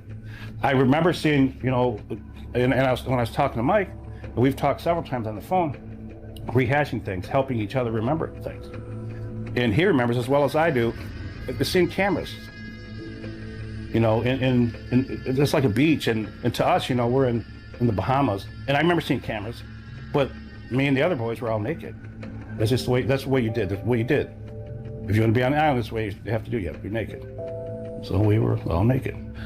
But Mr. Richard made it as, oh, don't worry about it. Nobody's going to know. Nobody's going to see it. It's okay. Come on, look, I'm doing it. So let's do it. So that's what we did.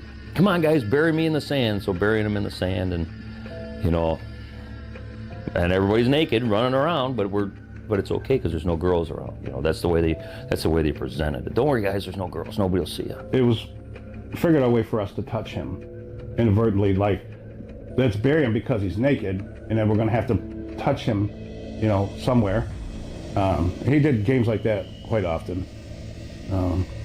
Again, and then if you started feeling a little uneasy, I remember a couple times feeling a little uneasy, you'd do a magic trick, and oh yeah, it was cool. We got him all buried, and it's, we're running around, whatever. Well, I picked up a rock. I believe it was about the size of a softball, but kind of elongated. And I took and I threw it, and it hit him right in his genital area, and he got upset because he was buried in the sand still. But that's where I was aiming too. I don't know why, but I got him with a rock. Right to the beach. Just leave your clothes, and you can bring a towel, put it in the beach, but the other boys had to be naked, and that's just how it was. So once again, they played on their trust. But there's times we could just go, be boys, But they focused on me a lot, I noticed. Long blonde hair, blue-eyed, 11-year-old. The very first day we were there, and I had a sunburn, and Jerry Richards rubbed lotion on me everywhere. Again, I just thought it was normal. That was uncomfortable, but he just relaxed me. But I don't remember even what he said, but just relax or something like that. Where I would rub lotion on me. I remember him taking lotion and putting it on his hand here, and then just me laying on my stomach and just going between my cheeks. you know, with his hand like that. And I felt very uncomfortable, but he assured me everything was okay and this is what we're supposed to do. Again, I trusted him, you know, turn over, do the same thing because you have to protect that, you know, so every day he did that to me.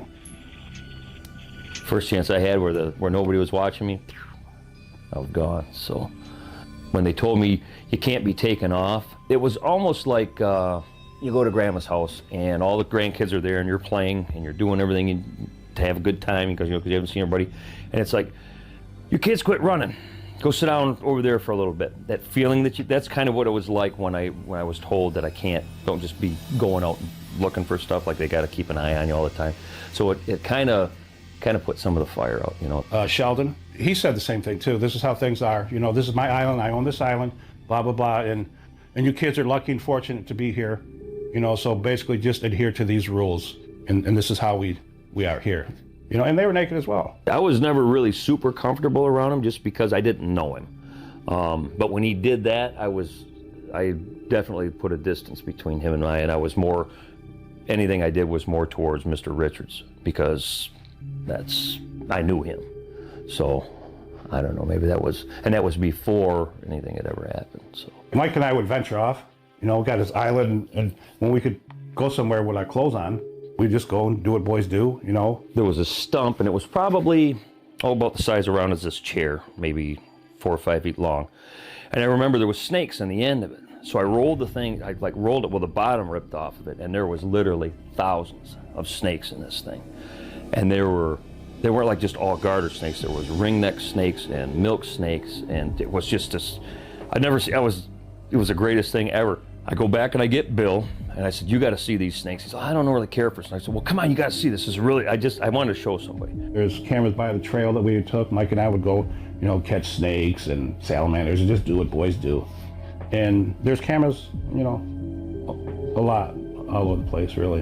It's almost like, you ain't gonna believe this unless you see it. So him and I, we take and go out, and the snakes are still there, and he's like, you are nuts. We were there, probably an hour, I'm guessing, half hour.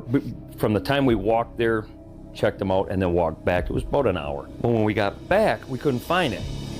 You know, usually there was somebody right around the main cabin, and there was nobody there.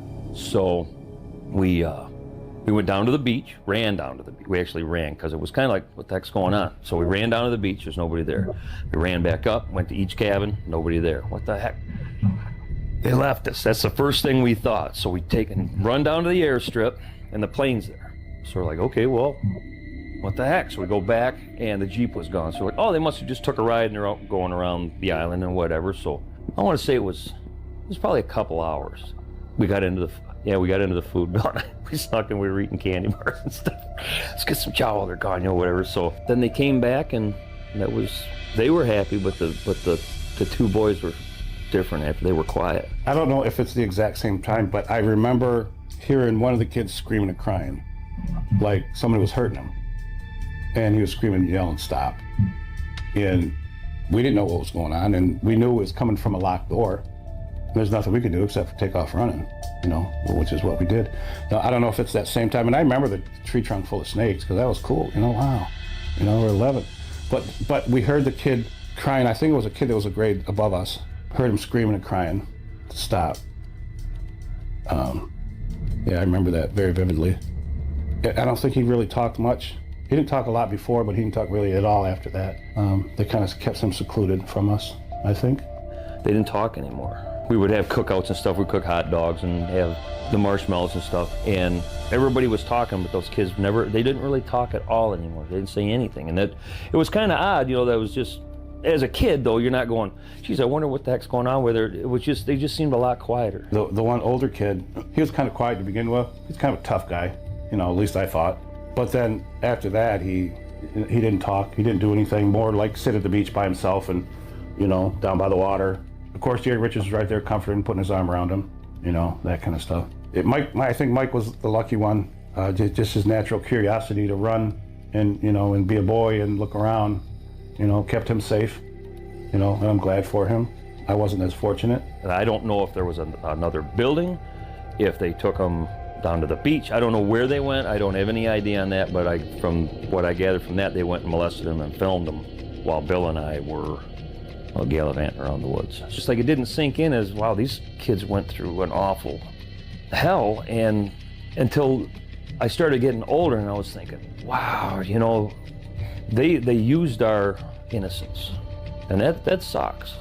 He asked if I could put some lotion on him, and I was very hesitant, and I knew that I shouldn't do that. He said, well, you know, I did you, and you should do that for me, that kind of thing. So I did. I knew it was wrong. It's hard to describe. I felt shameful. I knew it was wrong, something I shouldn't have done. And I'm thinking, in my 11-year-old mind, I never had nothing to say at confession, because we should go to confession once a week. And I never had anything to say at confession because I never did anything wrong. This is definitely wrong, so I'm definitely going to have to tell the priest this. So I felt bad. Should I say it? And they got you thinking, you know, you have to confess, you know, your sins in order to be forgiven. This is how we were taught. So I think my biggest worry was if I should tell the priest, or should I tell my mom? I should keep it to myself. They said, oh, I'm going to get in trouble, but I might get in trouble if I tell it to the priest. You know, so a lot of mixed emotions. It was a really messed up time, I guess. Yeah.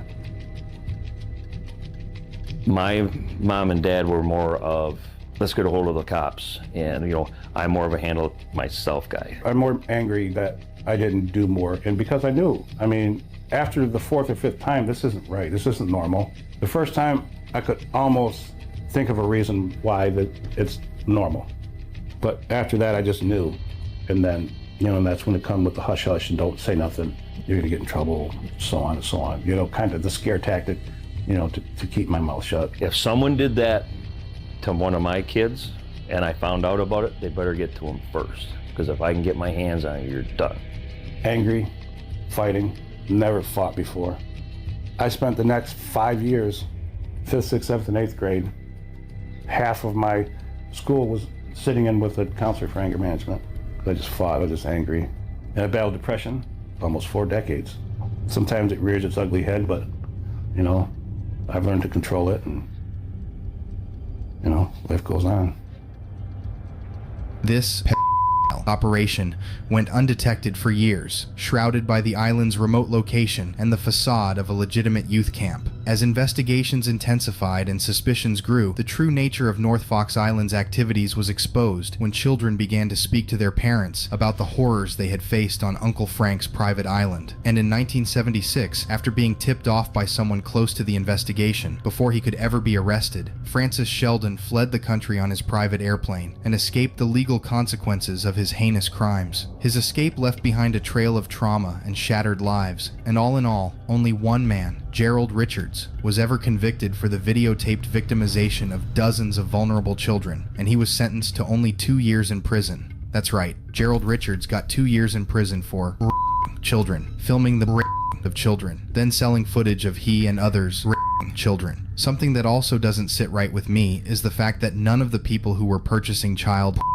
from the North Fox Island ring, none of the other that raped children on camera, and none of the who visited North Fox Island to rape a child were ever arrested or charged. To this day, the client list remains unknown, and that's probably on purpose. The FBI said years later that all of their files on North Fox Island were destroyed in a flood. Yes, you heard that correctly. Every file they had collected on the case, which was being held in the basement of an FBI building, was damaged beyond repair due to a flood.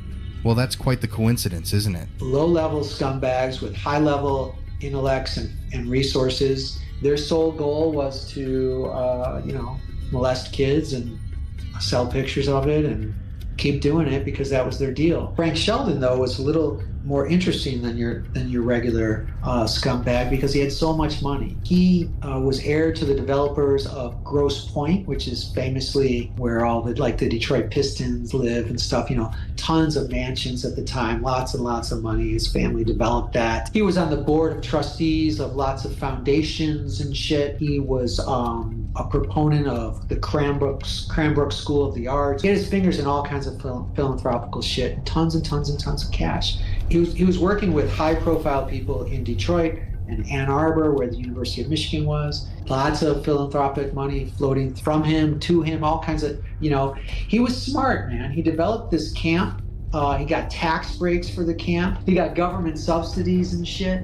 So basically what he did was he created a little haven, like Epstein's Lolita Island or whatever. He brought kids out there and he raped them and took photographs of them and sent them home, man. So Frank was actually, basically to sum it up, he was paid like by the government to take these kids out there, right? Frank Sheldon knew how the system of taking care of disenfranchised, disenchanted, impoverished, broken children worked in the same way that other abusers infiltrate the foster care system or infiltrate, the church system or whatever. If you are a sick who wants to, abduct or molest or otherwise abuse children, what do? You go where the children are, or you bring them to you. It's not like you can just walk around the street and just grab kids all the time. That you're gonna eventually end up in prison. But if you're savvy and you have resources, you develop a system that funnels those kids through you. Just like people who decide they want to, who are bad actors who want to infiltrate the foster care system and have 7 or 8 kids go through their, and you learn later, they abused all of them. Frank Sheldon was working on that kind of system, but it was a little bigger scale. He got, just like fostering, he got subsidies. He got paid for every kid that he took into this camp, and he got tax write-offs, and he got all kinds of shit. Yeah, so Frank Sheldon made money abusing kids. So it makes sense that Frank Sheldon would keep doing it. And he made money, secondary money, off of let's call it the royalties of that abuse, which is the child pornography that he produced and the rumored parties that Frank Sheldon was involved in, where some of these victims say, I was at a party in Ann Arbor, Michigan, which is where Frank Sheldon also had occupancy at times. And there were all these men there, and there were 3 or 4 other kids, and we were there for them. Like, Frank Sheldon organized and hosted and profiteered off of all variations of this abuse. And what is very important that nobody ever talks about, drives me insane, when Frank Sheldon got tipped off that the police were about to search all of his shit, because that did happen. The police were coming down on him. They were honing in on their investigation of him. It was unrelated to the Oakland County child killings. They were honing in on Frank Sheldon, and he got tipped off. They showed up, and all the shit that they were looking for was gone. What incenses me is that he absconded and eventually ended up in the Netherlands, and eventually had a funnel of money from Detroit to the Netherlands through his family attorney or whatever. He didn't lose any of his money or whatever. And he lived in the Netherlands for years and years and years after this shit. He eventually died in the Netherlands, but nobody has gone and said, hey, if he was doing that shit on Fox Island, let's go look and see what the was going on in the Netherlands. There have got to be hundreds of victims of Frank Sheldon in the Netherlands, because he lived another 20 years and he had all the money in the world.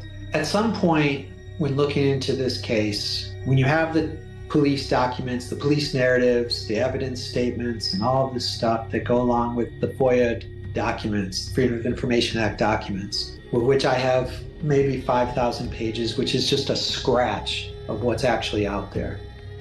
I have about 10 or 15,000 pages. At some point, when you're digging through the files of the Oakland County child killer case, you come across all kinds of mention of Fox Island, because Fox Island and the operating there were on the radar of the police, predating the Oakland County child killings. So they were looking at Fox Island because they had many reports of these molestations, and we should actually call them we should stop calling them molestations and start calling them what they were, which are violent rape. You're talking about children. At some point, the violent rape of these children on Fox Island was on the radar of police. So when the abduction of these children started in Oakland County, it was natural to start looking to Fox Island to see if there was connections. They started to see connections between the Cass that they knew of and the Fox Island operators. So they started probing those connections, the Cass Corridor connections down in Detroit and the Fox Island connections in northern Michigan. But the thing about it is they're very close to each other. Fox Island, you look at the state of Michigan and you go, oh, well, that's 4 hours away or whatever the it is. It's right there. It's a morning's drive. This is not like a foreign territory. And so it made sense for them to look up there to see if these people were associated, because in fact, residentially they were. They didn't live full time at North Fox Island. They lived full time down here in Detroit. That was just a fucking vacation spot for those motherfuckers. The players were all the same. They didn't just come out of nowhere and say, what if that random person up in Fox Island? No. All the players that Frank Sheldon associated with, and there are photographs of Frank Sheldon with some of these people, all those players were operating downstate in Detroit in the Cass corridor. So it made a lot of sense.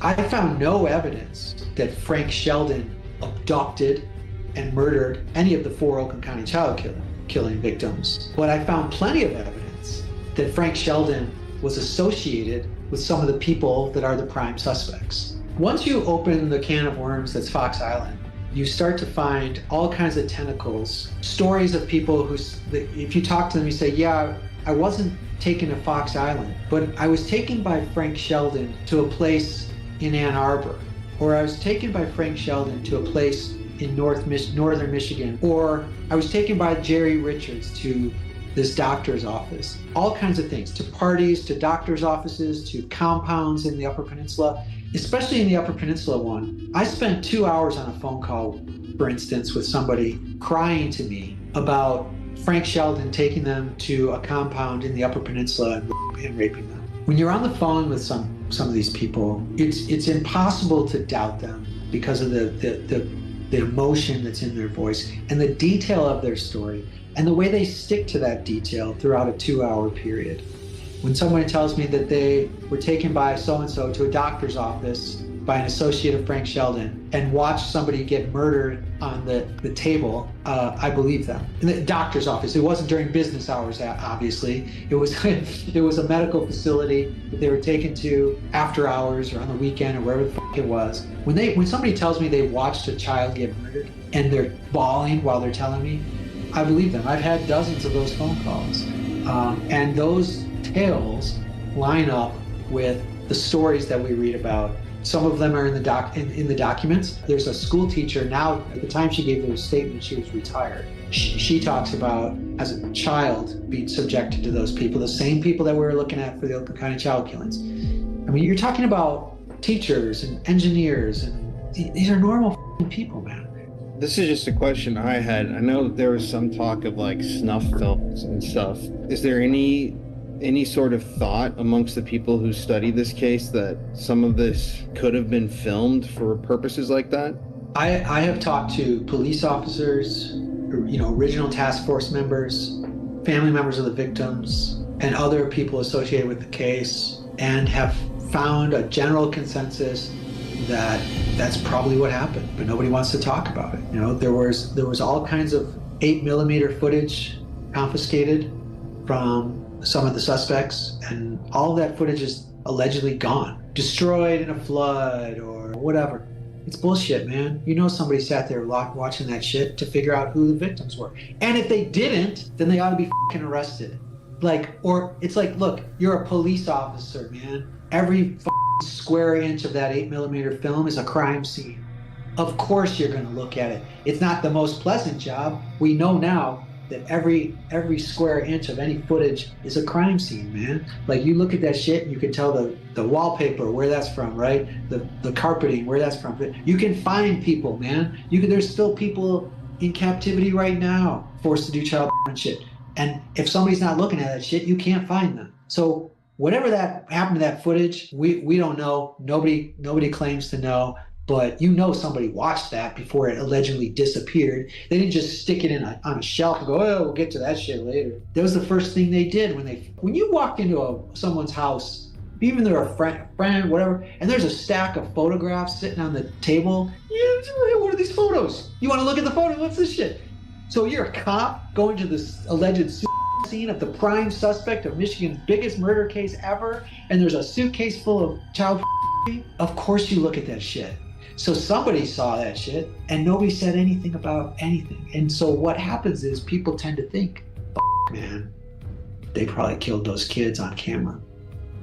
Yeah, because then that's where, in my mind, Francis Sheldon kind of is involved with the whole child production and the people, in his sphere being involved in this case. And it's a theme that I've noticed too with cases and stories like this. There's those really extreme clients or people who want to see that shit, and if you have enough money or the right people, disturbingly, I feel like, especially back then when it was so much harder to solve crimes, it was actually possible. I mean, today, there's like, I talk about this shit all the time, like hundreds of millions of child images that all had to be filmed. So it's like reasonable to think that these people filmed these murders, especially with how weird the whole investigation is. I don't know. It's what do you think was the goal of the murders? Like, why were these kids killed? Because it obviously wasn't somebody who just wanted to murder kids. It's tied into all these and shit, but like, why? To understand the purpose behind these murders, you have to first acknowledge that it's not one person, one psychopath, one whatever, going out who abducted and molested these kids. We know that because they found multiple sources of DNA tied to multiple sex offenders. So like, look, there's no way around it. This was teen killings. Whether one person did the murdering or 3 or 5, whatever, this was teen killings, at least in terms of complicity. Once we understand that, then we know that this was sexually motivated shit. And the recent DNA that was found, that somebody told me was found in the vagina of one of the girls. So like, look, we know the girls were raped as well. We didn't know that before because the police spent a lot of time saying it didn't happen. These children were abducted for sexual purposes. And then from there, you can do whatever you want with that information. Why were they killed? Well, you just spent 19 days with one of them. What are you gonna do? Send her back home with a backpack and a sandwich? Do I think that these children were killed specifically for the purpose of killing them on film? I don't know. My brain is too domesticated to go there. I don't want to think about certain things, yeah? Like, I just don't want to think about it. But the truth is always right in front of us. And if it looks like that's a possibility, then it probably was, because you know what? They were abusing these children and they were monetizing the abuse. If they're going to monetize the abuse in one way, why aren't they going to monetize it in another way? We know this. They were creating and distributing it. These people are up.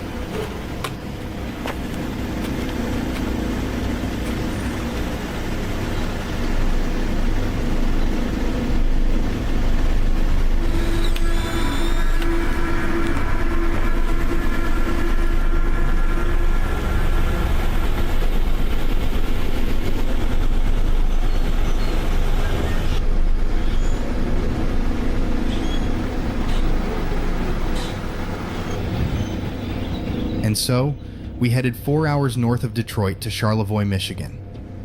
This journey was taking us directly into the heart of darkness. We were heading to the extremely remote North Fox Island. We felt like the only place left for us to visit, to investigate this darkness and evil for ourselves, was deep inside the belly of the beast, on the most notorious island in America. North Fox Island isn't a tourist destination. I'd say only a dozen or so people visit the island every year, and nobody has ever properly investigated the island, or done a paranormal investigation on it. In fact, there are only 2 ways to get to North Fox Island: by a private plane, or by a chartered private boat. There are no roads on the island. There is no tourist boat service that brings people out there. If you're headed to North Fox Island, you really want to get there. We had booked a private plane weeks prior to visiting, so when we headed towards North Fox Island that day, we thought that our travel arrangements were already set and done. We had no idea what was about to happen. So, what do you guys think about tomorrow? So I've only flown on one charter plane ever, and it was over a ghost town for like a commercial, and it was so windy, like it shook way more than any other like actual plane. And it freaks me out. So now that we're going on a charter plane, it has one engine to this island that has no service, no one's on it. That just freaks me out. And then I seen a video that you showed me that there's snakes on this island. So I don't know. It's pretty nuts. And we're doing this to just find answers. And I just find this, it's like we're investigators, like in a movie. Like this is a movie thing we're doing. Mm-hmm. Which I find exciting, but crazy. Yeah. For a murder case. And stuff. Yeah. I don't know. I think it's crazy as hell. What do you think? What do you think? I'm not really scared of the plane. I'm scared of what we might uncover. That too. I mean, this is stuff that people get killed for knowing. Right. Yeah, no, that's true too. And no one's made a story on this. No. This is our stuff that no one ever showed to anyone. So of course, even people who maybe bought or when they donated to the island for these videos, they're like, oh shit, they're gonna hate us. They're gonna obviously see it. You know, whoever these higher up people are, I'm sure they're gonna all be shaking in their boots. Yeah. Right? I think it's, I'm f***ing scared to fly a small plane, definitely. He's not, because he's flown planes. Yeah. Connor got into a plane crash, by the way, everybody online. Yeah, no, he did. He So told that's a me the real story. Yeah. But I think I've only been on one small plane, so I'm definitely freaked, I would say. Then you got snakes and my mortal enemy, spiders. Apparently the island's swarming with spiders. See, I didn't know that either, so it's just one thing to add to the list of terrible things. Yeah. And yeah, doing like you said, doing videos like this is like dangerous too, of people not wanting this information to get out. I mean, like, I've studied cases, stuff that Connor and I have talked about. He knows all the details of stuff. Like, there's a specific story that I'm working on telling where a guy was working to expose a sex ring, and his small plane went down the day before he was going to turn in evidence, and he and his young son died. Someone sabotaged his plane. It wasn't an accident. So when we got this charter plane, we didn't say what we were doing on it, right? No, but... All right, good, because I don't want to start going down. But think about it. If this is all government linked... Yeah. And they've been following us. I have a high profile when it comes to conspiracy shit. I'm definitely on a list, I would believe. This would be the perfect opportunity. I'm not even joking. Yeah. This is like dead ass. I've thought about this, and Courtney's worried about this kind of, my parents. It's like the perfect opportunity for somebody to sabotage something that could take us out in an accident, and it would look like an accident. Right. Before we even are able to break this story. It might sound over dramatic, but once you start getting into this world, even this story, the main suspect killed himself. Yeah. Like, they did this already to people with this story. And then the guy with the island already fled. Yeah. And he's gone. Like, who knows what strings he's pulling, or people that worked for him that are still alive still pull to keep this story down. Mm-hmm. Damn. It's creepy. And it's like 1 a.m. now. We drove up 4 hours to get here. Yeah. From Oakland. Yeah. So, I mean, a lot is going in this. Yeah, you can tell we're all just a little bit... We're dead. Yeah, like this is a long night last night too.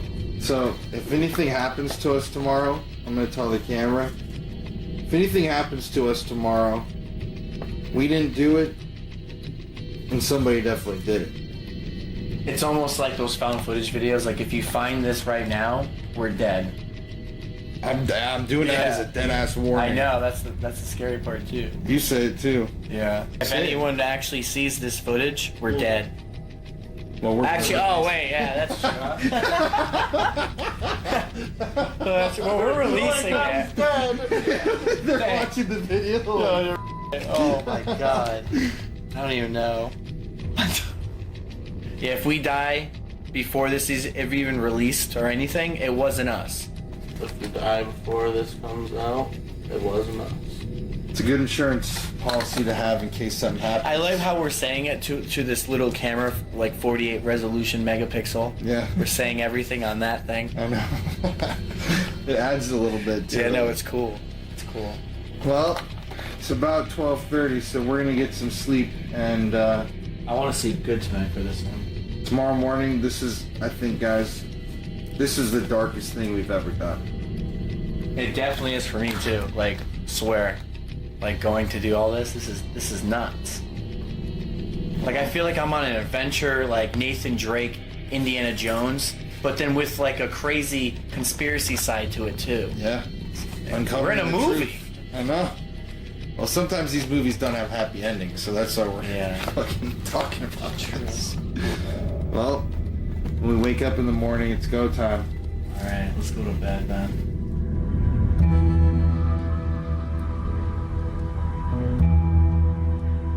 So we just woke up, well, not that long ago, and look at the weather outside first off. Look at this weather.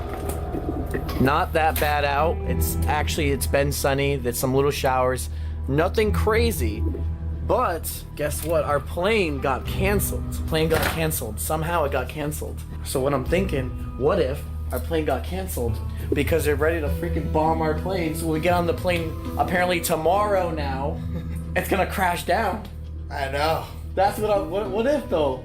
Because now we have this whole day off because our plane got canceled. As we wake up, we get a call. And it was sunny. That's why. And it was sunny the whole time. And we even said, oh, don't worry. Just drop us off for 2 hours or 3 hours. That's fine. And the pilot still said, oh, no, like, something about no, like, he shouldn't do it. Which, I mean, we're not pilots, first off, right? So, I mean, it could have been some low clouds or something, and that's fine. But, dude, I mean, honestly, it's been pretty good outside. So now I'm freaking out, because now what if tomorrow comes along, our plane crashes all of a sudden? That wouldn't be good. It won't be good. Not. But because this happened, you were reading a lot on everything that's been going on. And you uncovered more stuff that's a lot to handle and to take in, but maybe we could talk about some of it. We're stuck here in Charlevoix. Our flight got canceled earlier this morning because of foggy weather conditions. Oh, and it was foggy, but dude, it cleared, like I said, it cleared up. It looked nice. We all looked like we're like confused, like what the heck? And we don't want to fly in dangerous conditions, especially when we're doing this stuff, because that would be a very easy excuse for somebody who wanted to kill us. Oh, they took off in a foggy day, you know? Yeah, easy. True. All right. Right? So maybe we're okay. Yeah, so tomorrow we're going to launch, but this story is like an obsession personally of mine. And so this entire day for the last like 4 or 5 hours, I've been sitting on the couch researching more, reading the book, and there's some startling new shit that I came across that I want to show you guys. Please share. Yeah, like I know like off camera I seen you reading over there for a while. Even I would talk to you and you just didn't even know you didn't even hear me. You like zoned into the book. I had AirPods in. Oh, that's it. But that's okay, because when you brought up Charlevoix, I'm like, oh wait, we're in Charlevoix, and like it's all coming together. Right. So I'm like freaked out because we're in this town and we're in a, like I said yesterday, we're in a freaking movie. It's crazy. We're in a movie. You gotta share. All right, so share us what's going on now. So I'm gonna show you guys this graph. So right here, this is what started off my day. This is, and you haven't seen this, right? Mm-mm. This is crazy. So I came across a post online with this linking the story to JonBenet Ramsey, which is crazy actually, because JonBenet Ramsey's grandfather granted the permit and helped basically get Fox Island pushed through with Francis Sheldon, which is insane because JonBenet Ramsey is probably the most infamous child who was murdered in American history, and her grandpa is directly tied to North Fox Island ring. It's just weird that the more we dive in, the more we see how everything's connecting in some way. Yeah. Which either makes it's easy to make a conspiracy out of this, but it's also easy to really connect it together and be like, wow, okay, this makes sense. It's because it's all documented. I mean, it makes more sense for it to be true that it's all like every sex trafficking ring in history is all connected to each other, rather than just sitting here and saying, oh no, that's a conspiracy. Right. It makes more sense. Right? Yeah. And it's scarier because a lot of these people are still out there and never were caught. Like this whole thing, before we begin, think about it.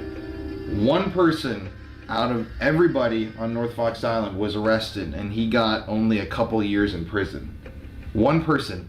None of the men who were consuming the child, none of the that were on the island raping the children, nobody for the murders of the 4 kids.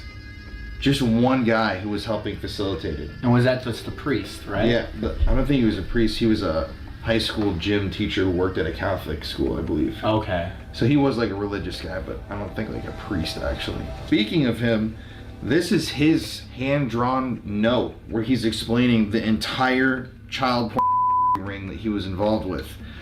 So if you take a look at all of this, it makes a lot of sense. Like, the top is shops, and that guy, Gerald Richards, was working at a porn shop, and that's kind of how he got started in a lot of this. And that branches down to these magazines. Francis Sheldon from North Fox Island wrote for magazines, so did Gerald Richards. That's how they connected through a magazine. And then when you get down here, there are all these different leads, different organizations, like let's see, Hermes, which is another ring in Chicago area.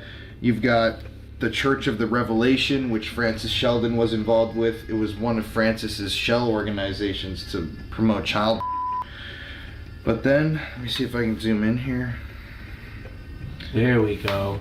All this, you can see all this 8mm picture distributors in California, mail-o-matic operations where they were sending the child out, all these names and processes. This is about to blow your guys' mind though. Then you go down here, Charlevoix.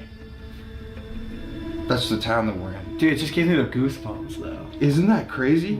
So what does Charlevoix has to do with this? That's what we don't know, right? I don't know. I researched all afternoon for like a And the concrete airport connection. is connected to it, obviously, because Yeah. everybody flies from Charlevoix to Fox Island, North Fox Island, though. And look at, you got the airport that's connected, Nels, N-E-L-S, I don't know what that is. 2 times. Yeah, 2 times. Then you've got, I can just read it better, like 3 times. Nels Witness. Yeah, Nels Witness. Then you've got the university student, former lover. Then Charlevoix, the town that Frank built. Frank Sheldon. Yeah, Frank. So what town's that? Oh, This is Charlevoix. Yeah. Yeah.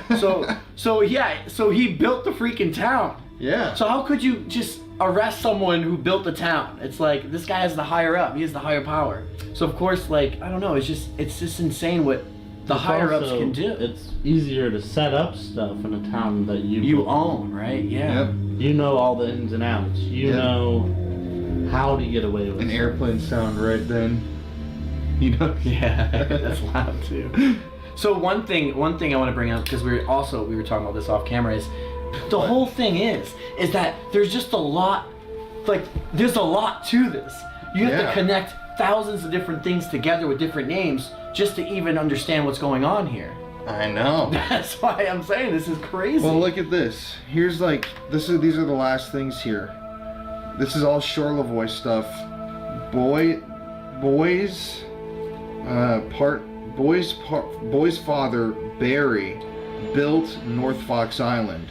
Then the letter M, Frank's or Francis's second car, Michael and Frank, June 76, and then I can't read what that last thing said. And what do those things mean? It's so vague. And who Right? wrote that? Who actually wrote this? Was this in jail? The one guy who was convicted, Gerald Richards, wrote this, and this is him spelling out the pedophile. The high ring. school priest guy kind of thing. And He he's did the that one that once wrote he that. got arrested. Yeah, he did this for the prosecutors to show them how everything was working. Holy crap. But I couldn't believe it because we actually ended up flying out of Charlevoix because like you called around a bunch of places and this was the place where the charter could bring us there. Mm-hmm. And we didn't like come, we were originally going to go to Traverse City. Right. But then when I open up this document today and I see in a huge box with all these arrows pointing to it, Charlevoix, there's something here in town that is connected to all this. Now, unless it was just because all the higher ups flew using that airport, and it could be that simple. But that's the weird thing is when I was doing my research about planes and flights out of here, there's, I would say, probably 20 airports that surround North Fox Island that we could have gone to. And none of them else wanted to fly there except this one? Well, I contacted airports around Traverse City, one out on that other peninsula, and then one here. They were the ones that hit me up first. That's so strange that we ended up here and that's on his paper. And then the first airport that I contacted here, the lady at the front office was like, "Are you guys doing like research about what happened on the island?" And I was like, "Yeah," and she was like, "Oh my god, like That's so crazy.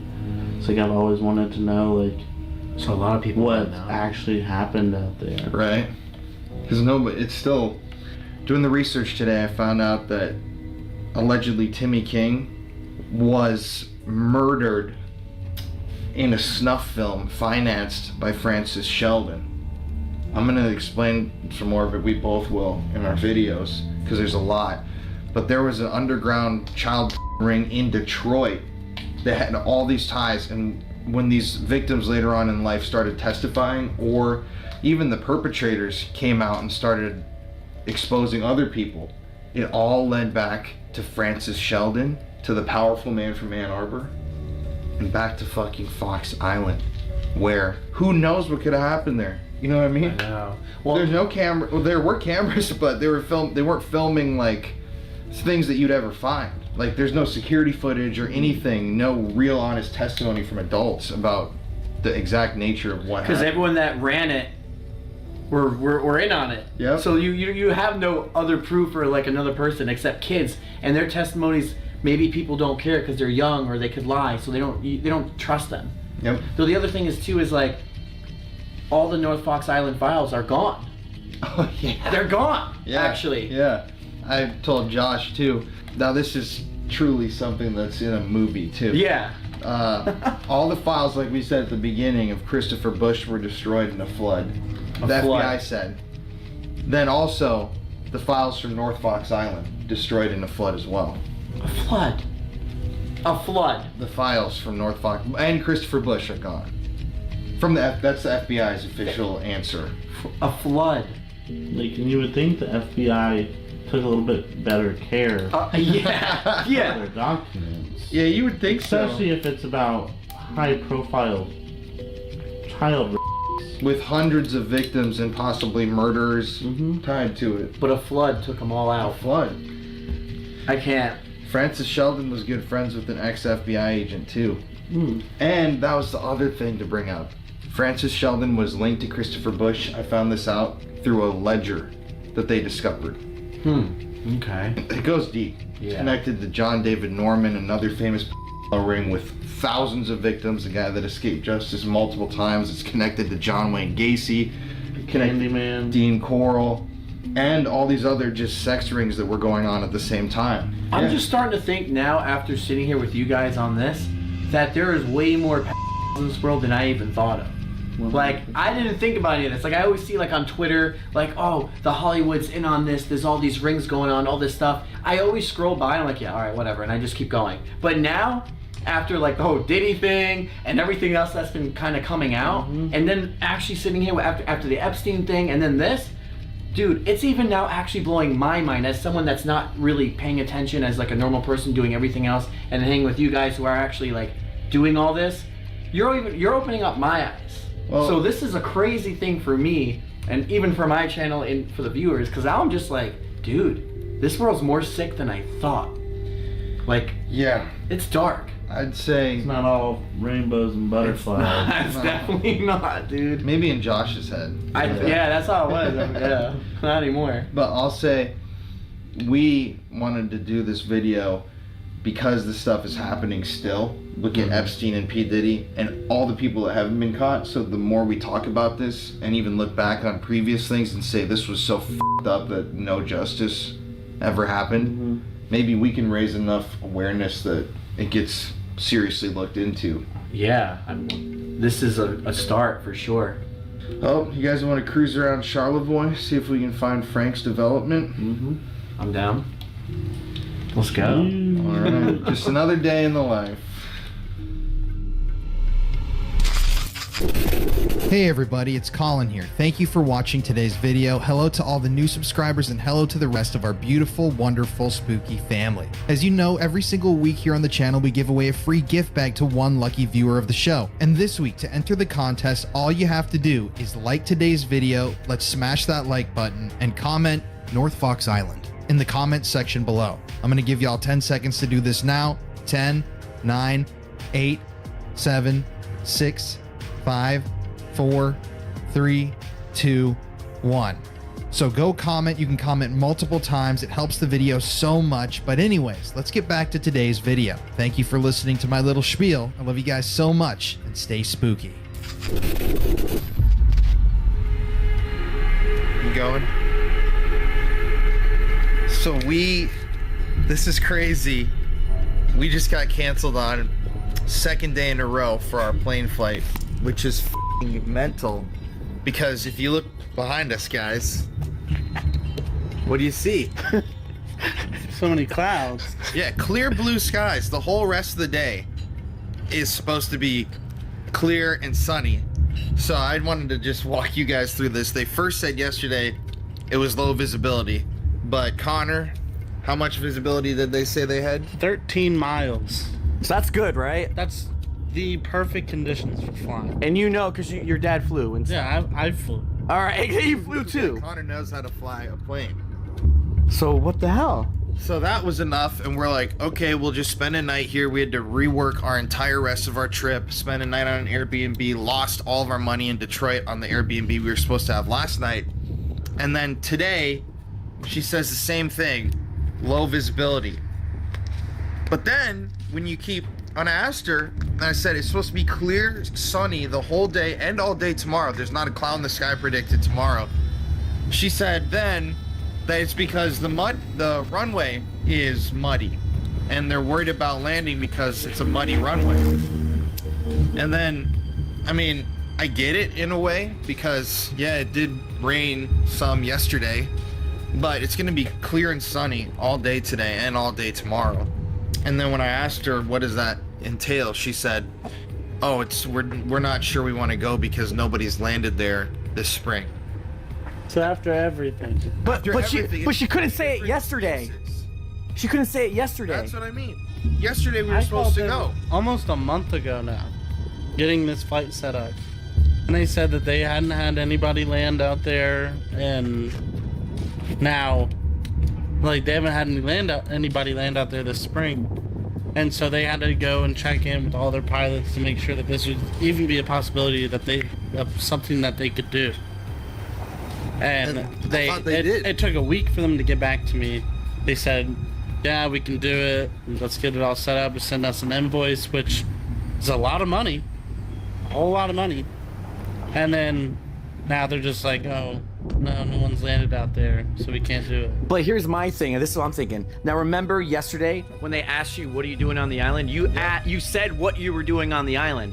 And now all of a sudden, it's the muddy runway situation now the next day. So I kind of think it's because of that. It really did not rain that hard either. No. I mean, bro, look how sunny it is. I need sunglasses on. It's so sunny right now. Yeah, I did mention when they called yesterday, they asked what we're doing on the island, and I said, we're doing a documentary on North Fox Island. And she's, oh, the pet stuff. And I'm like, yeah, okay. Then all of a sudden, 3 different excuses. Fog, and it's really strange because if you actually, I'm not going to show the text because her number's on It's also strange that they're out of Charlottesville Airport. They're the main charter service out of Charlottesville. Or Charlevoix. Yeah. And what airport were they using back in the day? Charlevoix. Exactly. And remember the guy who wrote it in a box, airport, and put the arrow to the town? Yep. So, I don't know. This is a conspiracy in itself. It's weird, bro. Nobody wants us out there. So, what we're actually going to try to do, let's see if we can get a boat. Yeah. We're going to this island. I'm at this point, I'm not leaving Detroit. Well, I'm Michigan until we get there. I know. Like, for real. I'm missing my birthday. Yeah. Because I want to get out to that f***ing island. Yes. Well, I'll say also, the one thing that's crazy is, even in the text this morning that she sent me, it was like, we'll check in and see if we can do it. And then all of a sudden it was the muddy runway where you can't take us today or tomorrow. There's the visibility. Yeah, the visibility. Yeah. And then you told her, well, look, it's going to be clear skies the rest of the day. Yep. And she's like, oh, well, this. Yeah, and then I said, what about, tomorrow when it's been sunny all day and sunny all day tomorrow? And that's when she said, no one's been there all year, so we don't want to go in unsafe conditions. And I'm like, if that's the reason you're not taking us, why the f*** would you even tell us in the first place to come out here? If you're unsafe to land and no one's been there, that's your reason. Why are we here? Yeah. Why did we ask you to take us on a f***ing flight and you said yes? Yeah. It's ridiculous. It's so No, it crazy, is. bro. It is. It's bullshit. Now what? So we're gonna go to the marina? The marina? Yeah, let's do it. Well, it's obvious. I'm not placing blame on the airport or the owners of the air company, anything like that. But it's obvious to me. It's strange. Yeah. Something doesn't want us to go to this island. Somebody doesn't want us to go to this island. And it's f***ing weird. Very good. Watch now. Should I bring this in or not? No, I wouldn't. No? want to sketch people out. Alright. We don't want to let them know we're doing here. That's the thing now, Yeah, right? so I'd move Alright. back. I got you. I'll just keep it audio for recording. Alright, I'm gonna shut this off in a minute.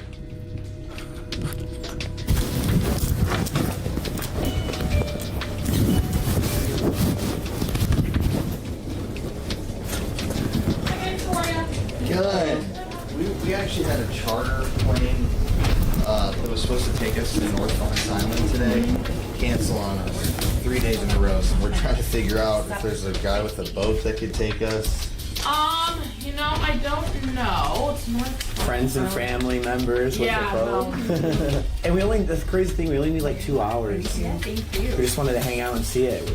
Yeah, unfortunately, there's not really even charters right now in the water because it's so new in the season. Yeah. Yeah. Boats aren't even in the water yet. What airline? Did you try with? They won't either. Yeah, because What about helicopters?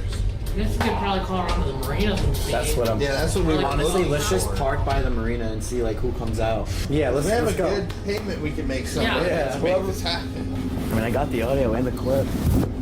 All right, so you heard everything. We're gonna now head to the marinas and just. I feel like we're on like a NPC role-playing side quest game now. For real. I was ever fun. Right? Oh yeah, this is my first time doing a vid like this in a while. Celebrate when we step foot on that island. Yeah. Right here's the little marina, but we're gonna try to go to like a rental company over here somewhere. Fox Island. Is there any way we could fly out today or tomorrow? Only need 2 hours. It was about a month ago, yeah. Yeah, and I think that was my brother-in-law too. Yeah, they said no as well. Because we're up here and we've invested probably about $3,000 to get all of our stuff up here. And do you know any other way that it's possible to get out there? Wow, yeah, it seems like nobody wants to let people on the island. It's crazy. There's no charter boats, no flights. Well, I guess we are just gonna ask around. Thank you for the help. Yeah, no, I get it. All right, well, have a great rest of your day. Thank you. Zero. Hey guys, so I found 2 people inside that boat. I'm literally just gonna go right up to them and straight up just ask. Like, I'm just gonna ask if we can get on the island. I'm gonna talk to them right now. I'm gonna keep this in my pocket. I don't want them to know we're filming it. It might be awkward. Hang on, let's see what happens. Hey guys, question for you. I'm trying to find someone that could get me on North Fox Island for 2 hours, and we could pay. What happened? Oh, yeah. All right. Would you, him too? All right, thank you though. I appreciate it, guys. Do you happen to know someone with another boat? Yeah. Hey, thank you. All right, well, obviously that did not work. They don't want to do it either. It's funny because the guy's buying the boat and the owner was in the boat. That would be so amazing. Oh. I can't thank you enough. This is great news. Please. Please, something. Yes. I come back to greatness, maybe? Do you need my number? Yeah, this is my cell phone. All right, I will be sitting and waiting very hopefully. All right, thank you. We might have a lead. A lead? All right, well. City, she's gonna call. No way. Only an hour from. That's not bad. Yeah. No one's gonna help us here. No. This is not a good place. No, it's not a good place. She's got a bunch of captains that are in the water already. Oh, but apparently no one's here in the water. No. But there's everyone with their boats out hanging out over there, but it's weird, man. It's weird. This is May. I feel like May is like great time to get your boat out, start, no? going out and There's shit. not a bit of snow. Oh, no, this is great. Everything's drying up really quick. This little rain that we had. I mean, I don't know. Let's do a test, actually. Yeah. Let's just take a look at this grass. Okay. Let's see how muddy this grass is. Okay. Because it's out in the lake. It's 18 miles from here. So they got the same amount of rain. Maybe I'll give them a little bit. Dude, I hope we get on because I'm just thinking of like all the videos we're also gonna get now with the new idea that I'm gonna stay longer, and I'm like, I'm not leaving. Like, we're getting this. Oh, wow. Look how dry that is. There's no mud. Just that little dot, and that's just moist. Moist. Fucking strange, man. It really is. It's literally, there's no mud. Especially after all fucking day today. I know. When it's sunny the whole day. They're saying there's gonna be mud. Hey, remember, there was nothing about mud a month before. Nothing yesterday when we got turned down about, oh, it could be muddy. Now, they have no excuse, but now it's muddy. They had to add that in. Once it's tomorrow, also, it's gonna be a completely sunny day from beginning of the day to the end of the They day. still wouldn't be able to tomorrow. Yeah, because it's mud. Mud. When we get on that island, we're gonna go right to that little strip and see how muddy it really is. That's good. Yeah. We need to. Oh, yeah. Yeah, exactly. We've actually had 3 different flights canceled on us in the last couple days, so we're just like trying to get out there. When do you want to go? Today, if that's possible. When do you want to come back? Tonight. Okay. Let me make a call. I've got to. All right, I will just be sitting here. Are you in Traverse City or Leland? We're in Charlevoix right now. This seems a bit promising. The first guy, I've called easily 15, 20 people. Yeah. And you call one guy and they give you another name. Yeah. I talked to a guy who was in England who gave me another name. This is the first guy who actually said there's a chance of it happening. If you think about it, if you pay what the airplane tickets were, I'll just pay the other $1,200. Okay, that's fair. I mean, so that we can just go. And off-camera radical, yeah. This has been really really exciting. Like, no joke. I know. Because the anticipation, the drama, everything. I'm living in a movie while filming the movie. Yeah. Like, this is amazing. This is great. It's stressful. It is, though. Yeah. It really is. Well, now we're waiting now, guys. We'll update you in a second. Yeah, how's it going? Good. So yeah, we'll get you over there. Oh man, that is amazing news. I can't tell you how many people we've talked to that have pointed us in so many directions. Man, thank you. This is crazy. Yeah. It's not a fun place to go. That's why you're looking so hard. Yeah, exactly. We're actually doing a documentary about the island to kind of spread awareness of what happened there. So that's why we're really trying to get there to show people, no one talks about it. And there's obviously so little justice in the story of the island. It's crazy. That's fact. I guess, yeah, we will just start heading to Leland immediately. You'll get there around 2 o'clock. Yeah, it says about exactly an hour. Yeah, exactly 2 o'clock actually. 1 hour 34 minutes. Perfect. Well, I guess, is there a specific address that I should type in? History. Wait, say that again? He said no one likes to go there because of the history. Yeah, no, he said it's not a fun place. Yeah, it's not a fun place. Nobody will take us there. Yeah. I'm sure it's because of that. Everyone knows the history, dude. This guy does, and this is in Leland, so this is an hour and a half out of this town. So obviously now it's someone that just knows the history, but he'll take us. Good shit, guys. Good shit! We are pulling down right now onto... If you see a white Jeep, that is us pulling up. Okay. All right. Over here. See you soon. All right. So finally, after calling what seems like 30 different people in Leland, in Traverse City, Charlevoix, Petoskey, all these communities, nobody would take us out to North Fox Island. Not by plane, not by boat. And in fact, all of them said, I don't even have anywhere for you to go. I don't know who you should talk to. But right now, we're 3 minutes away. We are in Leland, Michigan, the middle of really nowhere up here in northern Michigan. And we have finally found a captain of a boat who who's agreeing to take us to North Fox Island. And it's bizarre because it really does seem like nobody will take us to the island.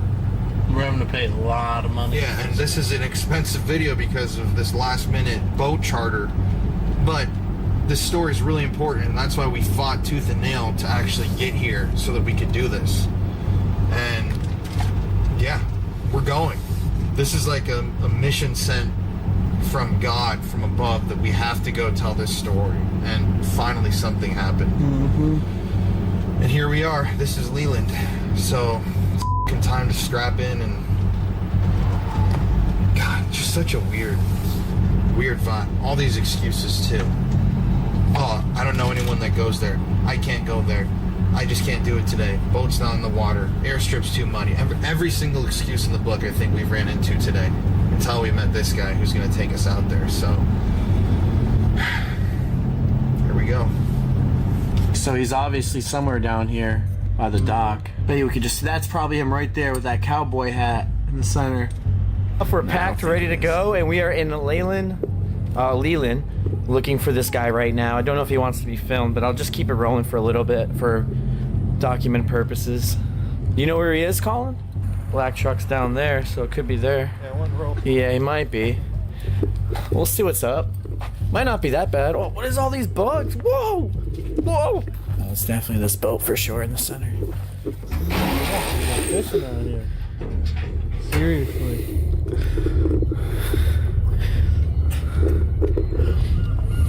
Bugs are crazy. Yeah. Oh, it's crazy how clear the water is. Hey, man. It's going good. Yeah? These bugs are crazy. Dude, I've never seen so many. Well, my guess is they're going to be a lot worse on North Fox.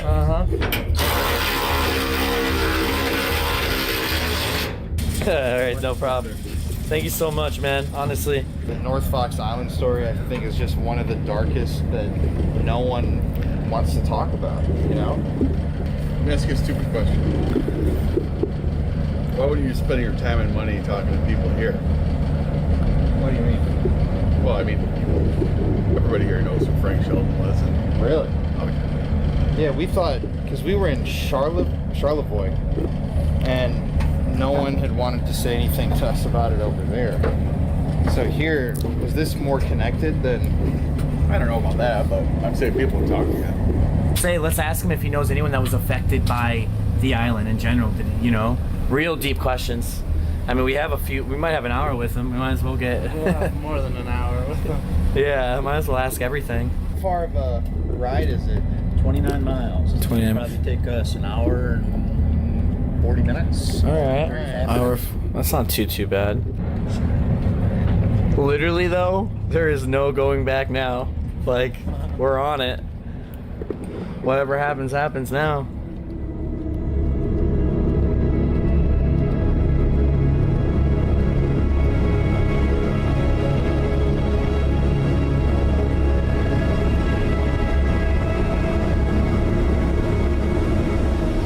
Tonight, our look into the cold case of the Oakland County child killer takes us on a road trip to North Fox Island in northern Michigan. Police were investigating a child pornography ring on the island back in 1977. Now, just months after 3 Oakland County children were killed and just weeks before another, Timothy King, was abducted. The operation was run by a man with ties to Metro Detroit, and police were anxious to find out if he was involved in those serial killings. Yeah, one theory in the Oakland County child killer case is that it was part of a group of wealthy pedophiles who were trafficking in child pornography and groomed underage kids who became victims. A massive investigation led to 2 people, Frank Sheldon of Grosse Pointe, who owned much of North Fox Island, and Jerry Richards, a teacher at Port Huron who recruited young boys to fly to the island on field trips. I remember getting on the plane, I was so excited. Me and Mike, and there's 2 other kids. I think one was a grade above us, and one was a grade below us, if I remember correctly. And I remember landing, I remember getting our stuff, getting our cabin, and, you know, within an hour, we were naked on the beach. That's just how it was. If you live on an island, this is how they do it. And there's cameras, you know, a lot all over the place, really. It's the case that's haunted Metro Detroit for more than 3 decades. 4 children abducted and killed along the Woodward Corridor in the by the infamous Oakland County child killer. One part of it that doesn't fit, however, is that the more people know of crime, the more likely it is that somebody will snitch. It's hard for a big number of people to cover something up. Sooner or later, somebody is going to say something. Maybe not till their deathbed, but it just hasn't been solved, you know. There were other cases of boys being molested in connection with the ring on North Fox Island, and some of those became clear in the aftermath and during the child killer investigation. But the smoking gun was never quite discovered in connection with what was going on North Fox Island. And tragically, as the years go on, the trail gets colder and colder. In any crime, the more people know about it, the more likely it is that something will come out and make it unravel. There are so many people connected to these man-boy love groups that you have to think that somebody somewhere would spill the beans, and it hasn't happened enough that they can go back and say that they can link this to the child killings. That 1 year, that gym teacher just ruined it all. You know, it's a special place in hell for people like that. I'm great that he's there.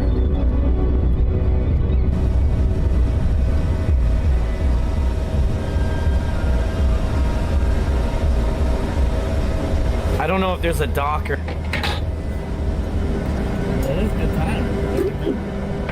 Yes, sun's coming right out. It's beautiful out here. Really foggy out here though, huh, Colin? Yeah, right. Really foggy. It's beautiful. I mean, Michigan's lake, yeah, after this, I mean, this is some of the crystallis clear. Looks like I'm in the Bahamas right now, water I've ever seen. Crystallis clear. Crystallis clear.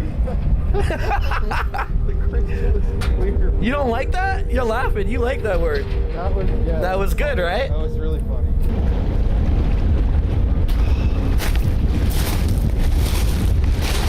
Dude, years of researching, years of being obsessed with the story led to this moment right here. Honestly, a beautiful beach. I know. Fucking Josh was unbelievably excited and just left us. And this is why they did this on this island. It's so quiet. They got away with anything.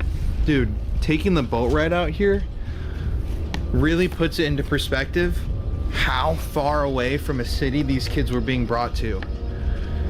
And to sit and think you're literally trapped here with a bunch of Yeah. He can't swim off this island. He even said... It's like a boat? It's the boat. He even said earlier, he's like, you get out in the water right now, you'd last 4 minutes. Yeah. It's super cold. And you're dead. It's like 38 degree water, he said. Or something 40. like that. 40. After everything we went through and now we're here, it's just... But it's honestly still like such an ominous ride over here. I know. Oh, yeah. It's like Shutter Island coming up on the island, like. 100%. And look at the ground, guys. Does it look very muddy to you? No, let's go find the airstrip too. Yeah. Let's do that. Right. We only got 3 hours on the island, so we gotta make use of our time. So I was talking to the captain, and when he was he said 3 or 5 years old, he says Francis Sheldon was invited into his house. And really? Yeah, so his parents was friends with him. No fucking But way. also, Francis Sheldon went in everyone else's house because everyone loved Francis. So he was invited into everyone's houses. So when the news came out, apparently everyone was shocked. Everyone's like, there's no way that's real. So apparently it was hidden very well. Just saying. So that must make sense. He didn't even want to be on camera. He was like, just don't say that to anyone else. But he was serious. He didn't want to speak. He says a lot of people were affected by it. That's what he said. And which you were saying. You said you gotta say things right. Yep. So just letting y'all know. The captain could have been a victim because he was 4 years old. Yeah, I mean, could have been scouting him out. Could have been. Yeah, I don't know what his deal was or what he was doing, but yeah, he was like family friends with everybody. It's not muddy one bit. I know. Here, I'm gonna piss in these two. Well, this is a first. I wouldn't really say this is urbex. Question. So there's a split. Which way? It looks like you just want to go this way, so I'm just gonna go. Right is always the right way. How do you know? You have Google Satellite? No, I know. How do you know? This will be going down the beach. We need to go up further. I don't know. Really? I feel like that. I don't know actually. Everywhere doesn't. I mean, think it's all bring the up same. Google Satellite. He's the one who has service. It's gonna load, but it's gonna take a little while. Okay, here we are. Holy shit. Right. We have to go this way. Look. We're down here on the. Wait, so wouldn't we be going that way? Let me see. See, it doesn't say where we are. It doesn't read my. Yeah, we definitely compass. should go this way. Yeah. Because this is going to take us just along the shore. If you think of going that direction, and the airstrip is this direction. I agree. I think we should go this way. Guys, I mean, it could be the other way too. Wait, what's that say right there? Josh, what does that say?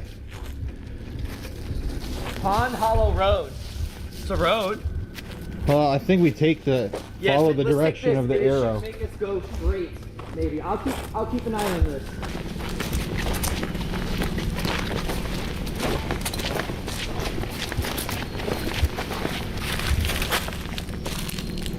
What? I thought I just heard a voice. Did you hear that?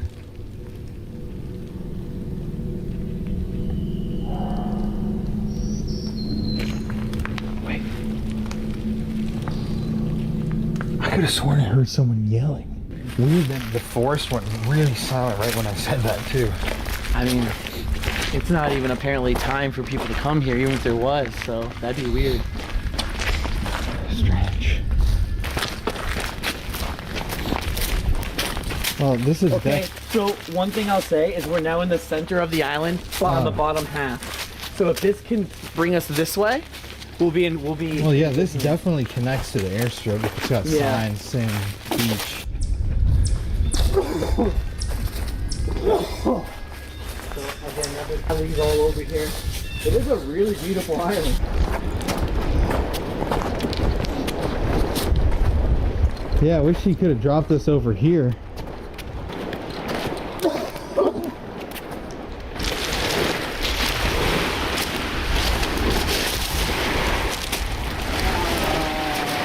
These are like perfect skipping stones. Yeah. Look at this on the beach right here. A kid's birthday balloon. Oh. Isn't that a little eerie? We gotta climb up that hill to get to some of the structures.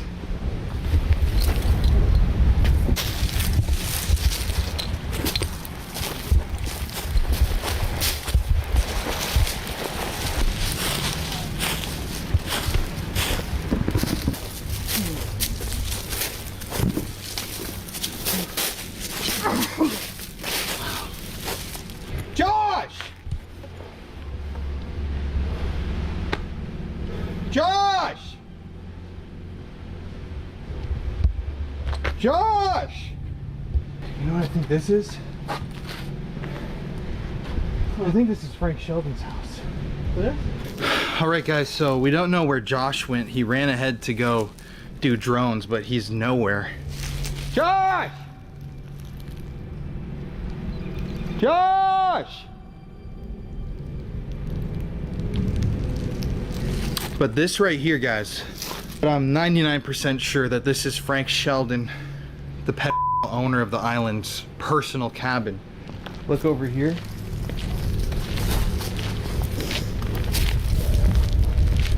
I found a newspaper article discussing this island and everything that was happening here, and they had a picture of Frank Sheldon's house on it. And it had a triangular tip, and it said it was on the west end of the island. Well, we're on the west end right now.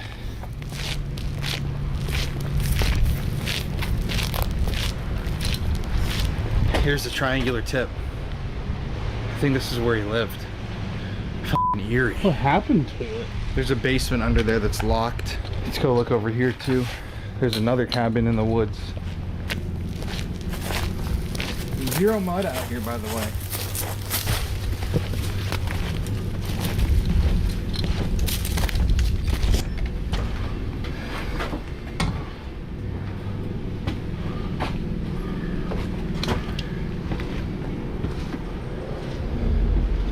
They locked all this shit up. It didn't used to be locked up.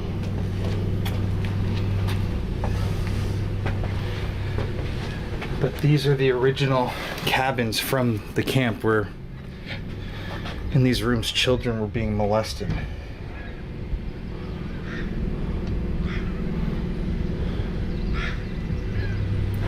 That's crazy. They used to just be open. Maybe there's more that are open. You'd think if you went to the trouble to come all the way out here to use these things like they used to let you, they would let you in.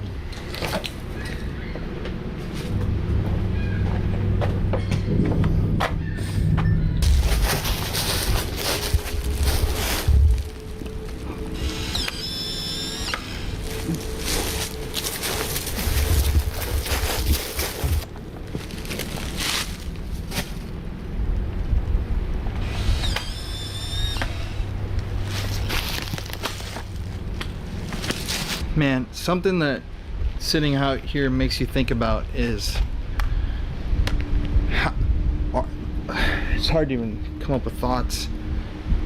My heart breaks for the kids that were literally where we're standing. I get just a horrible feeling. But who knows if those child photographs and videos are still out there.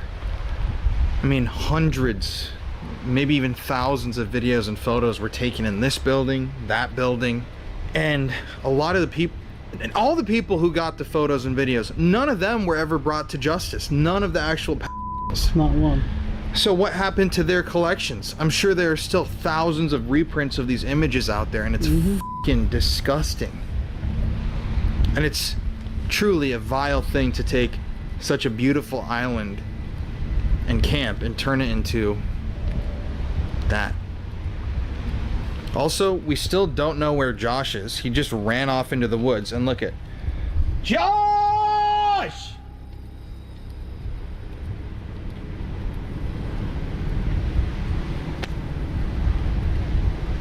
Nothing. Strange.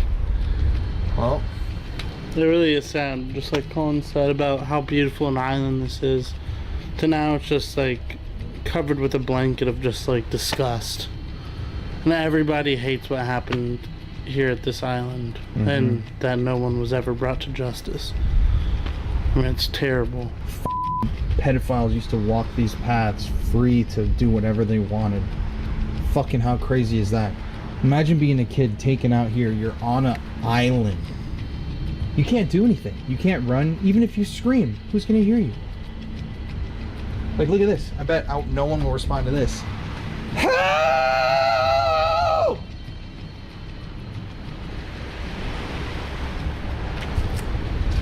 Nothing. We're gonna run a spirit box right here. Not to anybody in particular, but I'm gonna add in here one of the things that is talked about with the Oakland County child killer possibly being linked here is if those kids were murdered here, brought here to be murdered in a snuff film, or even murdered somewhere else, and they weren't killed here, but the pedophiles who killed them came here all the time. And with Francis Sheldon financing snuff films, people think there might be kids buried on this island.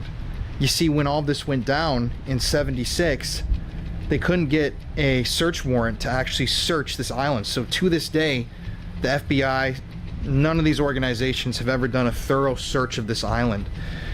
And it's a small island, but there's a lot of ground to cover. They never took cadaver dogs out here. They never took forensics. They never took anybody out here to investigate this fucking island. So who knows if... Let's ask. All right. If there's somebody here, I want to introduce myself. My name's Colin. My name's Connor. We just want to talk to you. Is there anybody here with us? 5-5. Can you say yes or hi or hello if you're here?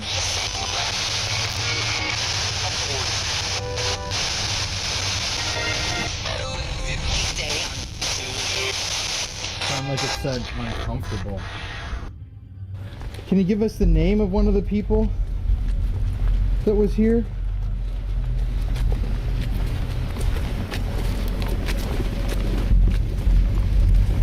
What the f*** is that? I don't know. Private property.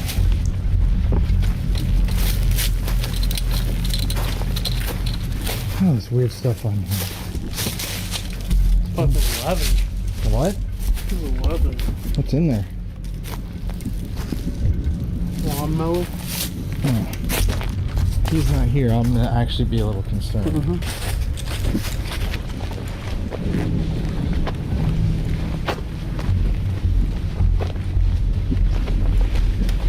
Not muddy one bit. Dude, this is perfectly dry ground on a perfectly sunny day, and they were concerned about this. It's actually been mown. Like, the grass is pretty kept. But where the f is Josh? Josh!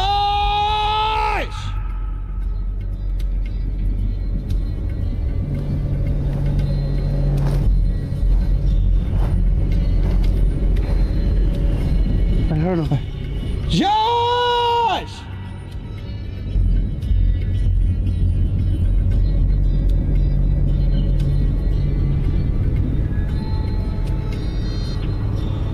Where the f are you?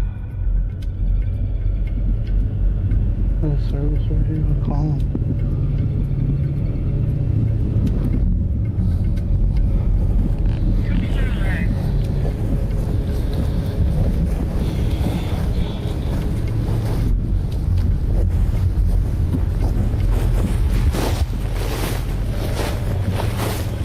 Josh!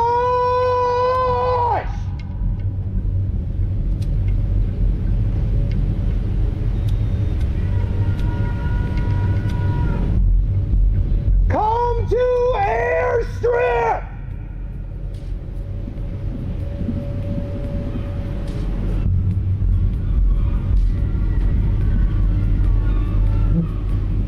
All the way down there. What? Oh, there's him right there. Huh? He's way down there.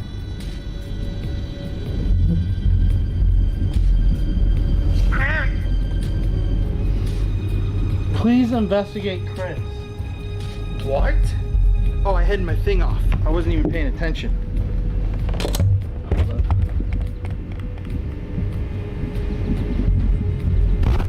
This was recording though. Please investigate Chris. Multiple men. Chris, there's a suspect with Chris too. So right here, we finally reached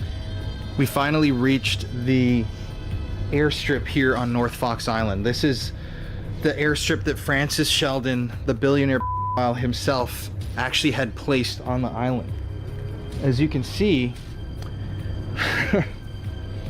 funny enough, when we were trying to get out here earlier, the plane company said low visibility, foggy. I can see South Fox Island from over here and it's clear.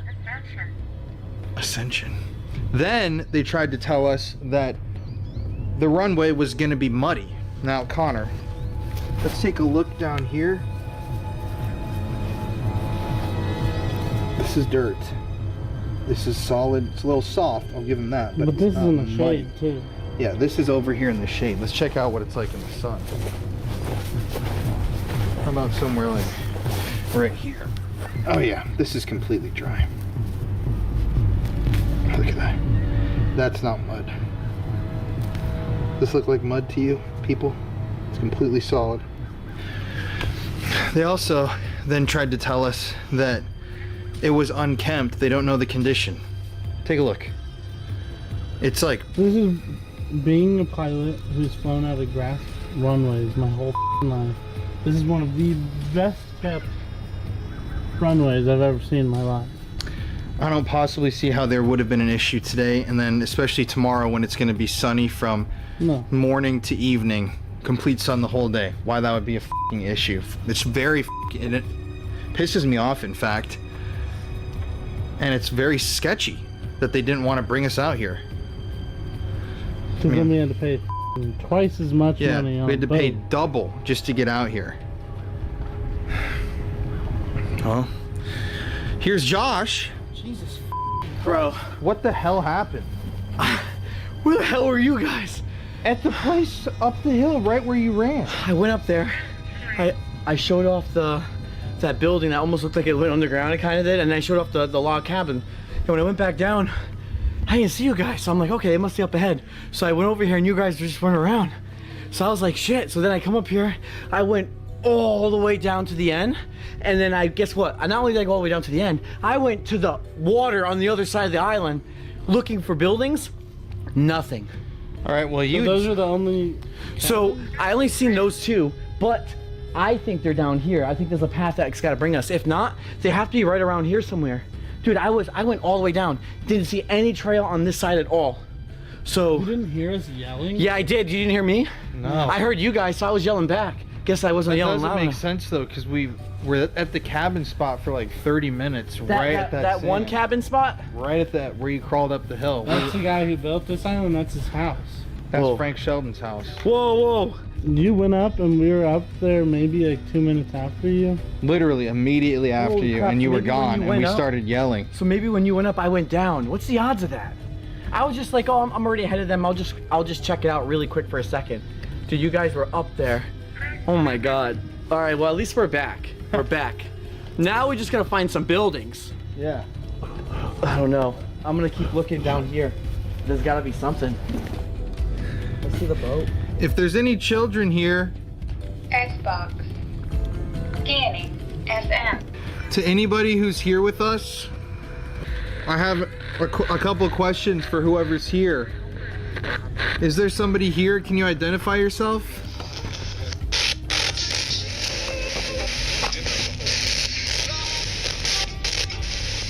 Harriet. Harriet. Is your name Harriet?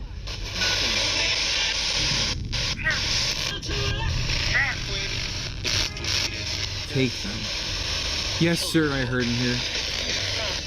I know it's hard to ask or answer this question, but were there snuff films filmed on this island? Videos of children getting murdered? The island, right then. Oh, dude.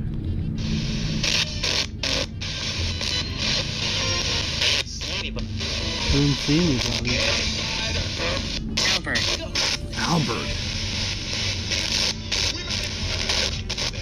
Can you say yes and just confirm? I know it's hard to answer these questions, but kids were murdered here and filmed.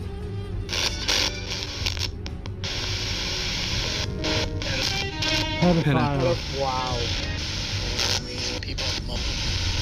Keep off my land. Irish. Is a boat service? Yeah. Can you tell me, please, yes or no? Were snuff films produced here? We want to share your message.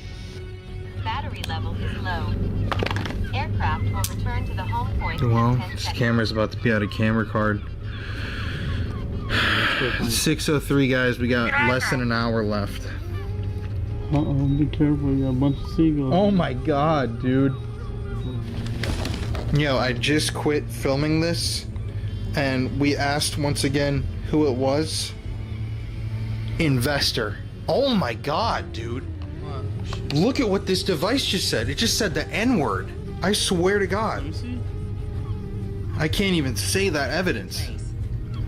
Look at that. What? I'm not going to say that word, guys, but it said the N-word. Urethra. It's in my happy place. Ugh. It sounds like impish. It sounds like a that came through. My happy place. Impish, deviating N-word, urethra, round head. At the end of the day, I had finally visited North Fox Island. For years, this story has transfixed me and drawn me in with its murky, razor-sharp tentacles. It's a story and a mystery that has kept me up at night and inspired me to take my career down a new path. But after visiting the island, I wasn't happy. I wasn't excited. I was more confused. I was even more lost than I had been before. How many kids were abused on this island? How many children had been murdered for snuff films? Did the Oakland County child killers ever step foot on this remote, blood-stained ground? What happened to Frank Sheldon? And why was no justice ever served for the horrific things that happened here? These are questions that are still on my mind to this day as I edit this video. But as the sun began to set, we knew that our time on North Fox Island was up. So we had to pack up and head back to our boat. All right, now the boat guy is just straight down there. Oh, it feels good out here. That wind. After being like so hot. Look at that. Kind of eerie that this is a kid's toy marking the trail, no? This trail into North Fox Island is marked by a children's toy. Just thought I'd point that out. There's also, look at all these shells, guys. Oh, they're all rotted. Look at the whole beach is dead. Listen to that. That's crazy.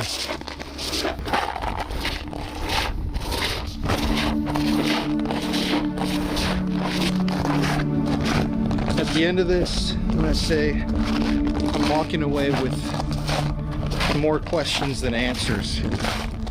Boys and girls were trafficked here. The random names we got, the snuff films, the unsolved potential of this being linked to the Oakland County child killings, and Christopher. Responses confirming Christopher Bush was here. Or at least that's who we assume. I don't know. It's just fucking haunting, y'all. This is one of those videos that eats your soul. And you sit here and think, and criminals like that, their ultimate goal is to destroy the innocence of youth and of children. And not only that, but they're turned on by that sick shit. And to know that that happened to hundreds of children here, how the f has the government not solved this or charged the people? How the f did this just go under the radar? It's disturbing.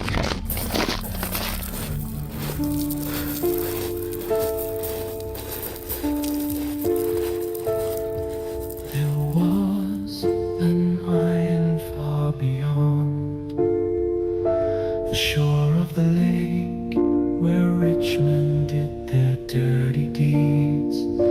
The children they did take, they stole my innocence and stole my life away from me. And now that's why the end of life is all that I can see. They bring the poor and young and weak and trap them on the land, then steal from their